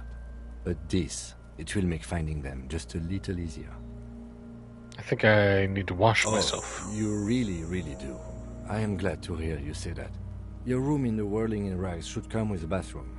Be sure to make use of it in the evening. Maybe the bullet holds more answers? Yes, we should take a closer look at it. I am certain it has more to tell us. This little thing could reveal much about the weapon that shot it. What happens we'll bag next? the corpse and carry him to the holding pen of my kinema. I can transport him to processing myself, but I will be gone for the rest of the day. To be gone? What should I do in the Work on meanwhile? a case.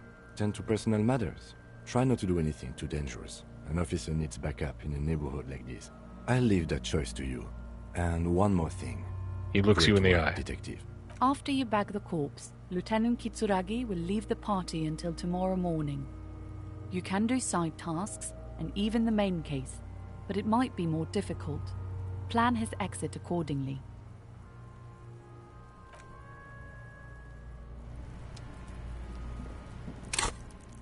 Okay.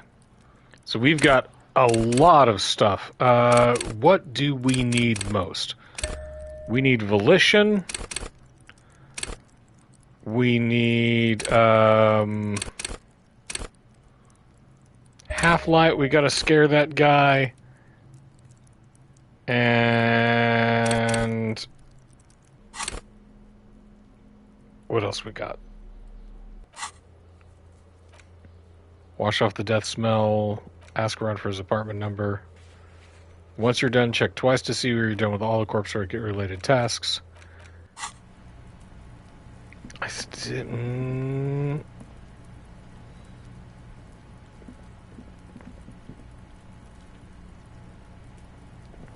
man is decomposing visibly now. The lieutenant adjusts his glasses and takes a deep breath. I think we need to do this when Kitsuragi's gone.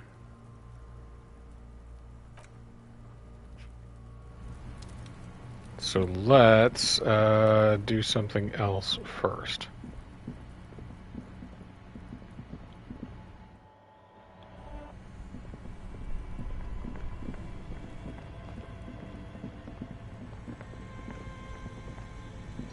The bear's eyes are still glowing red, watching over all the ice. Good question. It looks like an I know. What is even worse, the bear is still... The fridge buzzes with energy. I want Kim to not take the body away yet.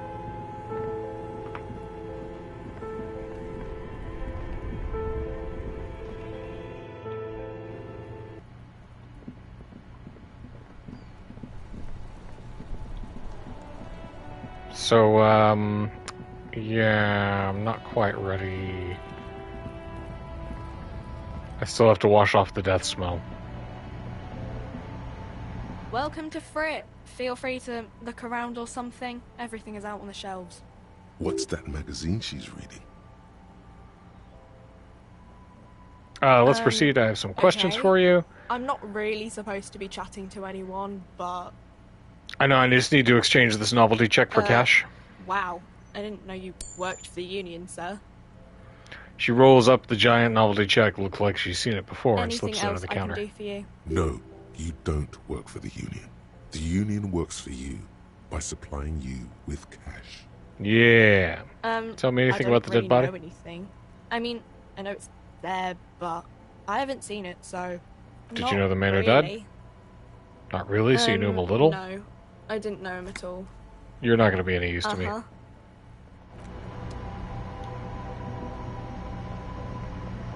The tear machine stab. Your bottles clunk into... Ooh, a whole $1.20. I need to spend some of this filthy lucre, unfortunately. Is filled with various medicine bottles, nasal sprays, and blister packs.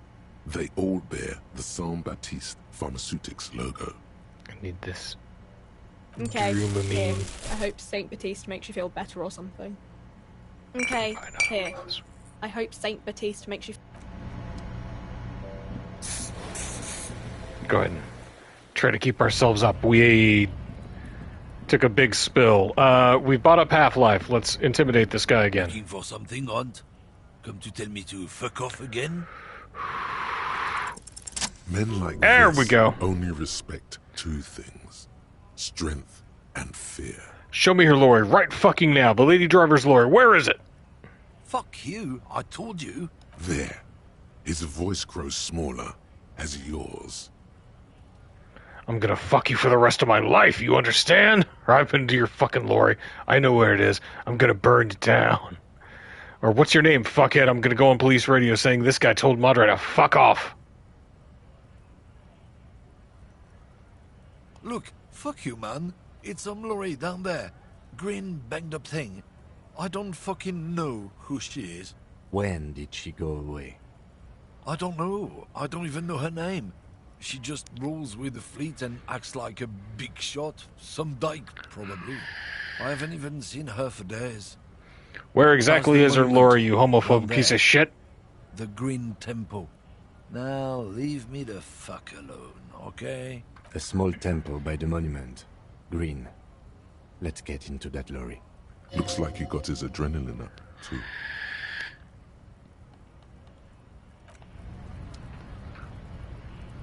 Yeah, man. Fuck that guy. How am I doing on my thought? Motorway South, still brewing.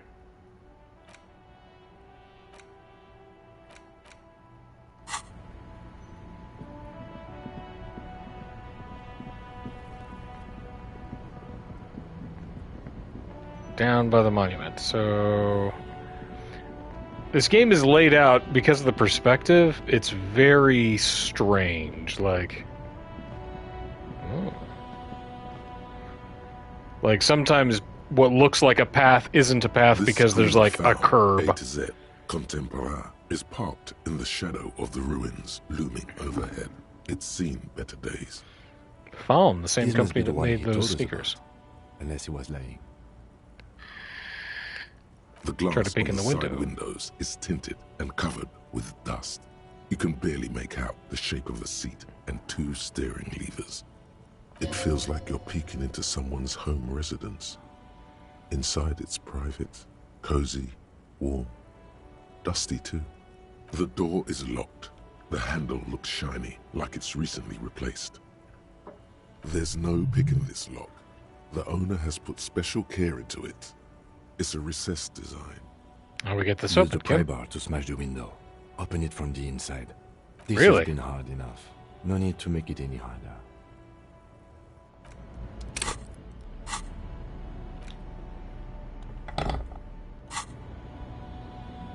This screen found, A to Z, Contemporary, is parked pry bar Ugh. in hand. You take a hard swing at the window. I'm not Looks a like strong the window man. Might be shatterproof. You may have to rethink your approach. Really? Another futile. This has been hard enough. No need to make it any harder. He smashes it into the window. Droplets of glass fly everywhere, shattering over the lorry floor and pavement. You can just reach in now. Nice. It went better than I expected. Open it from the inside. The smell of cigarettes and perfume welcomes you. The cabin inside is plastered with old movie posters. Actresses smile from the walls. There's a radio transmitter in the front and a toolbox Let's check tucked it out. under the driver's seat. Some tools lie scattered near the pedals. These are movie posters featuring starlets from long-forgotten films from the 20s, the teens, even the 90s of the last century. One of them particularly catches your eye, a centerfold of an ingenue attached right above the back seat. There's definitely perfume in the air. It's spicy, with a hint of amberette, wafting through the bitter air of the cabin. Let's get the whiff of it. The remnants of a sweet juniper-scented perfume, probably Grenade No. 5. The actress is Look at draped the in a centerfold. sheath dress, one of her shoulders bared. The faded remains of an autograph run across the poster. She's looking past the camera. A feeling of tenderness washes over you. A longing even, perhaps. And gentle tragedy.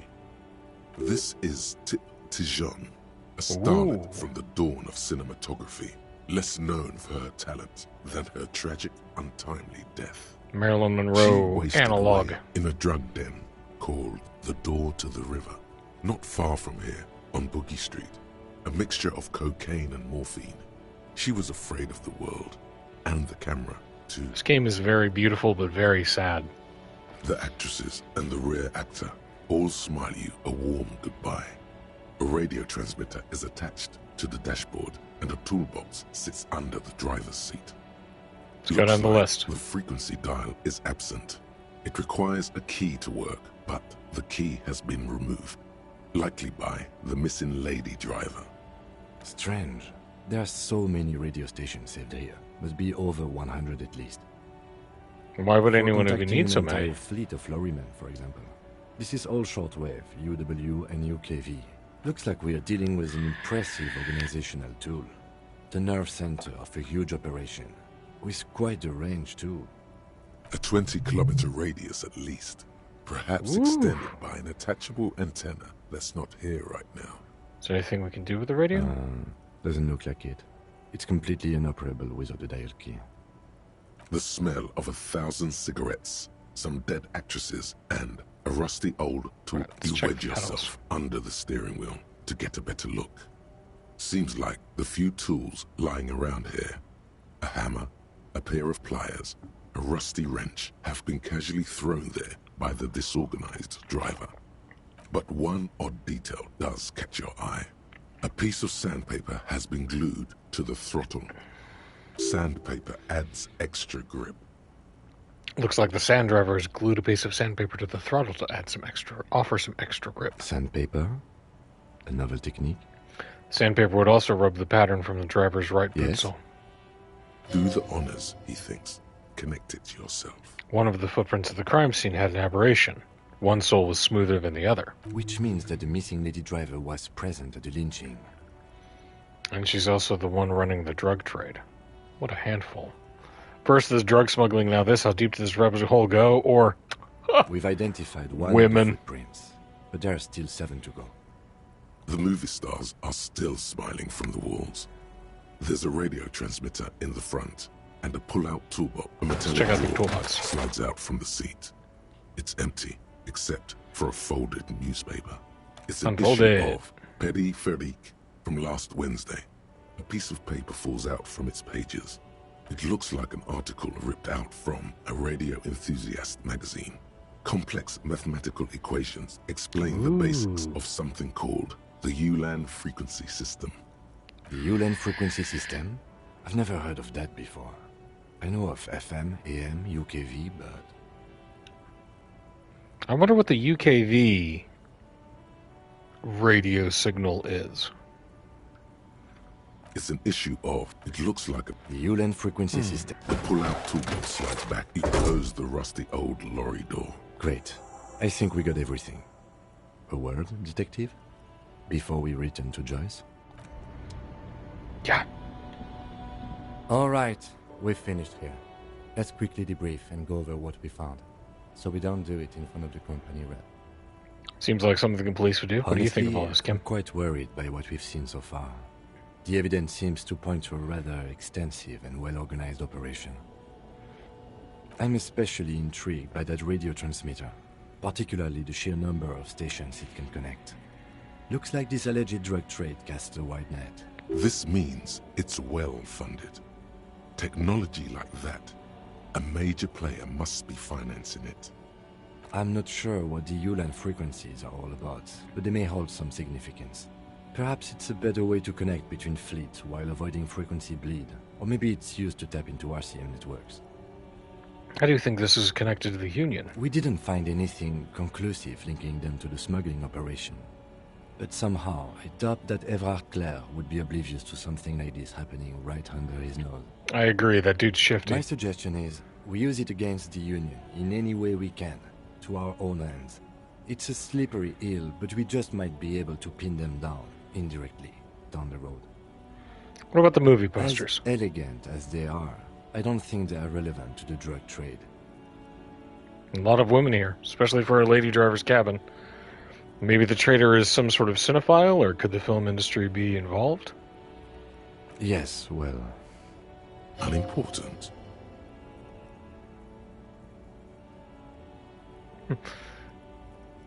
And maybe the trader unimportant? As elegant. Yes, well... unimportant. As No. elegant. I'm going to say no. Okay. We should return to the murder case. See what Joyce tells us about the lynching. When we are done for the day, I call my station and suggest our narcotics department look into it. There are more than enough grounds to start an official investigation, sometime later when we are done here. We do not want to get caught in that. He stops to think. The fact that one hasn't started What are you already thinking? gives me pause. An investigation, I mean. Especially if the Madrid grouping is involved, and I can't imagine they aren't. It's certainly worrisome. All the Corruption? same, I don't like the idea of internal affairs He deciding nods. on the matter. That won't help anyone either. Okay. Debrief over? Debrief over. After you.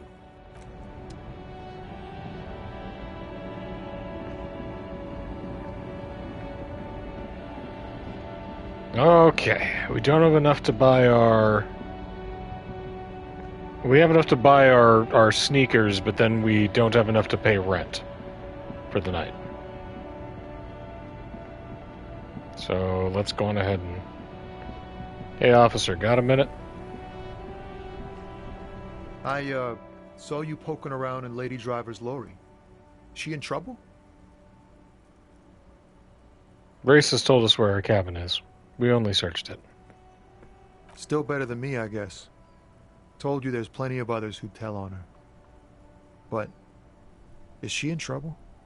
Sorry, man. I can't disclose the facts of an official investigation to you. It's that bad. Man, what should I do? What should I do to help her? I really don't know. Damn. I always wonder to watch yourself. Maybe I should just keep my head down and work on my rhymes while I can. What's the plan with those rhymes anyway? Tommy Leham's gonna be a musician. Sprechgesang, but with beats. I've got a lot of free time on the road to hone my craft.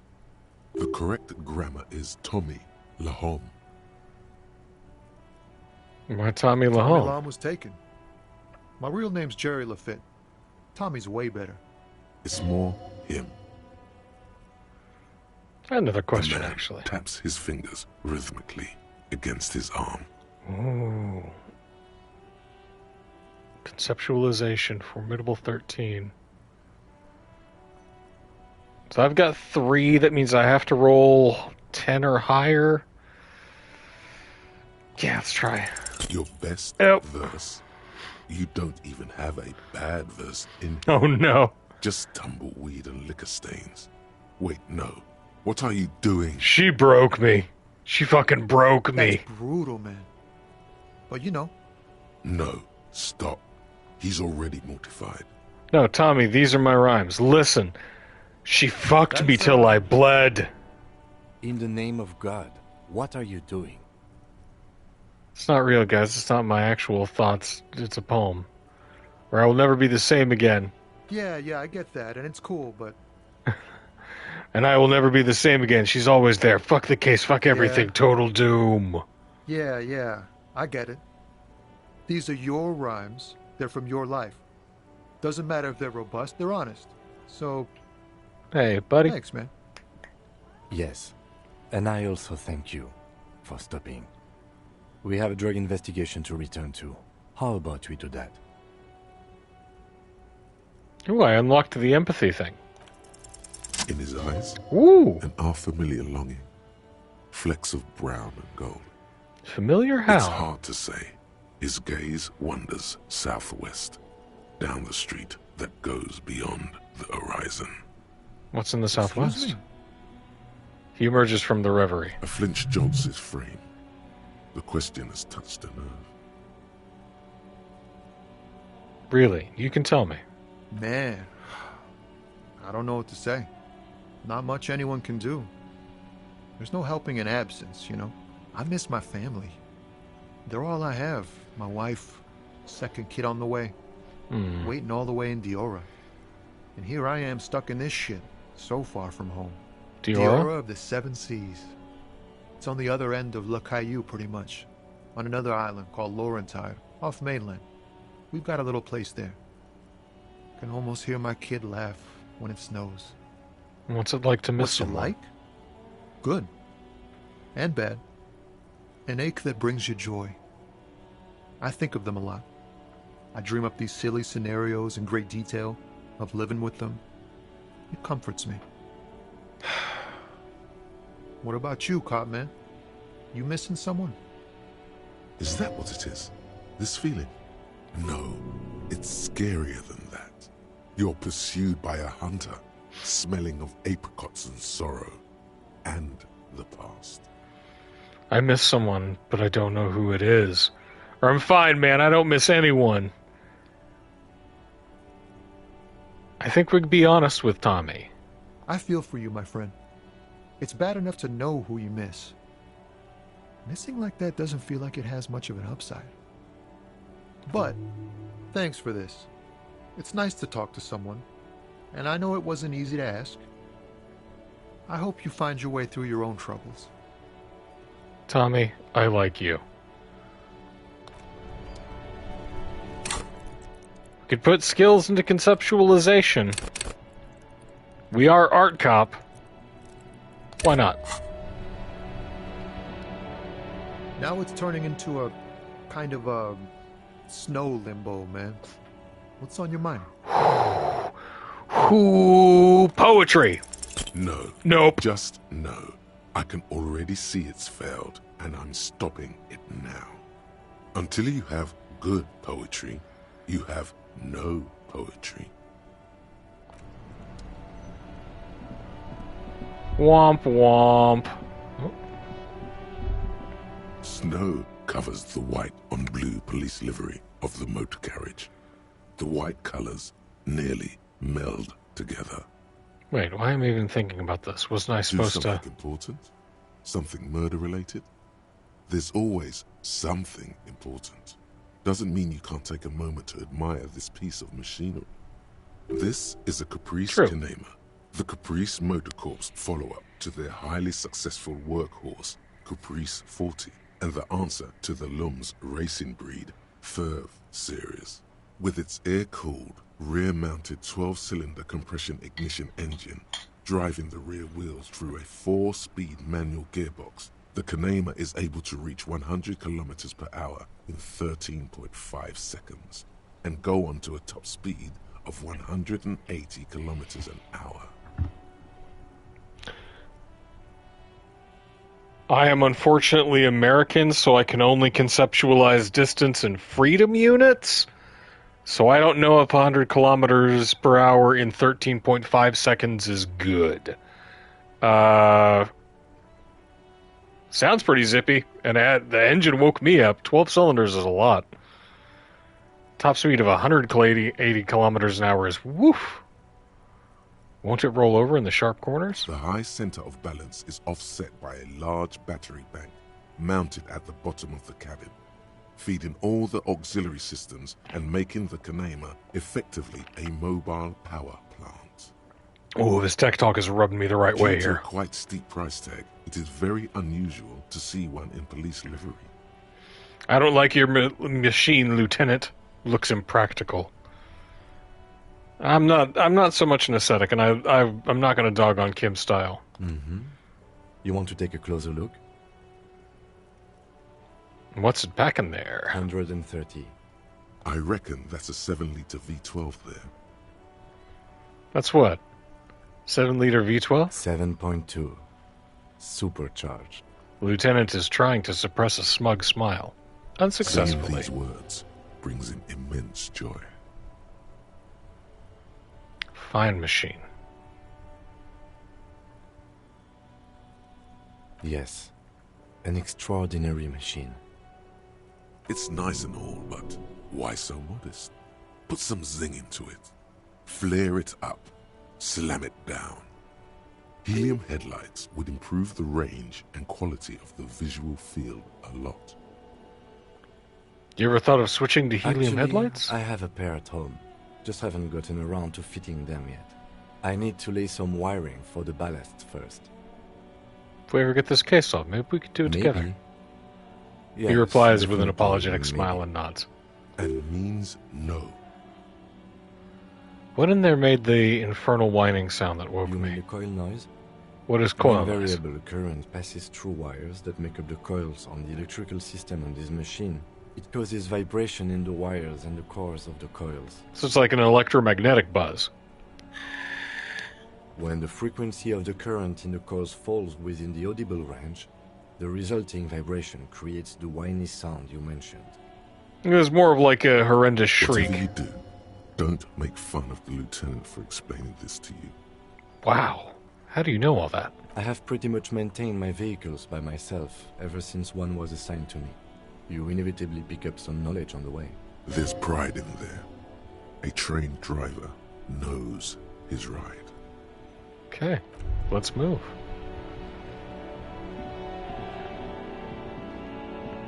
Kim enjoyed that.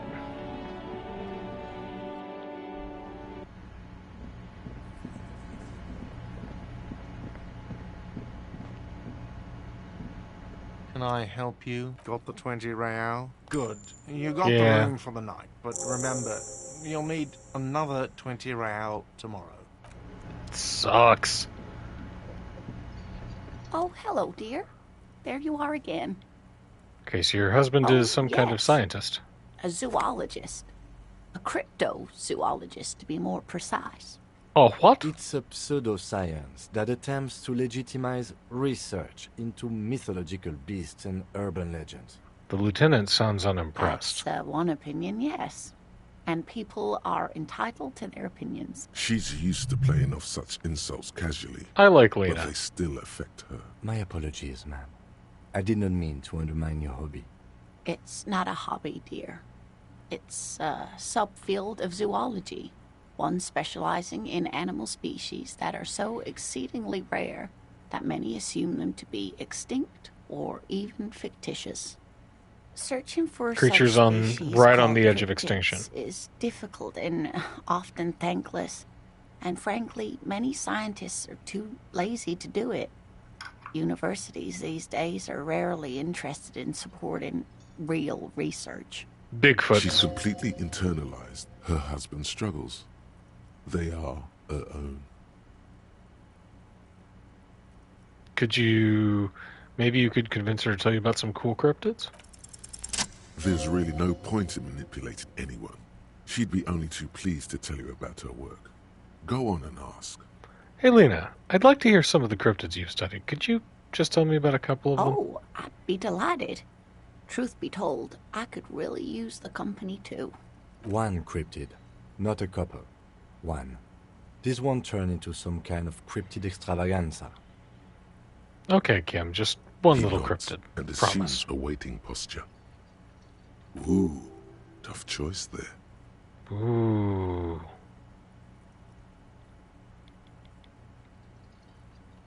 Are there any invisible cryptids? What an interesting question. And the answer is yes, there are. Of course. All fairy tales have someone or something invisible in them. You're right, Kim. It's childish, but... Or shush, Kim. She was going to tell me about the invisible cryptid. What is it? It's the Col de Mama d'Aqua. Col de Mama Name means d'Aqua. thin whisper of sound, and that's precisely what it is. Self-replicating sound waves, invisible and intangible. The Col de Mama is very afraid of us, which makes it incredibly difficult to track. Col de Mama d'Aqua can also be translated as a whisper light and low. A whisper light and low. Yes, that's another translation. Hi, buddy. They're both quite lovely, aren't they? Although the low part is a little ironic. The Col de Mama d'Aqua makes, or rather is, such a high-pitched sound that other animals, including humans, can't hear it.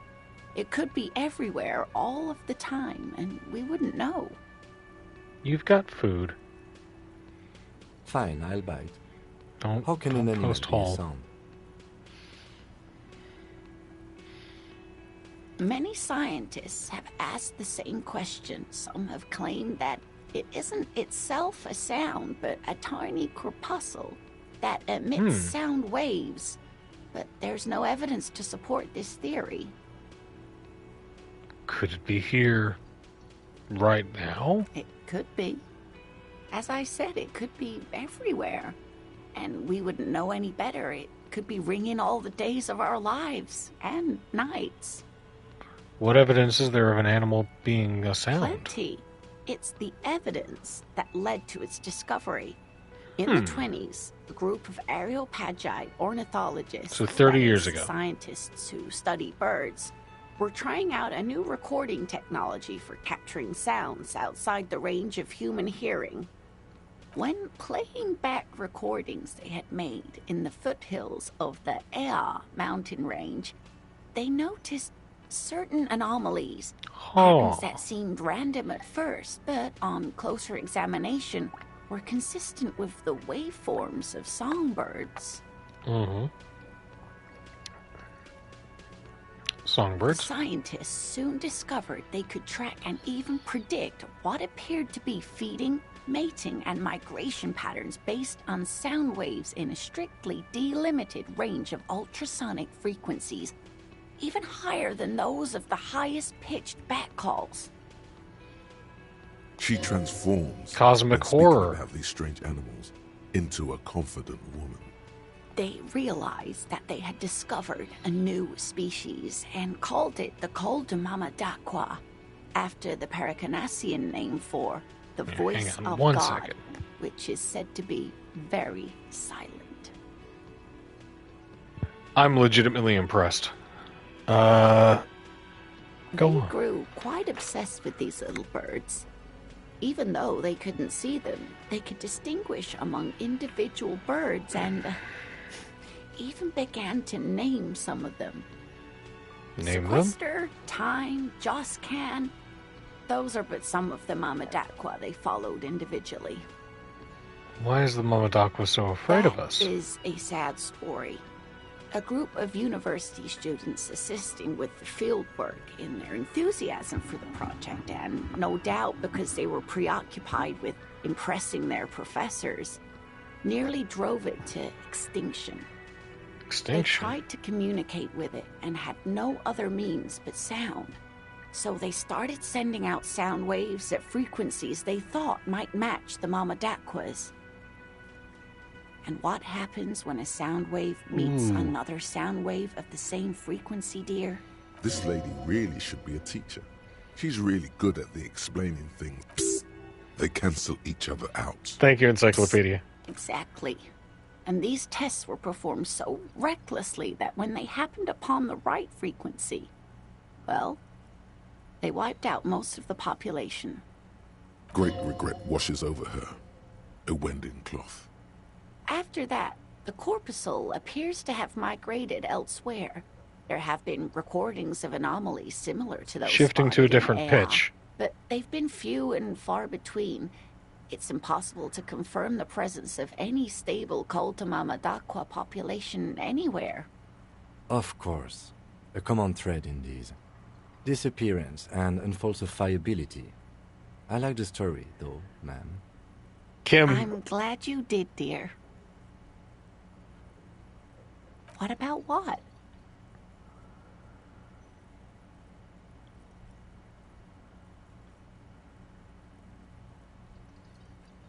Let's see. What's the most dangerous cryptid? You promised you'd only ask about one cryptid. It would be dishonorable, right? He nods Okay, approvingly. we can move on. That's all for now, ma'am.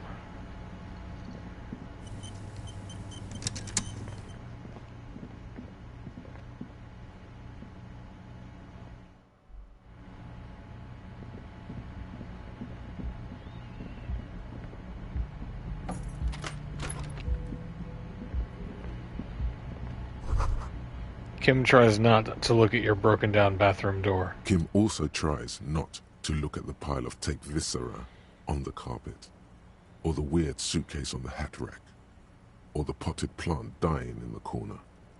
But it's all just too morbid to ignore. Looking at the destruction? He nods. This is where the magic happens. And by that you mean crimes against humanity? I defied bourgeoisie morality here. Defied it hard. No, I meant disco. Well, crimes against myself, anyway. I have no idea what that means.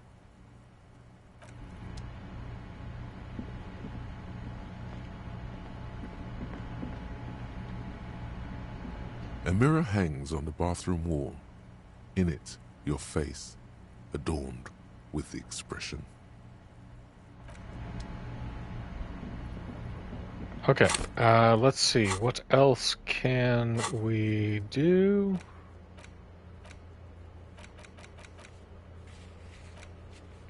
Send the victim's body to processing, but I don't want to do that yet. And let Everett know that we unlocked the door.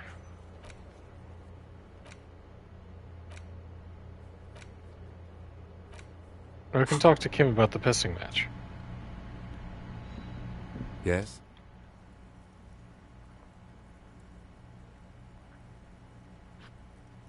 You seem to be following me.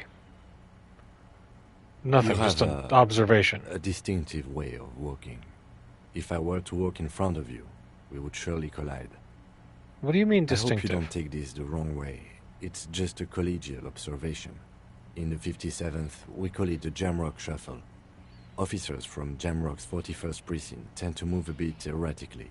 Hey man, tell me about It's it. a scene-clearing technique developed by one of your lieutenants for gathering evidence. It's erratic, yet thorough. Prioritizes containers. Yes, but containers contain things, shiny things. They're interesting. Kidding I me? don't Why know. containers? Containers Contain, I guess. Passing along frivolous interdepartmental stereotypes is not usually his oeuvre. He regrets bringing it up. What do you Tell me want about to the know? case again. Now that we've inspected the scene, I want to know more about this pissing What's there to competition you say? mentioned. It's just stupidity. Well, what The kind of cop stupidity? can. Our precincts can decide if Martinez is part of Jamrock or the Industrial Harbor. Yours or mine, as if we somehow own parts of the city. Typical street gang mentality. So we've let the Union make a mockery of law enforcement here. And now it's come to its natural conclusion. Ah, so there's a struggle over who runs Well, Martinez. sort of. It's less a matter of who gets to police Martinez than who has to. It's an orphan district, in other words. I think the dispatch desk just told both our stations about the hanging. There was quite the brouhaha at the 57th, I can tell you that. Time to settle it, they said. Cop off. But I assure you, I am not their finest or toughest, with 102 cases solved. What I am is least interested in a pissing competition. So he volunteered to represent the 57th, but not out of competitiveness. On the contrary. Not out of competitiveness, on the contrary. He legit cares. So you volunteered Yes. to spoil it. I'm an unrepentant spoil sport. What's special about Martinez? Nothing. It's just a puddle at the end of some drain pipe. No one cares about this place. They care about sports. Most of our colleagues don't even know how to get here. North of the interchange doesn't exist. I wonder what this says about me, that I was sent by my station.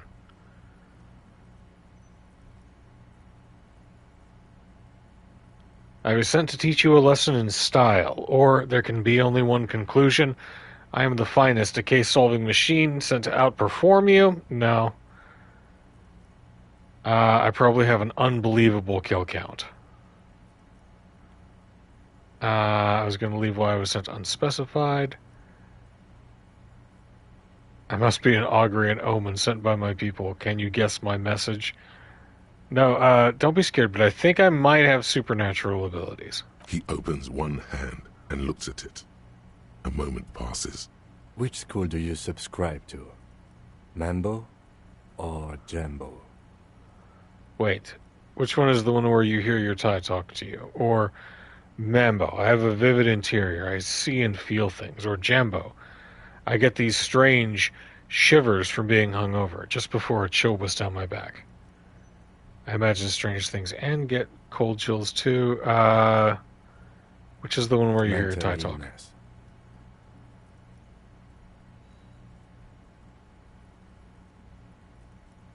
Because So I have the that. 41st precinct sent you because you are the most mentally ill out of all the officers at your station?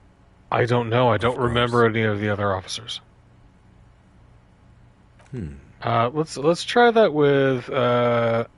He opens. Which school do you subscribe to? Mambo or Jambo? I have a vivid interior. It's always good to have a police officer who can see and feel.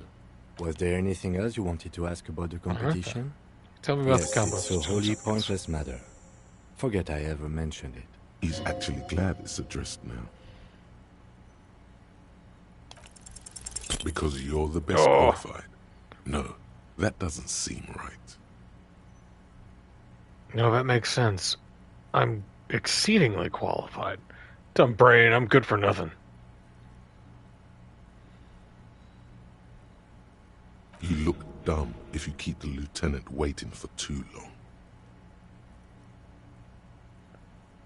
No response. He's having trouble processing it, believing it. Have you tried consent? There is a sudden, harsh edge to his voice, like he's tired of hearing. Not a fan. The RCM deploys a self-styled structure called the... I think we've done all of this chain before. of command. Every lieutenant... Focus on other people's troubles, not your own. That is a relief. A moment passes.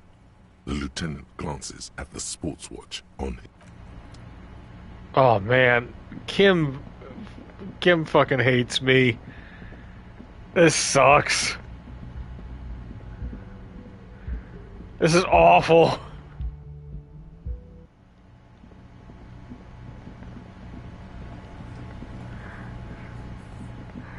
This is going so incredibly wrong. Let me handle this. The woman says to the crowd in the mess hall before You turning seem to a you. little different today. Less hospitable. You are far from home, lieutenants. This isn't a district known for its love of self-proclaimed militiamen. You're That's not a right. gardener. I'm not a gardener. I'm a legal counselor for the Dock Workers Union. It feels like she's waiting for a reaction of some sort. You're right, Lieutenant. She did seem friendlier sitting on that muscle corner. moves in her face, but her eyes trace yours, stern and perceptive. I'm gonna take some nasal spray and heal my...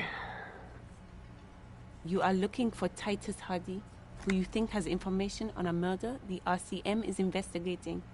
You want to interview him. She points to the man standing in the middle of the That's room. Titus.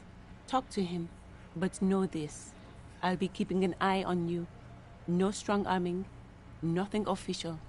The District of Martinez does not recognize your authority to make arrests. It doesn't matter if you recognize our authority. We will make an arrest if we have to. She says nothing. Her glare speaks for her. Could this be the Miss Beaufort that Easy Leo mentioned? The one Mr. Everett sent to law school? Are you Lizzie Elizabeth, Miss Beaufort? I suggest not wasting time on trivial pleasantries and focusing on why you are actually here. Titus Hardy. She points to a tall man by the table. Even though she has excellent control over herself, something moved behind her eyes, in the way she stands, in her face. You caught her off guard. Push her some more. Easy Leo told me about you. He likes to talk You a are lot. not here to chat up the legal counsel. You are here to question these men. You set the pace and the topic of these conversations here. Establish that. He said Mr. Everett sent you to law school. Oh, he said you're Mr. Everett's DISCOOOO death machine. No. He said Mr. Everett sent you to law school. These men here. Don't make this personal. A very minor victory.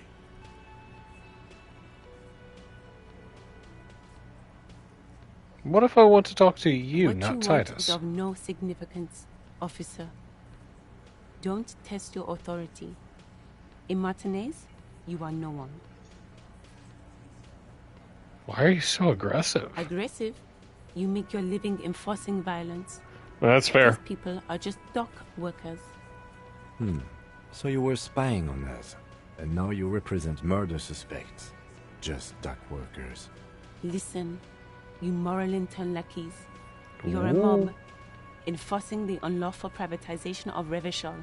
20 fat men in the Occident are stealing it all, and you're their bodyguards. Fuck yeah.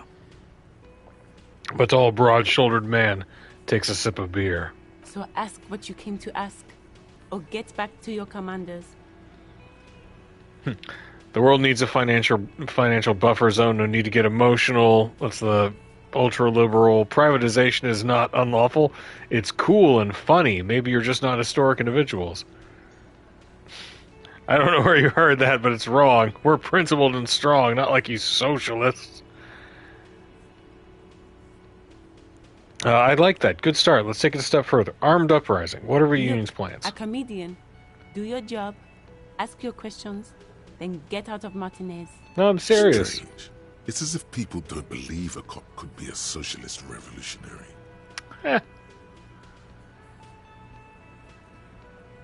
What's like your I role in already all told this? you, I'm a legal counselor. Do you have hearing problems? No, memory problems. What are you going to do to me? What are we going to do to you? The union isn't going to do anything to you. It is not a crime syndicate. It is a labor organization. The crime syndicate's on the side. Goddamn right it is. If anything, it is the RCM who do things to people. But we digress. I should talk to Titus then. Unbelievable. Jeez. I'm sorry. This is where you say your bid. A broad-shouldered man points at you with a beer can. Detective.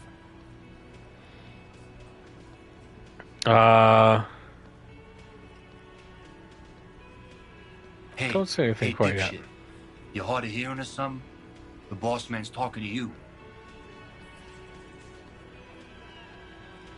We need to talk about the man hanged out back. This is about him. A real looker, that won't. You sure took your time, huh? Waited for him to get real ripe and pretty for you. Shanky. He looks to Titus for approval. Oh, he was a real pretty boy. Hanging up there, letting out that pretty boy smell. I can't for the life of me understand why you did it. I mean, I would have just left him up there. You must really like cleaning up other people's shit. You might want to start asking your questions now. It's not going to get better than this. Noted. These guys are so macho, they're ready to confess to first-degree murder. Ask if it was them. Do a head count first. Connect these men to the tracks you saw in the yard. Chances are they're going to match. Starting from the right. Boot size, 44. Ooh. Blonde man, in his 30s. Overbearingly masculine. Sitting on his right. Standard working boots. Size 45 or 46. Eldest in the room. Probably Glenn, mid-50s. Theo. Smoker. Quiet. Across at the other table. Elaine. Held working boots. Size 43. Gang tattoos. Mesk or Sarah Mauritian in his late 30s, early 40s. And then standard working boot. Steel reinforced. My flashlight toes. in his face. Size 46. The big dick. Wide at the shoulders and lean at the hips. Rugby cap. Fingerless gloves. And numerous scars. A little under 40. The emblem on his vest says Rowing Club. A little patch below it reads T. Hardy, Captain. In the far corner, standard working boot. Steel reinforced toes. Size 44. 40-something. Non-alcoholic beverage in hand. You squint. Is that a plectrum?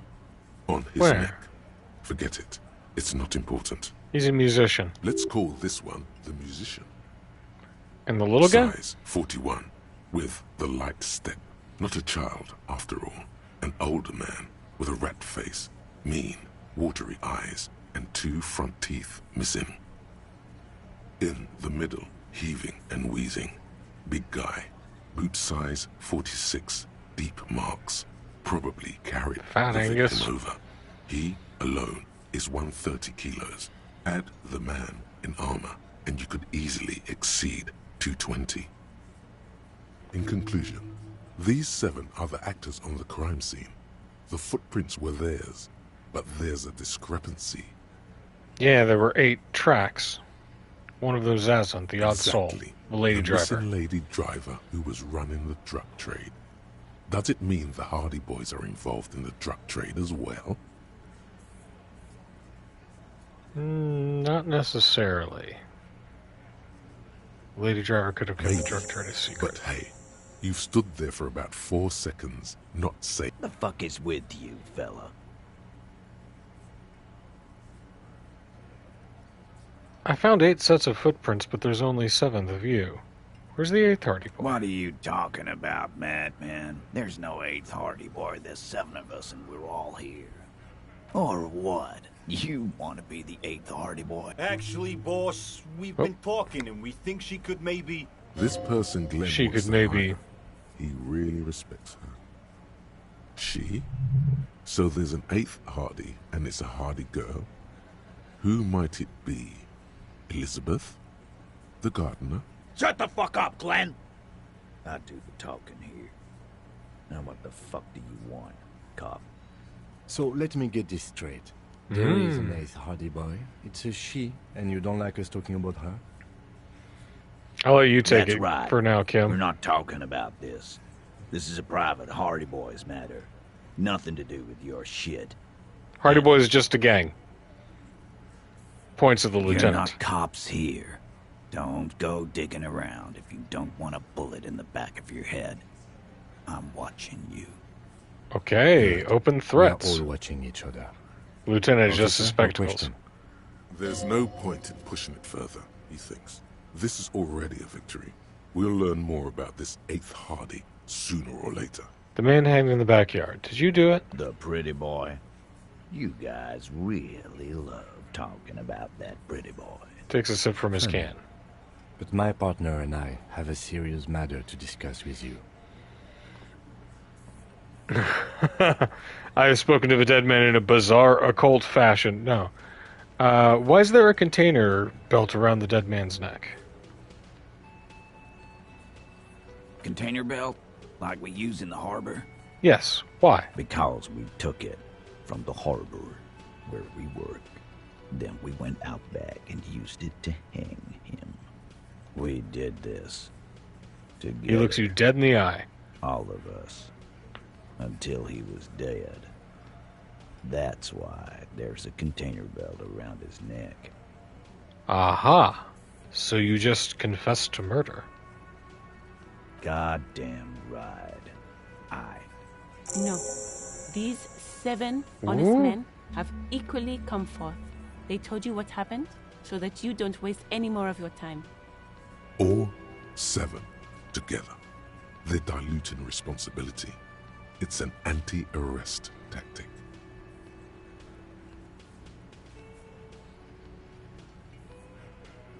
How did you kill him? We hanged him up by his neck until he got real still. Wasn't that obvious, copper? Didn't they teach you anything at the cop school, idiot? The autopsy showed there were no ligature marks. His hands were not tied. Can you explain that? Kim's tracking. Look, I'm not gonna play 20 questions with you, capo. I'll say it again. We killed him. He looks even more irritated than before. We did it. We rattled I him. knocked him out. The tattooed Came one speaks up. behind him and clubbed him in the back of the head. He went down like a sack of sand. That's right, lawman. And He spits through his teeth. And the fuck. Make them a bit more uncomfortable first. Then see if it all adds up. Strange hands of tied hands. Let's see. Mr. Tats, what did you use to knock the victim out? My fucking elbow, Copper. Samaran boxing style.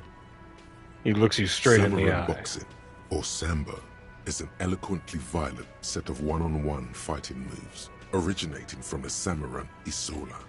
Sambo style implies stealth, cleverness, and cool. Where did all this action take place? Fucking here. The fucker started coming to our bar. Asking for it. Ooh, composure.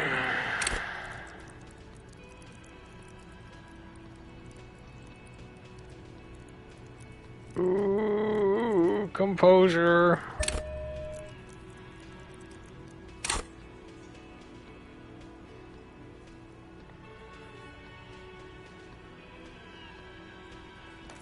Come on, baby. Actually, No! they're admirably, surprisingly composed. The entire All of look. them? Maybe one of them is this fidgeting? one. But he's always fidgeting, so don't get your hopes up. Right. I have other questions about the lynching. How does the bullet in your head, in his head, factor into this? A sip of beer makes the surprise go down There was a easier. bullet in the dead man's brain. Why was it there if you hanged him? How the fuck do I know? Anyone could have shot him. Target practice, maybe. Another sip. He's tight-lipped This suddenly. line of questioning is over. The woman steps You've in got the before you cause can of death answer. already. Hanging. If there's any post-mortem trauma, it's your problem. This will not turn into a cross-examination.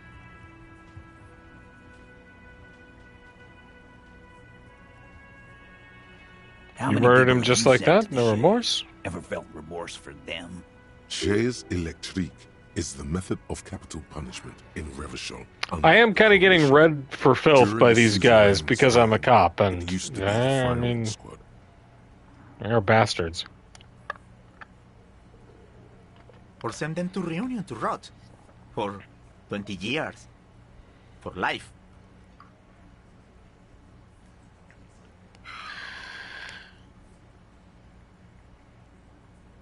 Honestly, I drink so much I can't really remember anyone I've sent behind bars. Or we enforce the law, you just kill people like it's nothing. Look, I'm just doing my job, that's all. Yes, but these were all bad people, criminals, the scum of the earth. And Reunion, what's that?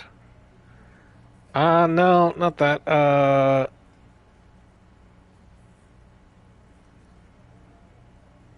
Look, I'm just doing my job, that's all. Oh, so you are just a simple, well-meaning man, eh? Ever been in solitary? Prison is a charter. That's what it is.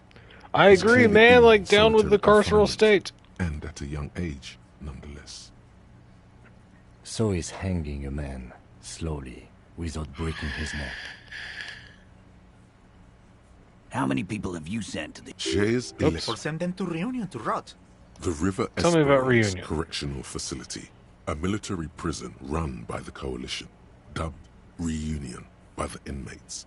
The origin of the name is unknown. Honestly, I drink so much.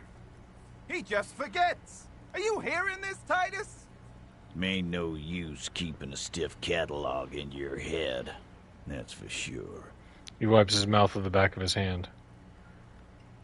Why'd you kill him? 'Cause he was worthless mercenary scum.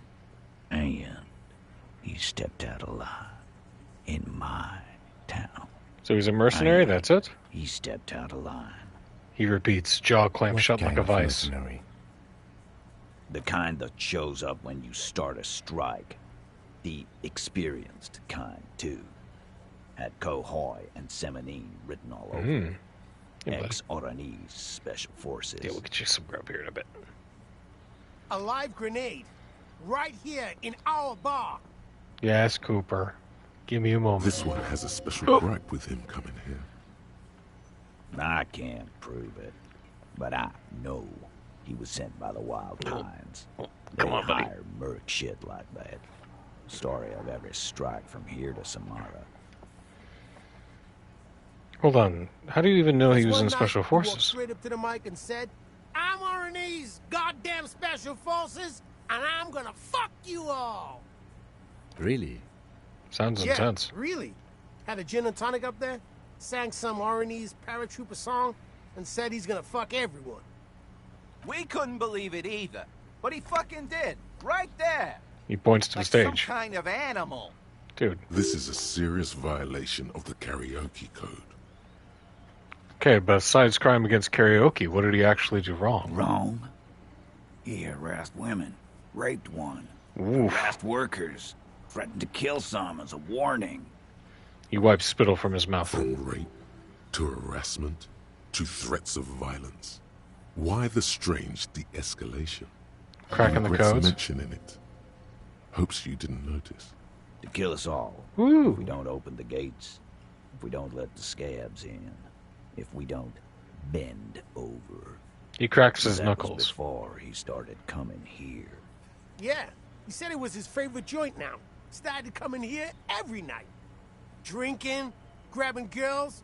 Grabbed one of ours mid-karaoke, right there on the stage. He grabbed someone? Is this why Sylvie quit? I thought Sylvie quit because I was an asshole. The lieutenant is trying to make sense of this flood of information. This girl's on the mic, a beautiful girl, young. Gets into the second verse of Lover Lake. The fucker grabs her legs, starts screaming, "Show me your cunt! Why don't you show me your cunt?" Then, he gets knocked on the head with a wine bottle, doesn't even fall down. So then why no defensive wounds?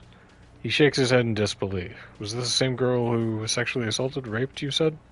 Aren't you fucking listening? My man is talking to you. He took care of it.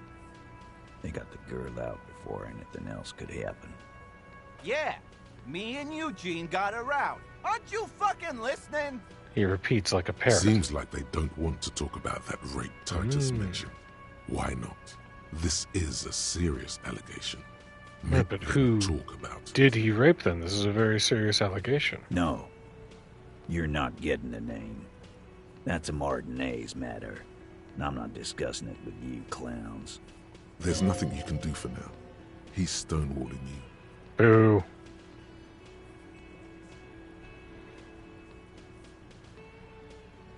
When did this hanging incident any of his questions occur? I know, Lizzie. Relax. We killed him last Sunday night. Seemed like a good way to end the week. And how long had you known the victim? We don't associate with scum like that, asshole. Yeah. Who do you think we are? Just people in town. I'm just not from here. I don't remember. Weeks ago when that Pines cow first sailed into town. Happy? By the Pines cow, you mean Joyce Messier, the representative for White Pines? So Lieutenant pretends to check his nights. No. I mean the Pines cow. The stupid-ass cow they sent in to fuck us over. But you know what? He rubs his chin, pretending to mull it Why don't over. you ask her about the pretty boy? I'm sure she has interesting things to say when you ask her hard enough. That's enough insinuation for today. Everyone's Titus. hostile. Officer, your interview is drawing to an end. Don't waste your last questions. Well, Are who you called the there? shots that night? There will be no singling anyone out. Do you think you could do that? Okay, Do you think can't you could arrest them one. all? A shadow of a smirk passes her lips as she tilts A her trick head. question. Don't let her lead the conversation. Don't let her lead the conversation. I'm talking to Titus. Who do you fucking think does? He sounds more amused than angry. Gangs are usually run by the oldest, most venerable. It's the 8th Hardy Boy. The one who's missing. The big dick. Ooh.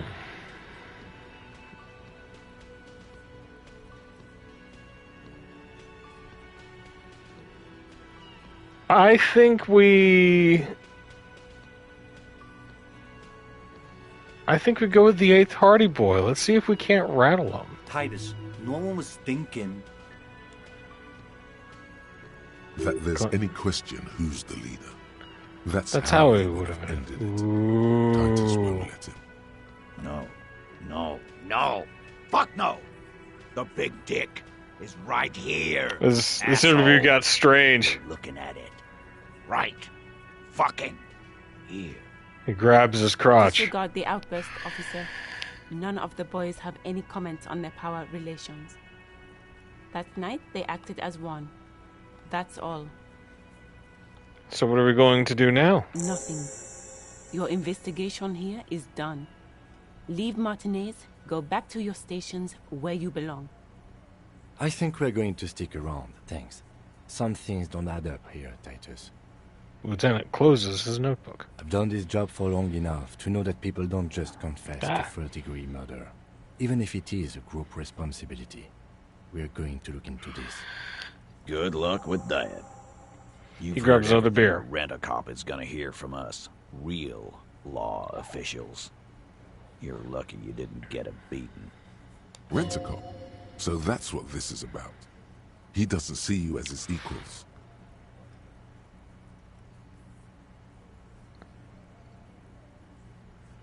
You still haven't explained the bullet I found in the hanged man's head. Still on about that bullet?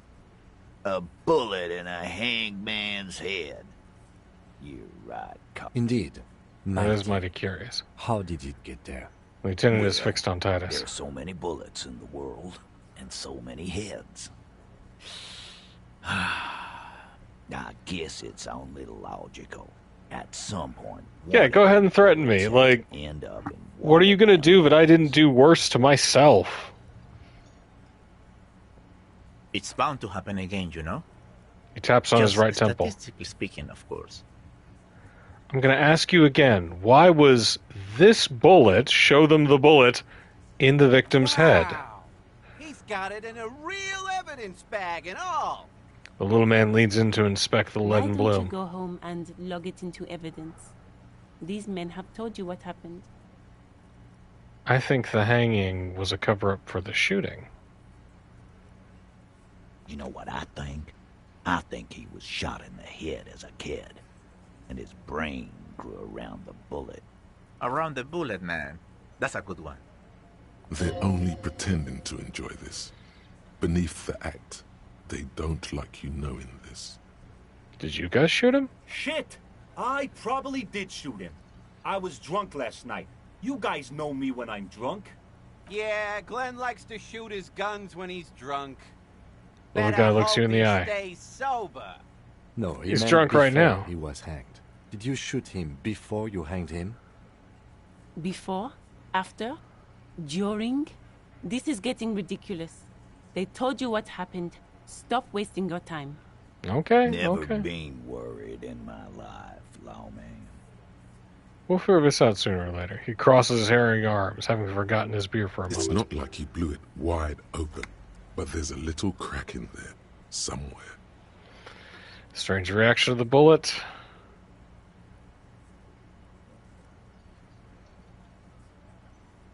Guess what? I've connected you to the local drug trade. I'm gonna take off now. I'm gonna think on some things before I make that check. Hear that? Magnesium. That's what you're lacking. The lack of magnesium has you slouched. So there's a lack of magnesium Yes, in me. and it's critical. Look at yourself. You're practically devolving into a fish due to the lack of magnesium in your bloodstream. So I need to do drugs about it. What are you talking about? You need to mag it up. You've probably had 2 heart attacks and a minor stroke already. You're saying Yes. they become a magnesium-based life form. You need to evolve. You need to transcend the carbon barrier. Go to the apothecary and buy insane amounts of magnesium. That's how drugs work, It of course. will reverse the damage to your circulatory system.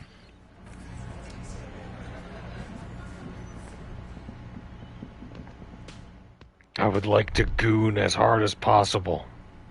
Was that? Could it be the Calder Mama Dakwa? No, it's probably just your imagination. I'm starting to put weird stuff together. I trust the Inland Empire. Is it? Is there ringing? Listen There seems closely. to be an extremely high-pitched ring. Ultrasonic. Lena said it was I've very got tinnitus. high-pitched, right? It's like something tickles your ear. Lena also said that it couldn't be heard by any other animal, including humans. What you're hearing must just be a regular bird. Oh man, it's the vibes. Honestly, your ear isn't hearing a whole lot. The distant hum of the industrial harbor, the traffic. But, admittedly, there is a high-pitched noise somewhere there too. But then, isn't there always? Let's There listen it is again. closely first. You're about to rediscover a long-lost species. It must be very close. Maybe, just maybe, it will come toward you. Keep still. It might perch on your shoulder. Kim, do you hear a high-pitched noise? No, I don't hear the Koldoma. Of course he doesn't. He's deaf. Oh no. The sound. It's moving away. Somewhere over there. Go after it. No. Too late. It's gone. There is no ringing anymore. Go on, leave. Just Leave sound like of everything the else. streets. No, come Keep back, your please. ears peeled, then. If the species really has migrated to Martinez, you're sure to hear it again.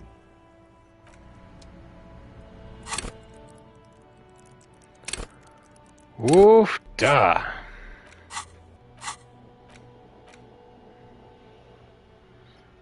Visual calculus. Oh, that's real close to getting solved. Next point, we want to get. We want to start following the Col de Mamadaqua. I need to put on my bag. The bullet mushroom down. The Let's take bullet a look is at it. safely sealed away in a plastic bag bearing the RCM stamp. Kim has filled out the label on the bag with the item number, case number, and date and location the bullet was found. Beside his orderly handwriting, the bullet looks especially sad, like a tiny, shriveled head of cauliflower. What do I do with you, Bullet? What? I said, what do I do with you, Well, Bullet? If I was the bullet, which I'm not, I would say, find the weapon that shot me. If we Good find idea. who owns it, we will have likely found who used it, possibly to kill our victim. In conclusion, the more we know about this bullet of yours, the better. Inspect the bullet of the bullet closer. is made of a yellowish metal. It has blossomed out to reveal a dark grey core. The base of the bullet is close to 5 millimeters in diameter. Look You at the can jacket. just about make out a few striations near the base of the bullet. Little hairlines, linear. It feels standard. And the It's core? quite destroyed. Some of the fragments are still lodged in the wound. What can you say about the bullet so far? Jacketed bullet close to 5 millimeters in diameter? A jacketed bullet. Okay. It's It like a would have been military shot from round. a military-grade breech-loading rifle, not from a muzzleloader like those typically found on the streets of Martinez. Highly unusual. The people of Revachol haven't carried breech-loading weapons like this for nearly half a century.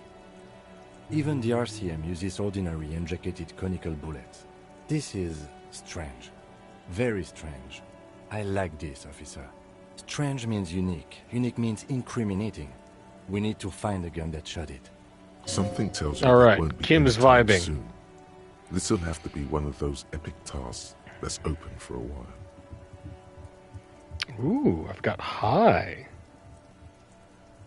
Feel the bullet through the bag. The squashed bullet has some sharp edges where the jacket has split open. It feels cold, even through the bag. You wouldn't ordinarily have cause to handle jacketed bullets. The citizens' militia uses cast bullets only. Little pebbles of metal loaded from the muzzle, usually in a cartridge. Let's give it a shot. You can't remember what No! happened. What makes you think you're going to remember arcane firearm models?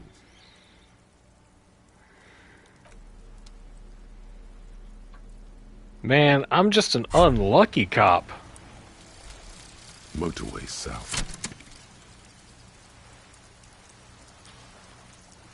The lone vector stretches in your mind's eye into the wild pale yonder, for an unimaginable distance, forgetting, until you can no longer remember anything. No cities, no mountains, wow, no oceans, and finally, no vector. Nothing remains. A blank space with no point of reference, where only one type of motion is possible. The motion of a human throat. Swallow in, and then it comes to you. To reach the end of the motorway south is to be unborn. You've had this thought before, while aimlessly wandering the streets of Jamrock. A lost piece of the man you were. A dark hope.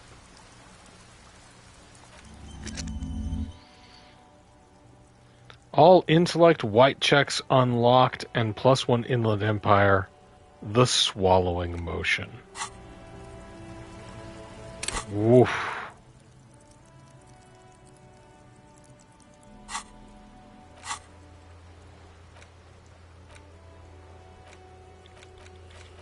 Okay, I think that's where I'm going to end it for the night. We're going to try next time to prove our authority to Titus Hardy. I have to kill a little more time before I can tell Kim to leave without taking the body. Right? We need to get the body alone for a while.